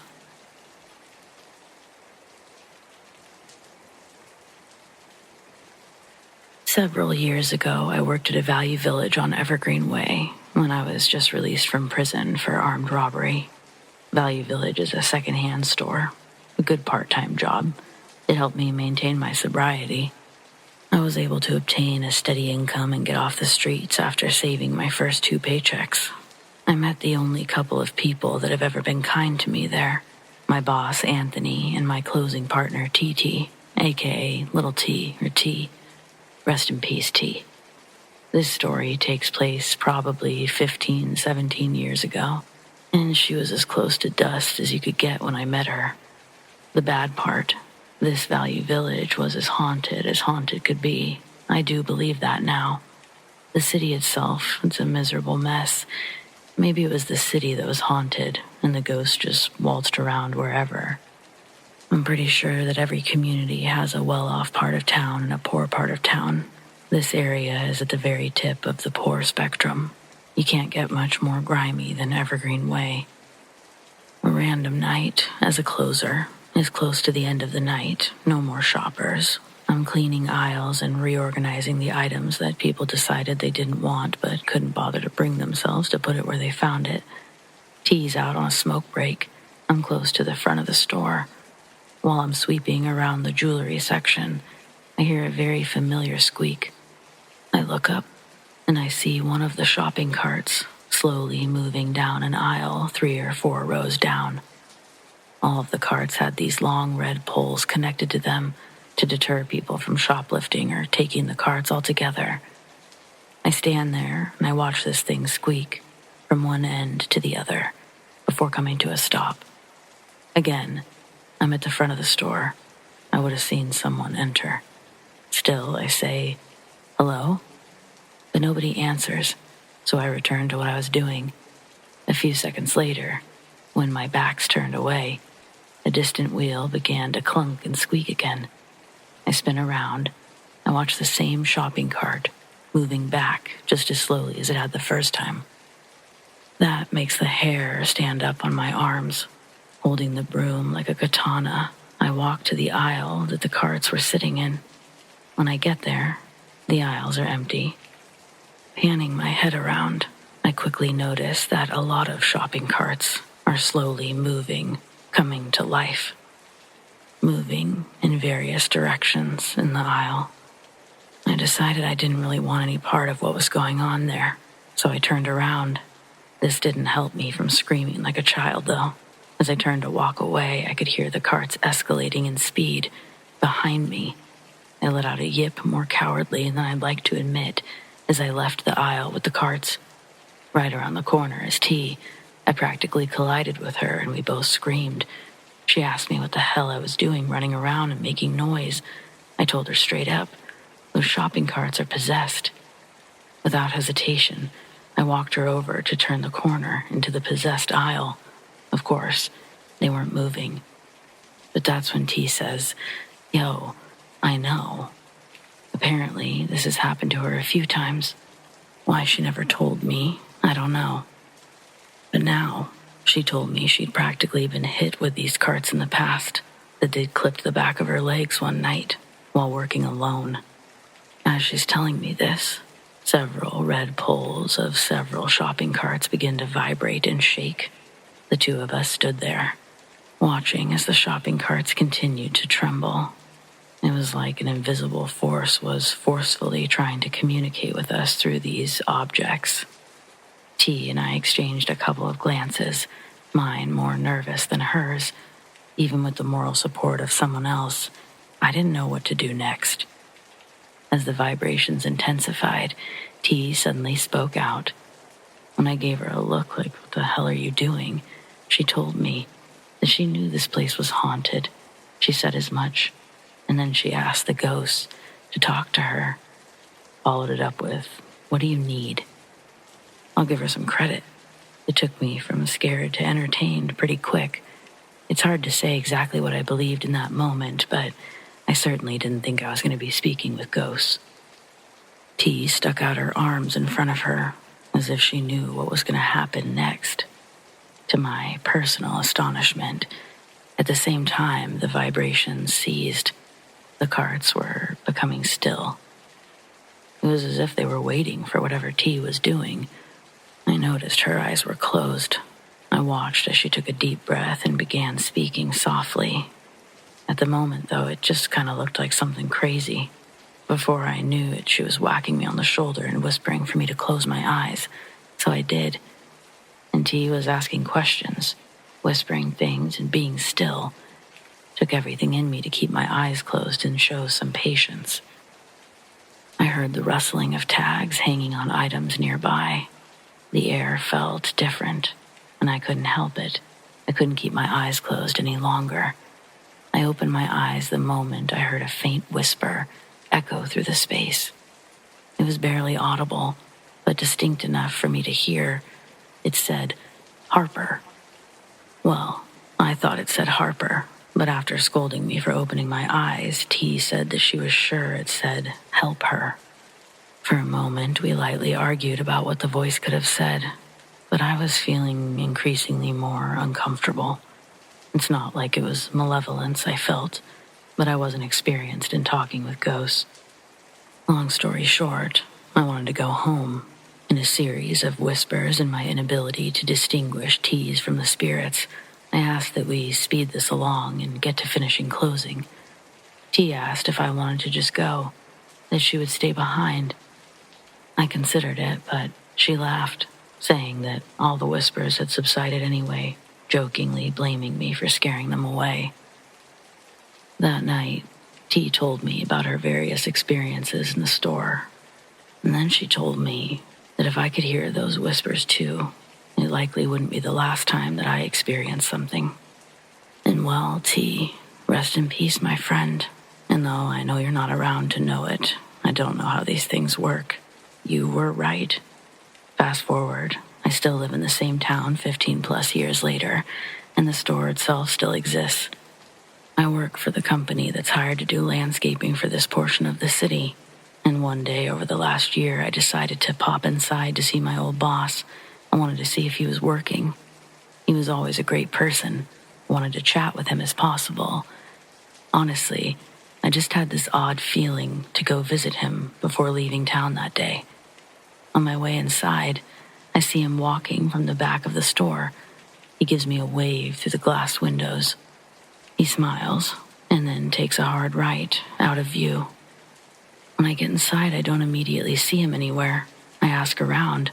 One gal doesn't even know who I'm talking about, but another one does. She asks how I knew Anthony, and I told her the whole story, and she regrets to inform me that Anthony passed away. Heart failure. He had died at work. I asked the gal if she was absolutely positive we were talking about the same guy, the same Anthony. She told me that he's the only one she ever knew to manage the store for multiple years. She repeated his last name back to me, and it was Anthony. So, who did I see? I looked throughout the store, hung around far too long, trying to see if anyone matching his exact description was in the store. No such luck. I've accepted that I saw Anthony. I can't explain it, but I can't very well explain what happened in that store with me and T either. And just because I can't fully understand it doesn't mean it didn't happen. Thanks for reading. If you have similar experiences, I'd really like to hear them. Or I guess just know that you're not alone in yours.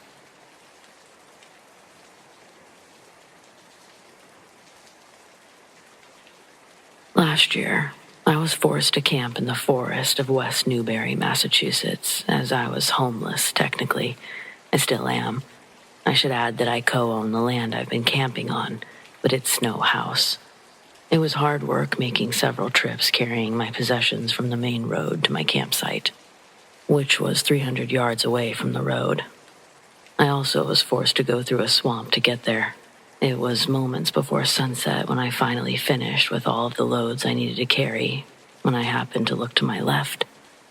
About 50 yards away, I saw a male face peeking at me from behind the trees, but only for a second.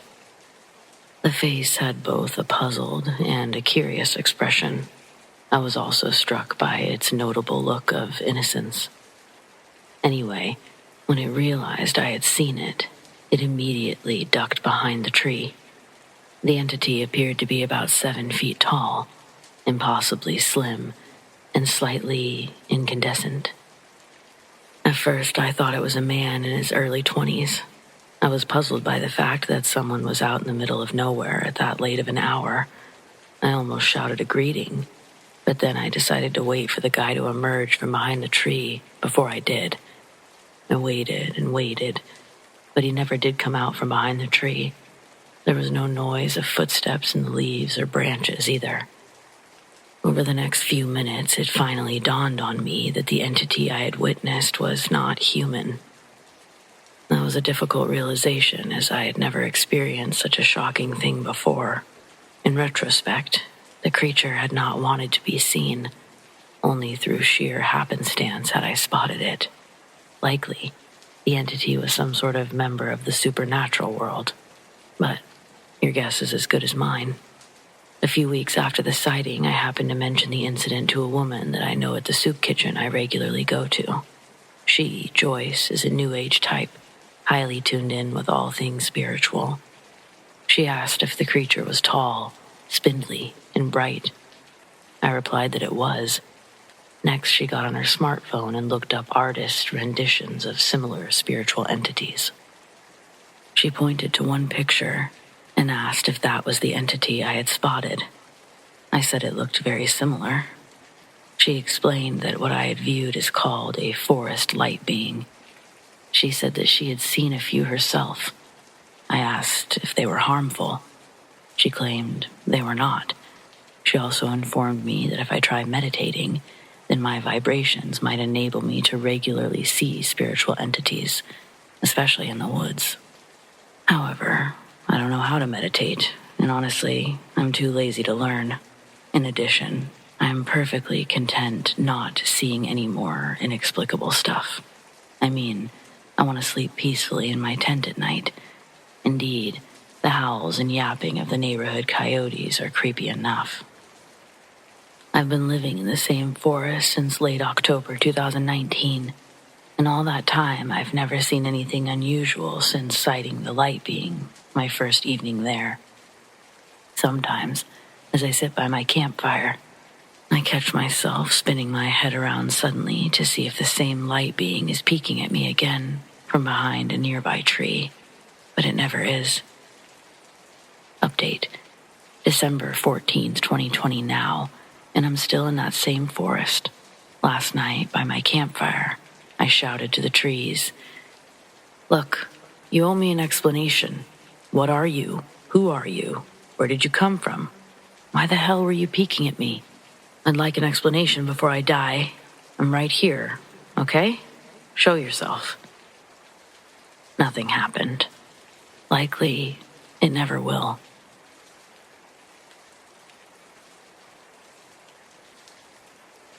Senior year, 2011.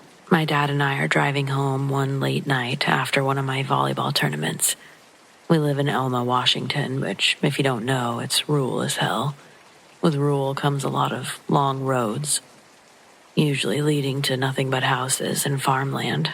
Our house is down one of those long roads. We've driven it 1,000 times, I'd have to guess. I even learned to drive on this road. It's not incredibly wide, that's for sure, or well lit, though it's rarely populated. We're never driving that fast because we don't hate our community. Plus, that night it was raining, and that's another reason to drive slower. Anyway, it was dark, raining. We'd been driving for over 2 hours, and I'd been dozing in and out most of that time. But now that we were on our road, I was bright-eyed and bushy-tailed. My dad was driving slowly, but I couldn't wait to be home, and I was already gathering my stuff, looking for my phone. My dad telling me to just wait a second when we have some light. I don't listen, turn on the cab light briefly. I go to unbuckle my seatbelt, and he asks me sternly if I'm serious, and tells me, "Don't even think about unbuckling that." This time I listened. I found my phone, so I turned off the light. As I switch the light off, I'm looking forward out the window. My dad and I both gasp at the exact same time. There's a man standing in the middle of the road. He only becomes visible just before there's no time to stop. Suddenly, my dad is swerving hard to the left, going clear into the other lane. He tried to overcorrect, and the combination of the rain and last-minute maneuvering, we didn't make a full 360, landed ourselves in the ditch. My dad checks to see if I'm okay, and thankfully, I'm fine. Once he confirms this, he immediately leaves the car and runs to the road. I grab my phone and follow him up the embankment.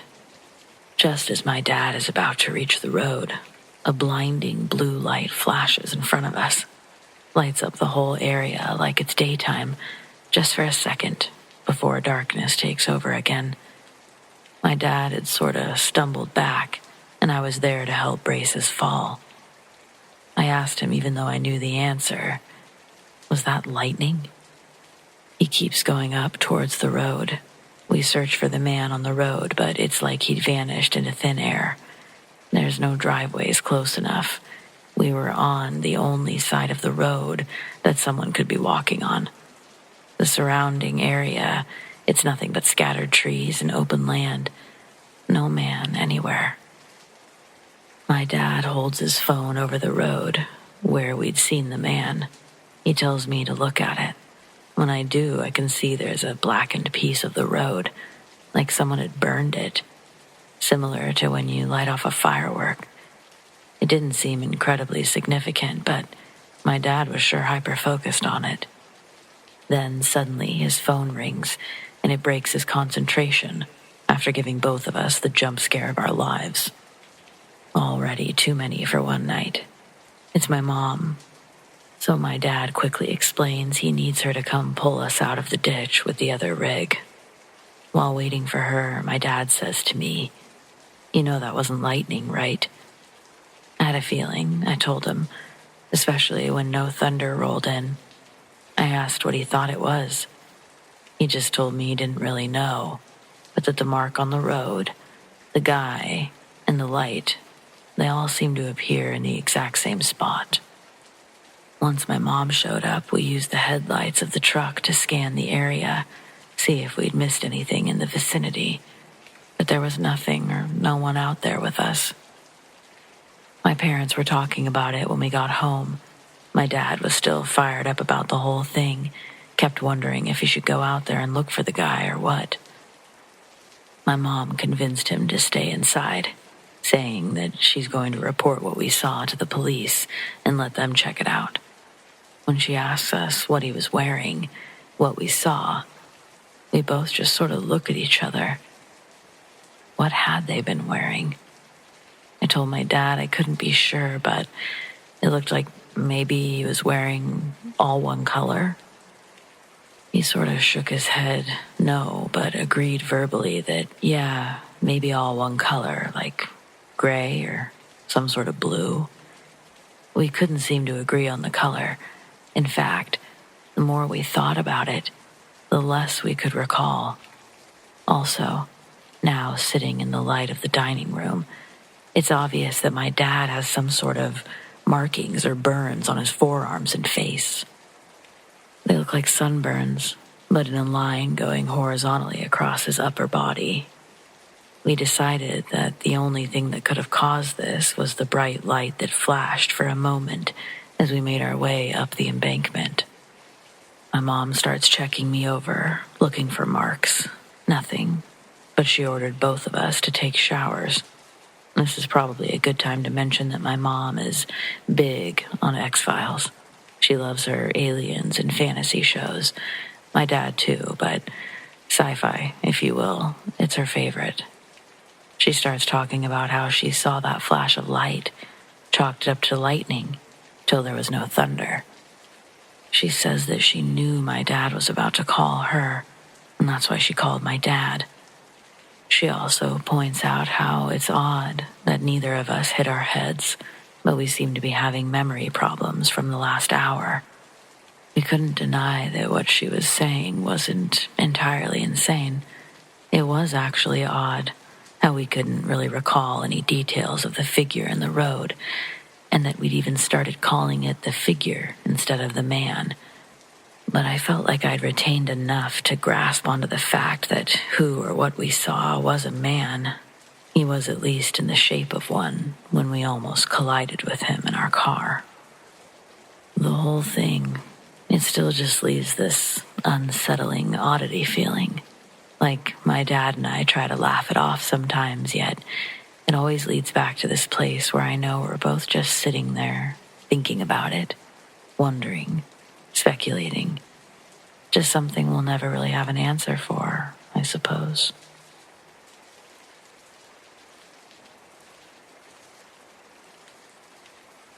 When I was a kid, my uncle owned an antique shop, and my parents would leave me with him when I didn't have school. During my 5th grade spring break, I was dropped off at 7:30 and picked up at 5:30. Sometimes I cleaned, sometimes my uncle would show me an interesting item, but most of the time, I played with his personal collection in the back area. He had all sorts of antique toys. My favorites were the tabletop pinball machines, but he also had a jack-in-the-box that dated back to the 1700s. He bought it the previous month, but wanted to show it to me before he sold it. Apparently, it came with an interesting story, one about a doctor having it made especially for an ill child who passed away shortly after. The family left his room as a shrine and spent much of their time praying over his bed. Soon, they began hearing noises during the night, only to find the boy's jack-in-the-box in a new position. I was fully into the story, gawking at this old toy in slight fear but complete awe, until my uncle burst into laughter and explained how many dealers made up stories to bolster the desire of a specific item. This was the 60s, by the way, so it worked pretty well back then. I was disappointed, but that didn't stop me from enjoying the toy itself.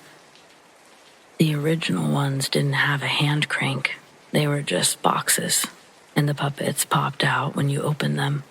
I think the first one was made by a German in the 1500s, but don't quote me on that. My uncle's apartment was upstairs, and I was having so much fun that he offered to keep me overnight. My parents agreed, happy to save the extra trip, and I continued playing with all the best toys. Later that evening, I made a bed on the couch.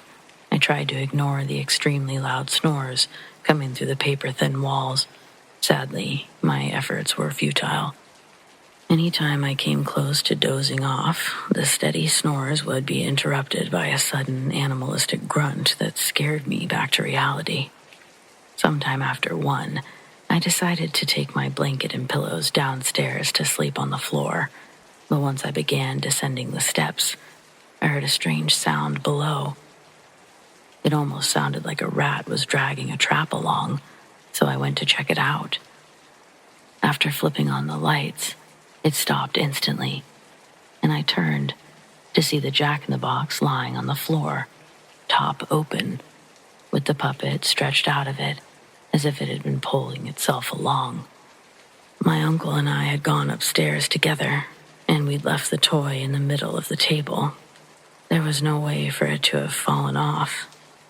As I stood frozen at the base of the steps, something small ran across the room behind me. I turned around in search of the source, but nothing was there. I was only looking away for a second, yet when I turned back again, the puppet's head was on its side, facing me. It made me jump backwards, and I tripped over something, I don't know what. I felt it when my foot rolled over the top of it, but I couldn't find anything afterwards. I got up to close the jack-in-the-box, like it was waiting to bite me. That's what it felt like, and I held the lid tight. I put it back on the table, and I set an old jar full of marbles on top. Then I ran upstairs as fast as my legs would carry me. All the while, I could still hear the faint snores coming through the wall. My uncle had slept through everything. It made me wonder what else he slept through. Just as I opened the apartment door, the same light footsteps came racing up the dark steps behind me. I practically threw myself over the threshold of the door. The steps came all the way up to the door before stopping right outside. And then there was just silence. I had engaged both locks, but didn't trust them enough to not hold the door shut as well. I guess it could have still gotten through easily enough, but when you're in that situation, you act based on instinct. You don't remember that a barrier can't protect you from an angry ghost or spirit or whatever. I didn't hear another sound that night. It was almost 3 a.m. when I finally worked up enough courage to sit down. I still never got to sleep, but I only had to lay there for 2 more hours. My uncle got up at 5. His awful snoring finally came to an end. A few minutes later, he came out of his room. He saw me sitting there, wide awake, asking how I slept. Since I was 10, I didn't exaggerate.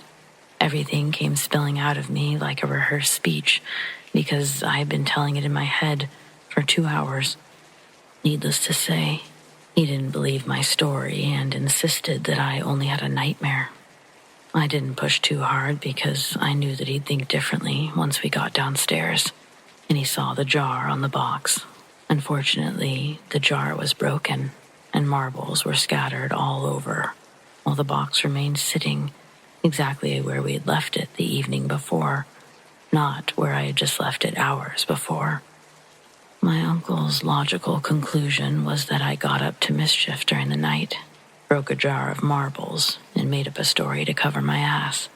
As an adult, I can look back and fully understand his point, but at the time, I really resented him for not believing me.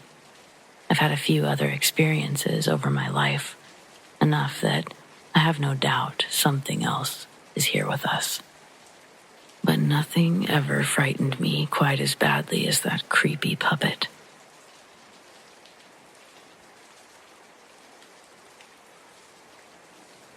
During my sophomore year of college, I moved to an apartment. It was a small private development with about 20 ground-level apartments lying down both sides of the street to a cul-de-sac. We paid the owner by mail, and the only other employee was a maintenance guy named Roy. Roy would often be around doing odd chores, cutting the grass or taking care of the pool. He was friendly and often engaged residents in conversation. Just small talk. The first time I got creeped out was when we were planning a keg party at the apartment. It was coming up Friday night. Roy was out by the pool earlier in the week and struck up conversation. He made a comment. "If you're going to throw a party, make sure you don't throw a bunch of trash around the pool so I have to clean it up." I figured one of the invited guests had run their mouth and thought nothing of it. It bothered me, though, that he knew something, but he seemed cool about it. One night we were wrestling and accidentally put a foot through the plaster. It left a big 6-inch hole in the wall by the bathroom. Luckily, we had a friend that could come patch it up so we wouldn't have to bother maintenance. I was taking the garbage down and I saw Roy. He started talking and said, "You need to get that hole fixed? I can come and do it." "What hole?" I asked, feigning ignorance. "The one you knocked in the wall while horseplaying," he said. I was livid. One of my roommates had snitched us out. I told him to come by any time. I even agreed to pay him $40 for fixing it. My roommates all denied telling him. I knew that someone had because he knew about the hole. We all started comparing stories, and we discovered that Roy had caused similar weird what-the-hell moments among all of us. One guy related how he knew his sister's name, though she had never been there to visit. Another said that he had asked him about a particular brand of CD player that apparently he'd been using, but Roy knew that before he had even figured it out. He went back to his apartment and looked and just thought that was kind of weird. One day, as I was sitting on the toilet, I got an eerie feeling like I was being watched. I looked up at the cover where the fan had been, the one that had never worked since we moved in, and through the grill slates, I saw a set of eyes looking back at me. I blinked in disbelief, and they were gone. I finished up and went outside, to the attic access point. Roy met me as I was walking around the building. "Everything okay?" he asked. "Fine," I said. I knew he was the culprit. I didn't know what to say. I figured it was my word against his. I didn't say a word. I went back to my apartment and told my roommates. We covered the vents with a piece of cardboard. A couple days had passed and I saw Roy leaving the apartments. I got my roommate and we raced around the attic entrance. I wanted to see how much he could see. Upon entering, I found an elaborate plank walking board that took you all over the attic. All of our apartments were connected. I could go in any direction, and there was a place to spy on the apartment below. I quickly realized that no one's fans worked because they'd all been removed.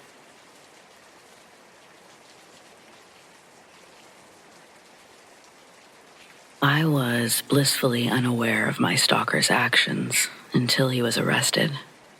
I work as a counselor in an addiction treatment clinic. Most of our patients are wonderful people, but we do get some strange ones.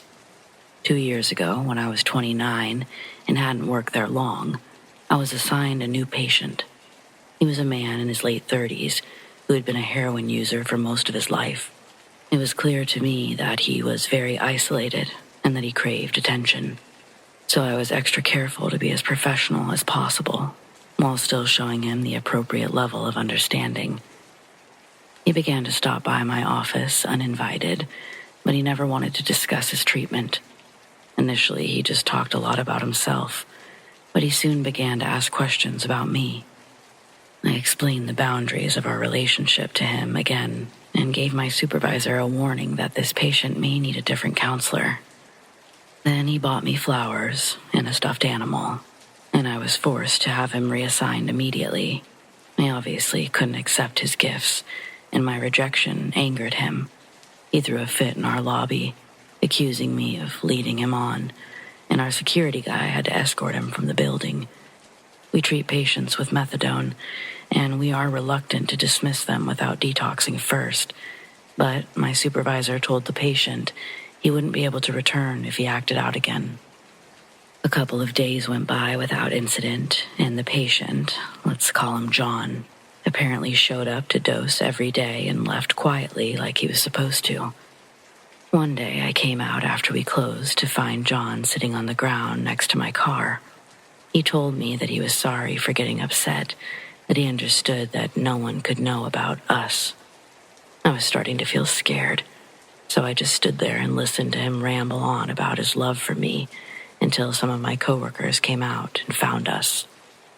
They convinced him to leave, and I knew now that he would definitely be discharged. Looking back, I feel so stupid because I actually pitied him. I was even planning on asking my supervisor to see if they could transfer him to another clinic, at least for a 3-week detox, so that he wouldn't have to suffer through the severe, acute withdrawals. John stopped coming on his own, and I didn't see him again. Unfortunately, he saw a lot of me. Everything that followed, I heard from the police or my family members. John might have stopped coming into the clinic to dose, but he was still there every day. He waited in the parking lot across the street and followed me when I left. I often run errands after work, so he followed me as I picked up my cat from the vet, went to the dentist, did my grocery shopping, had my nails done, and when I had lunch with my husband. I'm very lucky that I always take the same route home, and that it includes a 3-mile stretch of empty, straight highway. John had made several attempts to follow me home, but his paranoia made him think that I'd spot him if he continued to follow me all the way along the road. I'm sure I wouldn't have noticed him, but I'm glad that he thought I might. Our house is hidden by trees down a long driveway, and he could easily have assaulted me as I got out of my car. John followed me on at least 5 separate occasions. I know this because the police told me that, and there were pictures on his phone of me in 5 different outfits. On the last day, he thought that he'd managed to follow me home. He saw me take a slightly different route, park at a big house, and walk in the front door. He couldn't have known that I was visiting my mother-in-law, and he would soon cease to care. My husband's sister was 19 at the time, and she's a beautiful girl. John was parked up the road when she got home from school, and that was all it took to break his obsession with me. When he saw me leave later that evening, he stayed behind. The next morning, he accosted my sister-in-law as she walked to her car. He rambled on about wanting to marry her. He scared her, but she's a smart girl.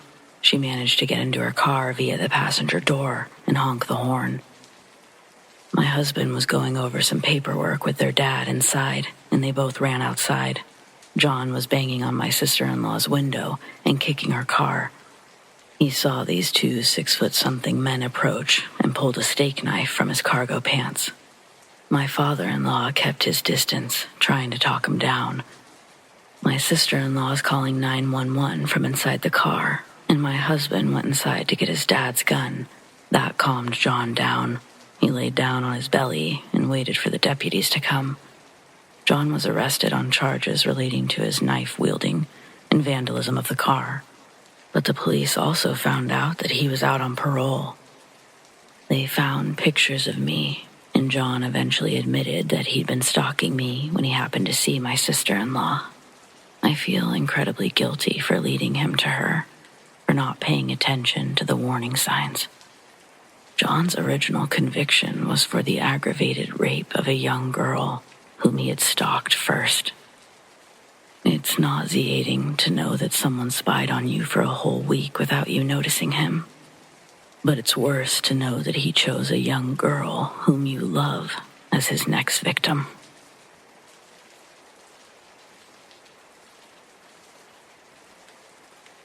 I know a lot of people who met their husbands or wives online and have long-term happy marriages. So several years ago, I was willing to give it a try. I met a guy online with no profile picture, but he seemed nice, was saying all the right things. At the time, no profile picture wasn't that strange, and he listed himself as having a master's degree, being an engineer. We talked for several days before agreeing to meet at an art museum downtown after work. I'm careful, so I ran his phone number through a reverse search, but it came up as a prepaid phone. Okay, I guess. But I did find it odd. I decided to take the bus to avoid having to park, which is difficult downtown. When I met him, I could see why he had no photo. He was not what he described. I'm okay with average looking, no worries. But when you say you're over 6 foot tall, and you're more like 5'9" at best, that feels like deceit.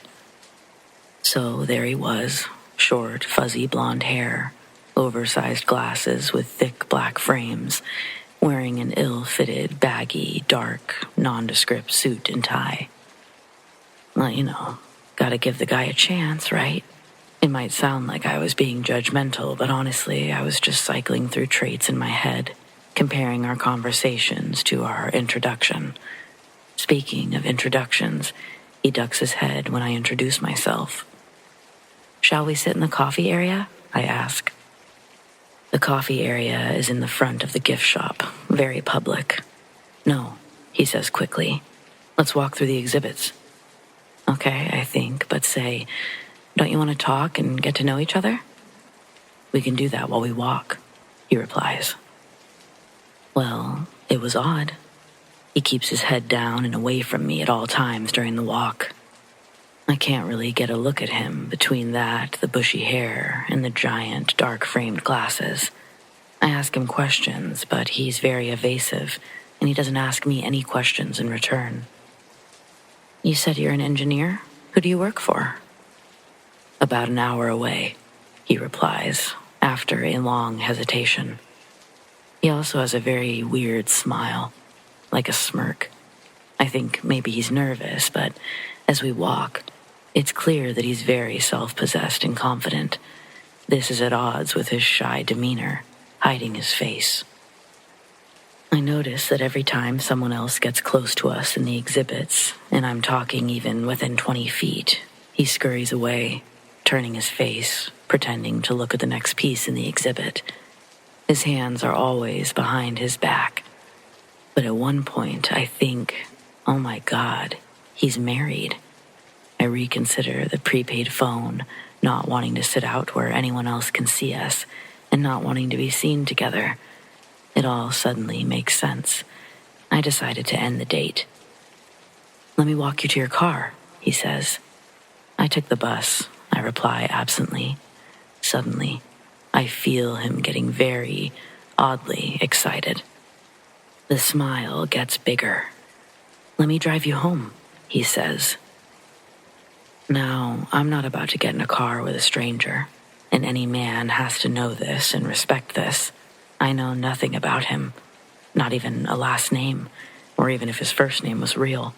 I don't know the city or town he's from, his employer, anything. Not even a real phone number. Not even a good look at his face. "No, I don't want to inconvenience you," I say. "Thank you for coming out." And I head out the door. He follows, very closely. "You don't have to walk me to the bus stop," I say. He keeps grinning and following. "I insist on driving you," he says. "No," I tell him. "I'll take the bus. It's okay." "Oh no, you came out here to meet me. I want to be polite." I'm starting to get really creeped out. He's wired. It's a weekday, not a busy time, pitch black because of winter, and it was also cold. The streets were nearly deserted. He pursues me to the bus stop, insisting on driving me home over and over. "Come on, it's cold. I can't let you stand out here waiting for the bus. Let me drive you home." He keeps repeating some variant of this, smirking, clasping his hands behind his back, keeping his face down for what seems like forever. I'm getting this voice in my head that's saying, "Don't show fear, don't show fear, don't show fear," which is getting harder and harder to do. After what feels like an eternity on the street, desperately looking for the bus, he points down an unlit, pitch-black alley that runs between the museum and the building next to it. "Come on," he wheedles. "It's freezing out. My car is parked right there in this alley. Let's sit in there and get warm while we wait for the bus." "Come on. I said no. I told you to leave. Your car won't be any warmer than the street, if it's even parked there, which I doubt." "But then I won't be able to see if the bus is coming," I point out. He smirks. He doesn't have an answer to that. He just keeps repeating and repeating. This is more talking than he did throughout the entire date. "I said you don't have to wait with me," I say, trying to sound like I don't realize something is wrong. His "I know something you don't know" smile is getting weirder and weirder. He's getting more excited. I'm afraid he's going to pull me down that alley as soon as no one is nearby, so I move closer to the edge of the street. He follows, right at my elbow. Finally, the bus comes, and I turn and thank him for coming out. When I get on the bus, I start to shake. My legs feel like rubber. What had he been planning? No wonder he didn't want to post a photo or use a real phone, let me or anyone see his face. I'm fully convinced he planned on shoving me in my car when he walked me to it, and I thank God I decided to take a bus that night. No more online dating for me after that. It was so frightening. I'm still not comfortable posting this under my real name.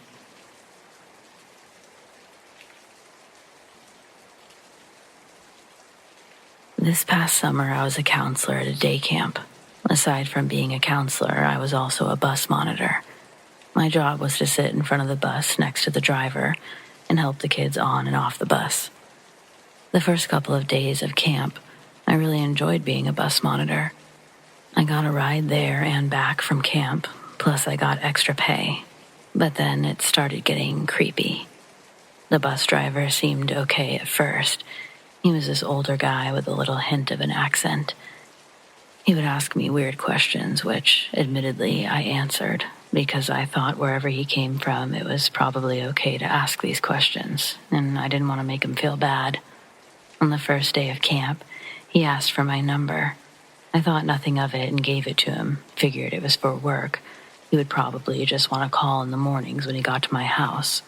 I was dead wrong. On the second day of camp, we passed a Dunkin' Donuts on the way back.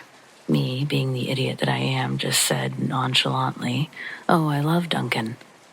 After we dropped off all the kids, he proceeded to go the opposite direction of my house. I asked him where he was going, and he said back to Dunkin'. I freaked out.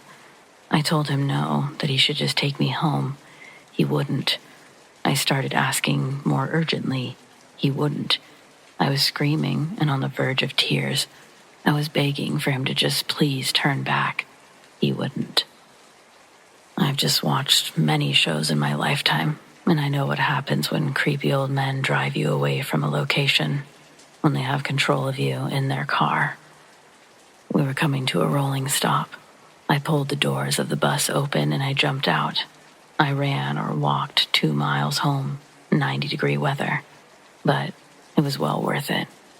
The next day, and the day after, he would bring me coffee from Dunkin'. Aside from the fact that I wouldn't trust it from him, I'm lactose intolerant and I need almond milk. So I just got rid of it. Every day, he would act more and more creepy. The way that he would talk to me got worse. He'd make all these comments when I went to go help the kids off the bus about how sexy I am. Mind you, I was 14 at the time. That summer, my mental state was down the tubes. Every time I remembered I had to go back on the bus with him, I'd have a panic attack. I couldn't breathe. I never knew if he was going to do something to me. And you know the best part? No one believed me. I told my friends and the other counselors about the stuff that he did, and they thought it was totally normal. When he went upstate for the weekend and brought me back a pink watch, a pink flamingo keychain, and pink nail polish, do you know what they said? That's so cute. Hell no. It was downright creepy, and I don't know why they didn't think so. This is an actual conversation we had via text. Him. What are you doing? Are you alone? Me.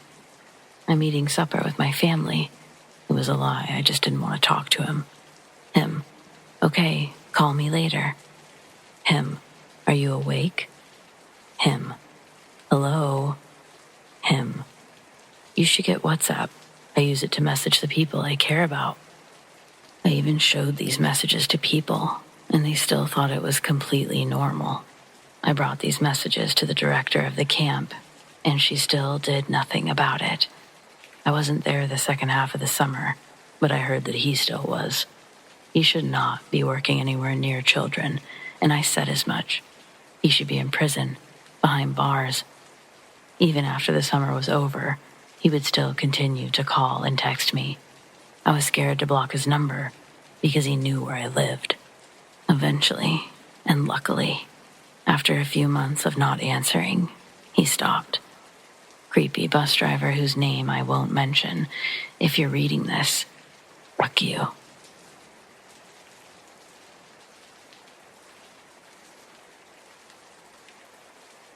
My ex-father-in-law was a troop leader for a local Boy Scouts. I was chaperoning a group of boys on a night hike in some woodland locally.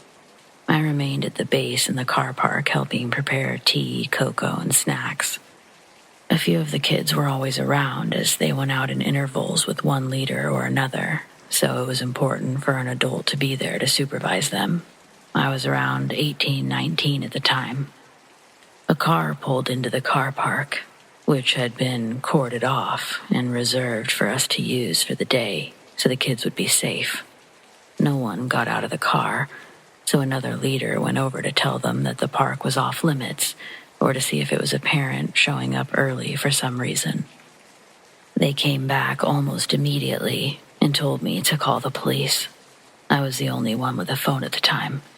They said the man in the car wouldn't speak, but was wearing a mask. It was actually the mask from the Scream films, and that he had a shotgun, a pile of rope, and tarpaulin in his car. I remember being so scared that I couldn't even remember the name of the park when I was speaking to the police. I was shaking and couldn't get the words out quickly enough. All I could think was that we couldn't see the car, so I had no idea if the man was still in it or out in the woods, where we had 30 kids in the dark with no way of contacting them. Thankfully, the police showed up in minutes, quickly found the man, and arrested him. He said that he was out there hunting rabbits. Why would you do so with a shotgun or need a mask and rope? I don't know. We got all the kids back safely, and didn't tell them what had happened, but the sight of 7 or 8 police cars and a police dog, it was pretty difficult to ignore. Definitely one of the scariest experiences I've had.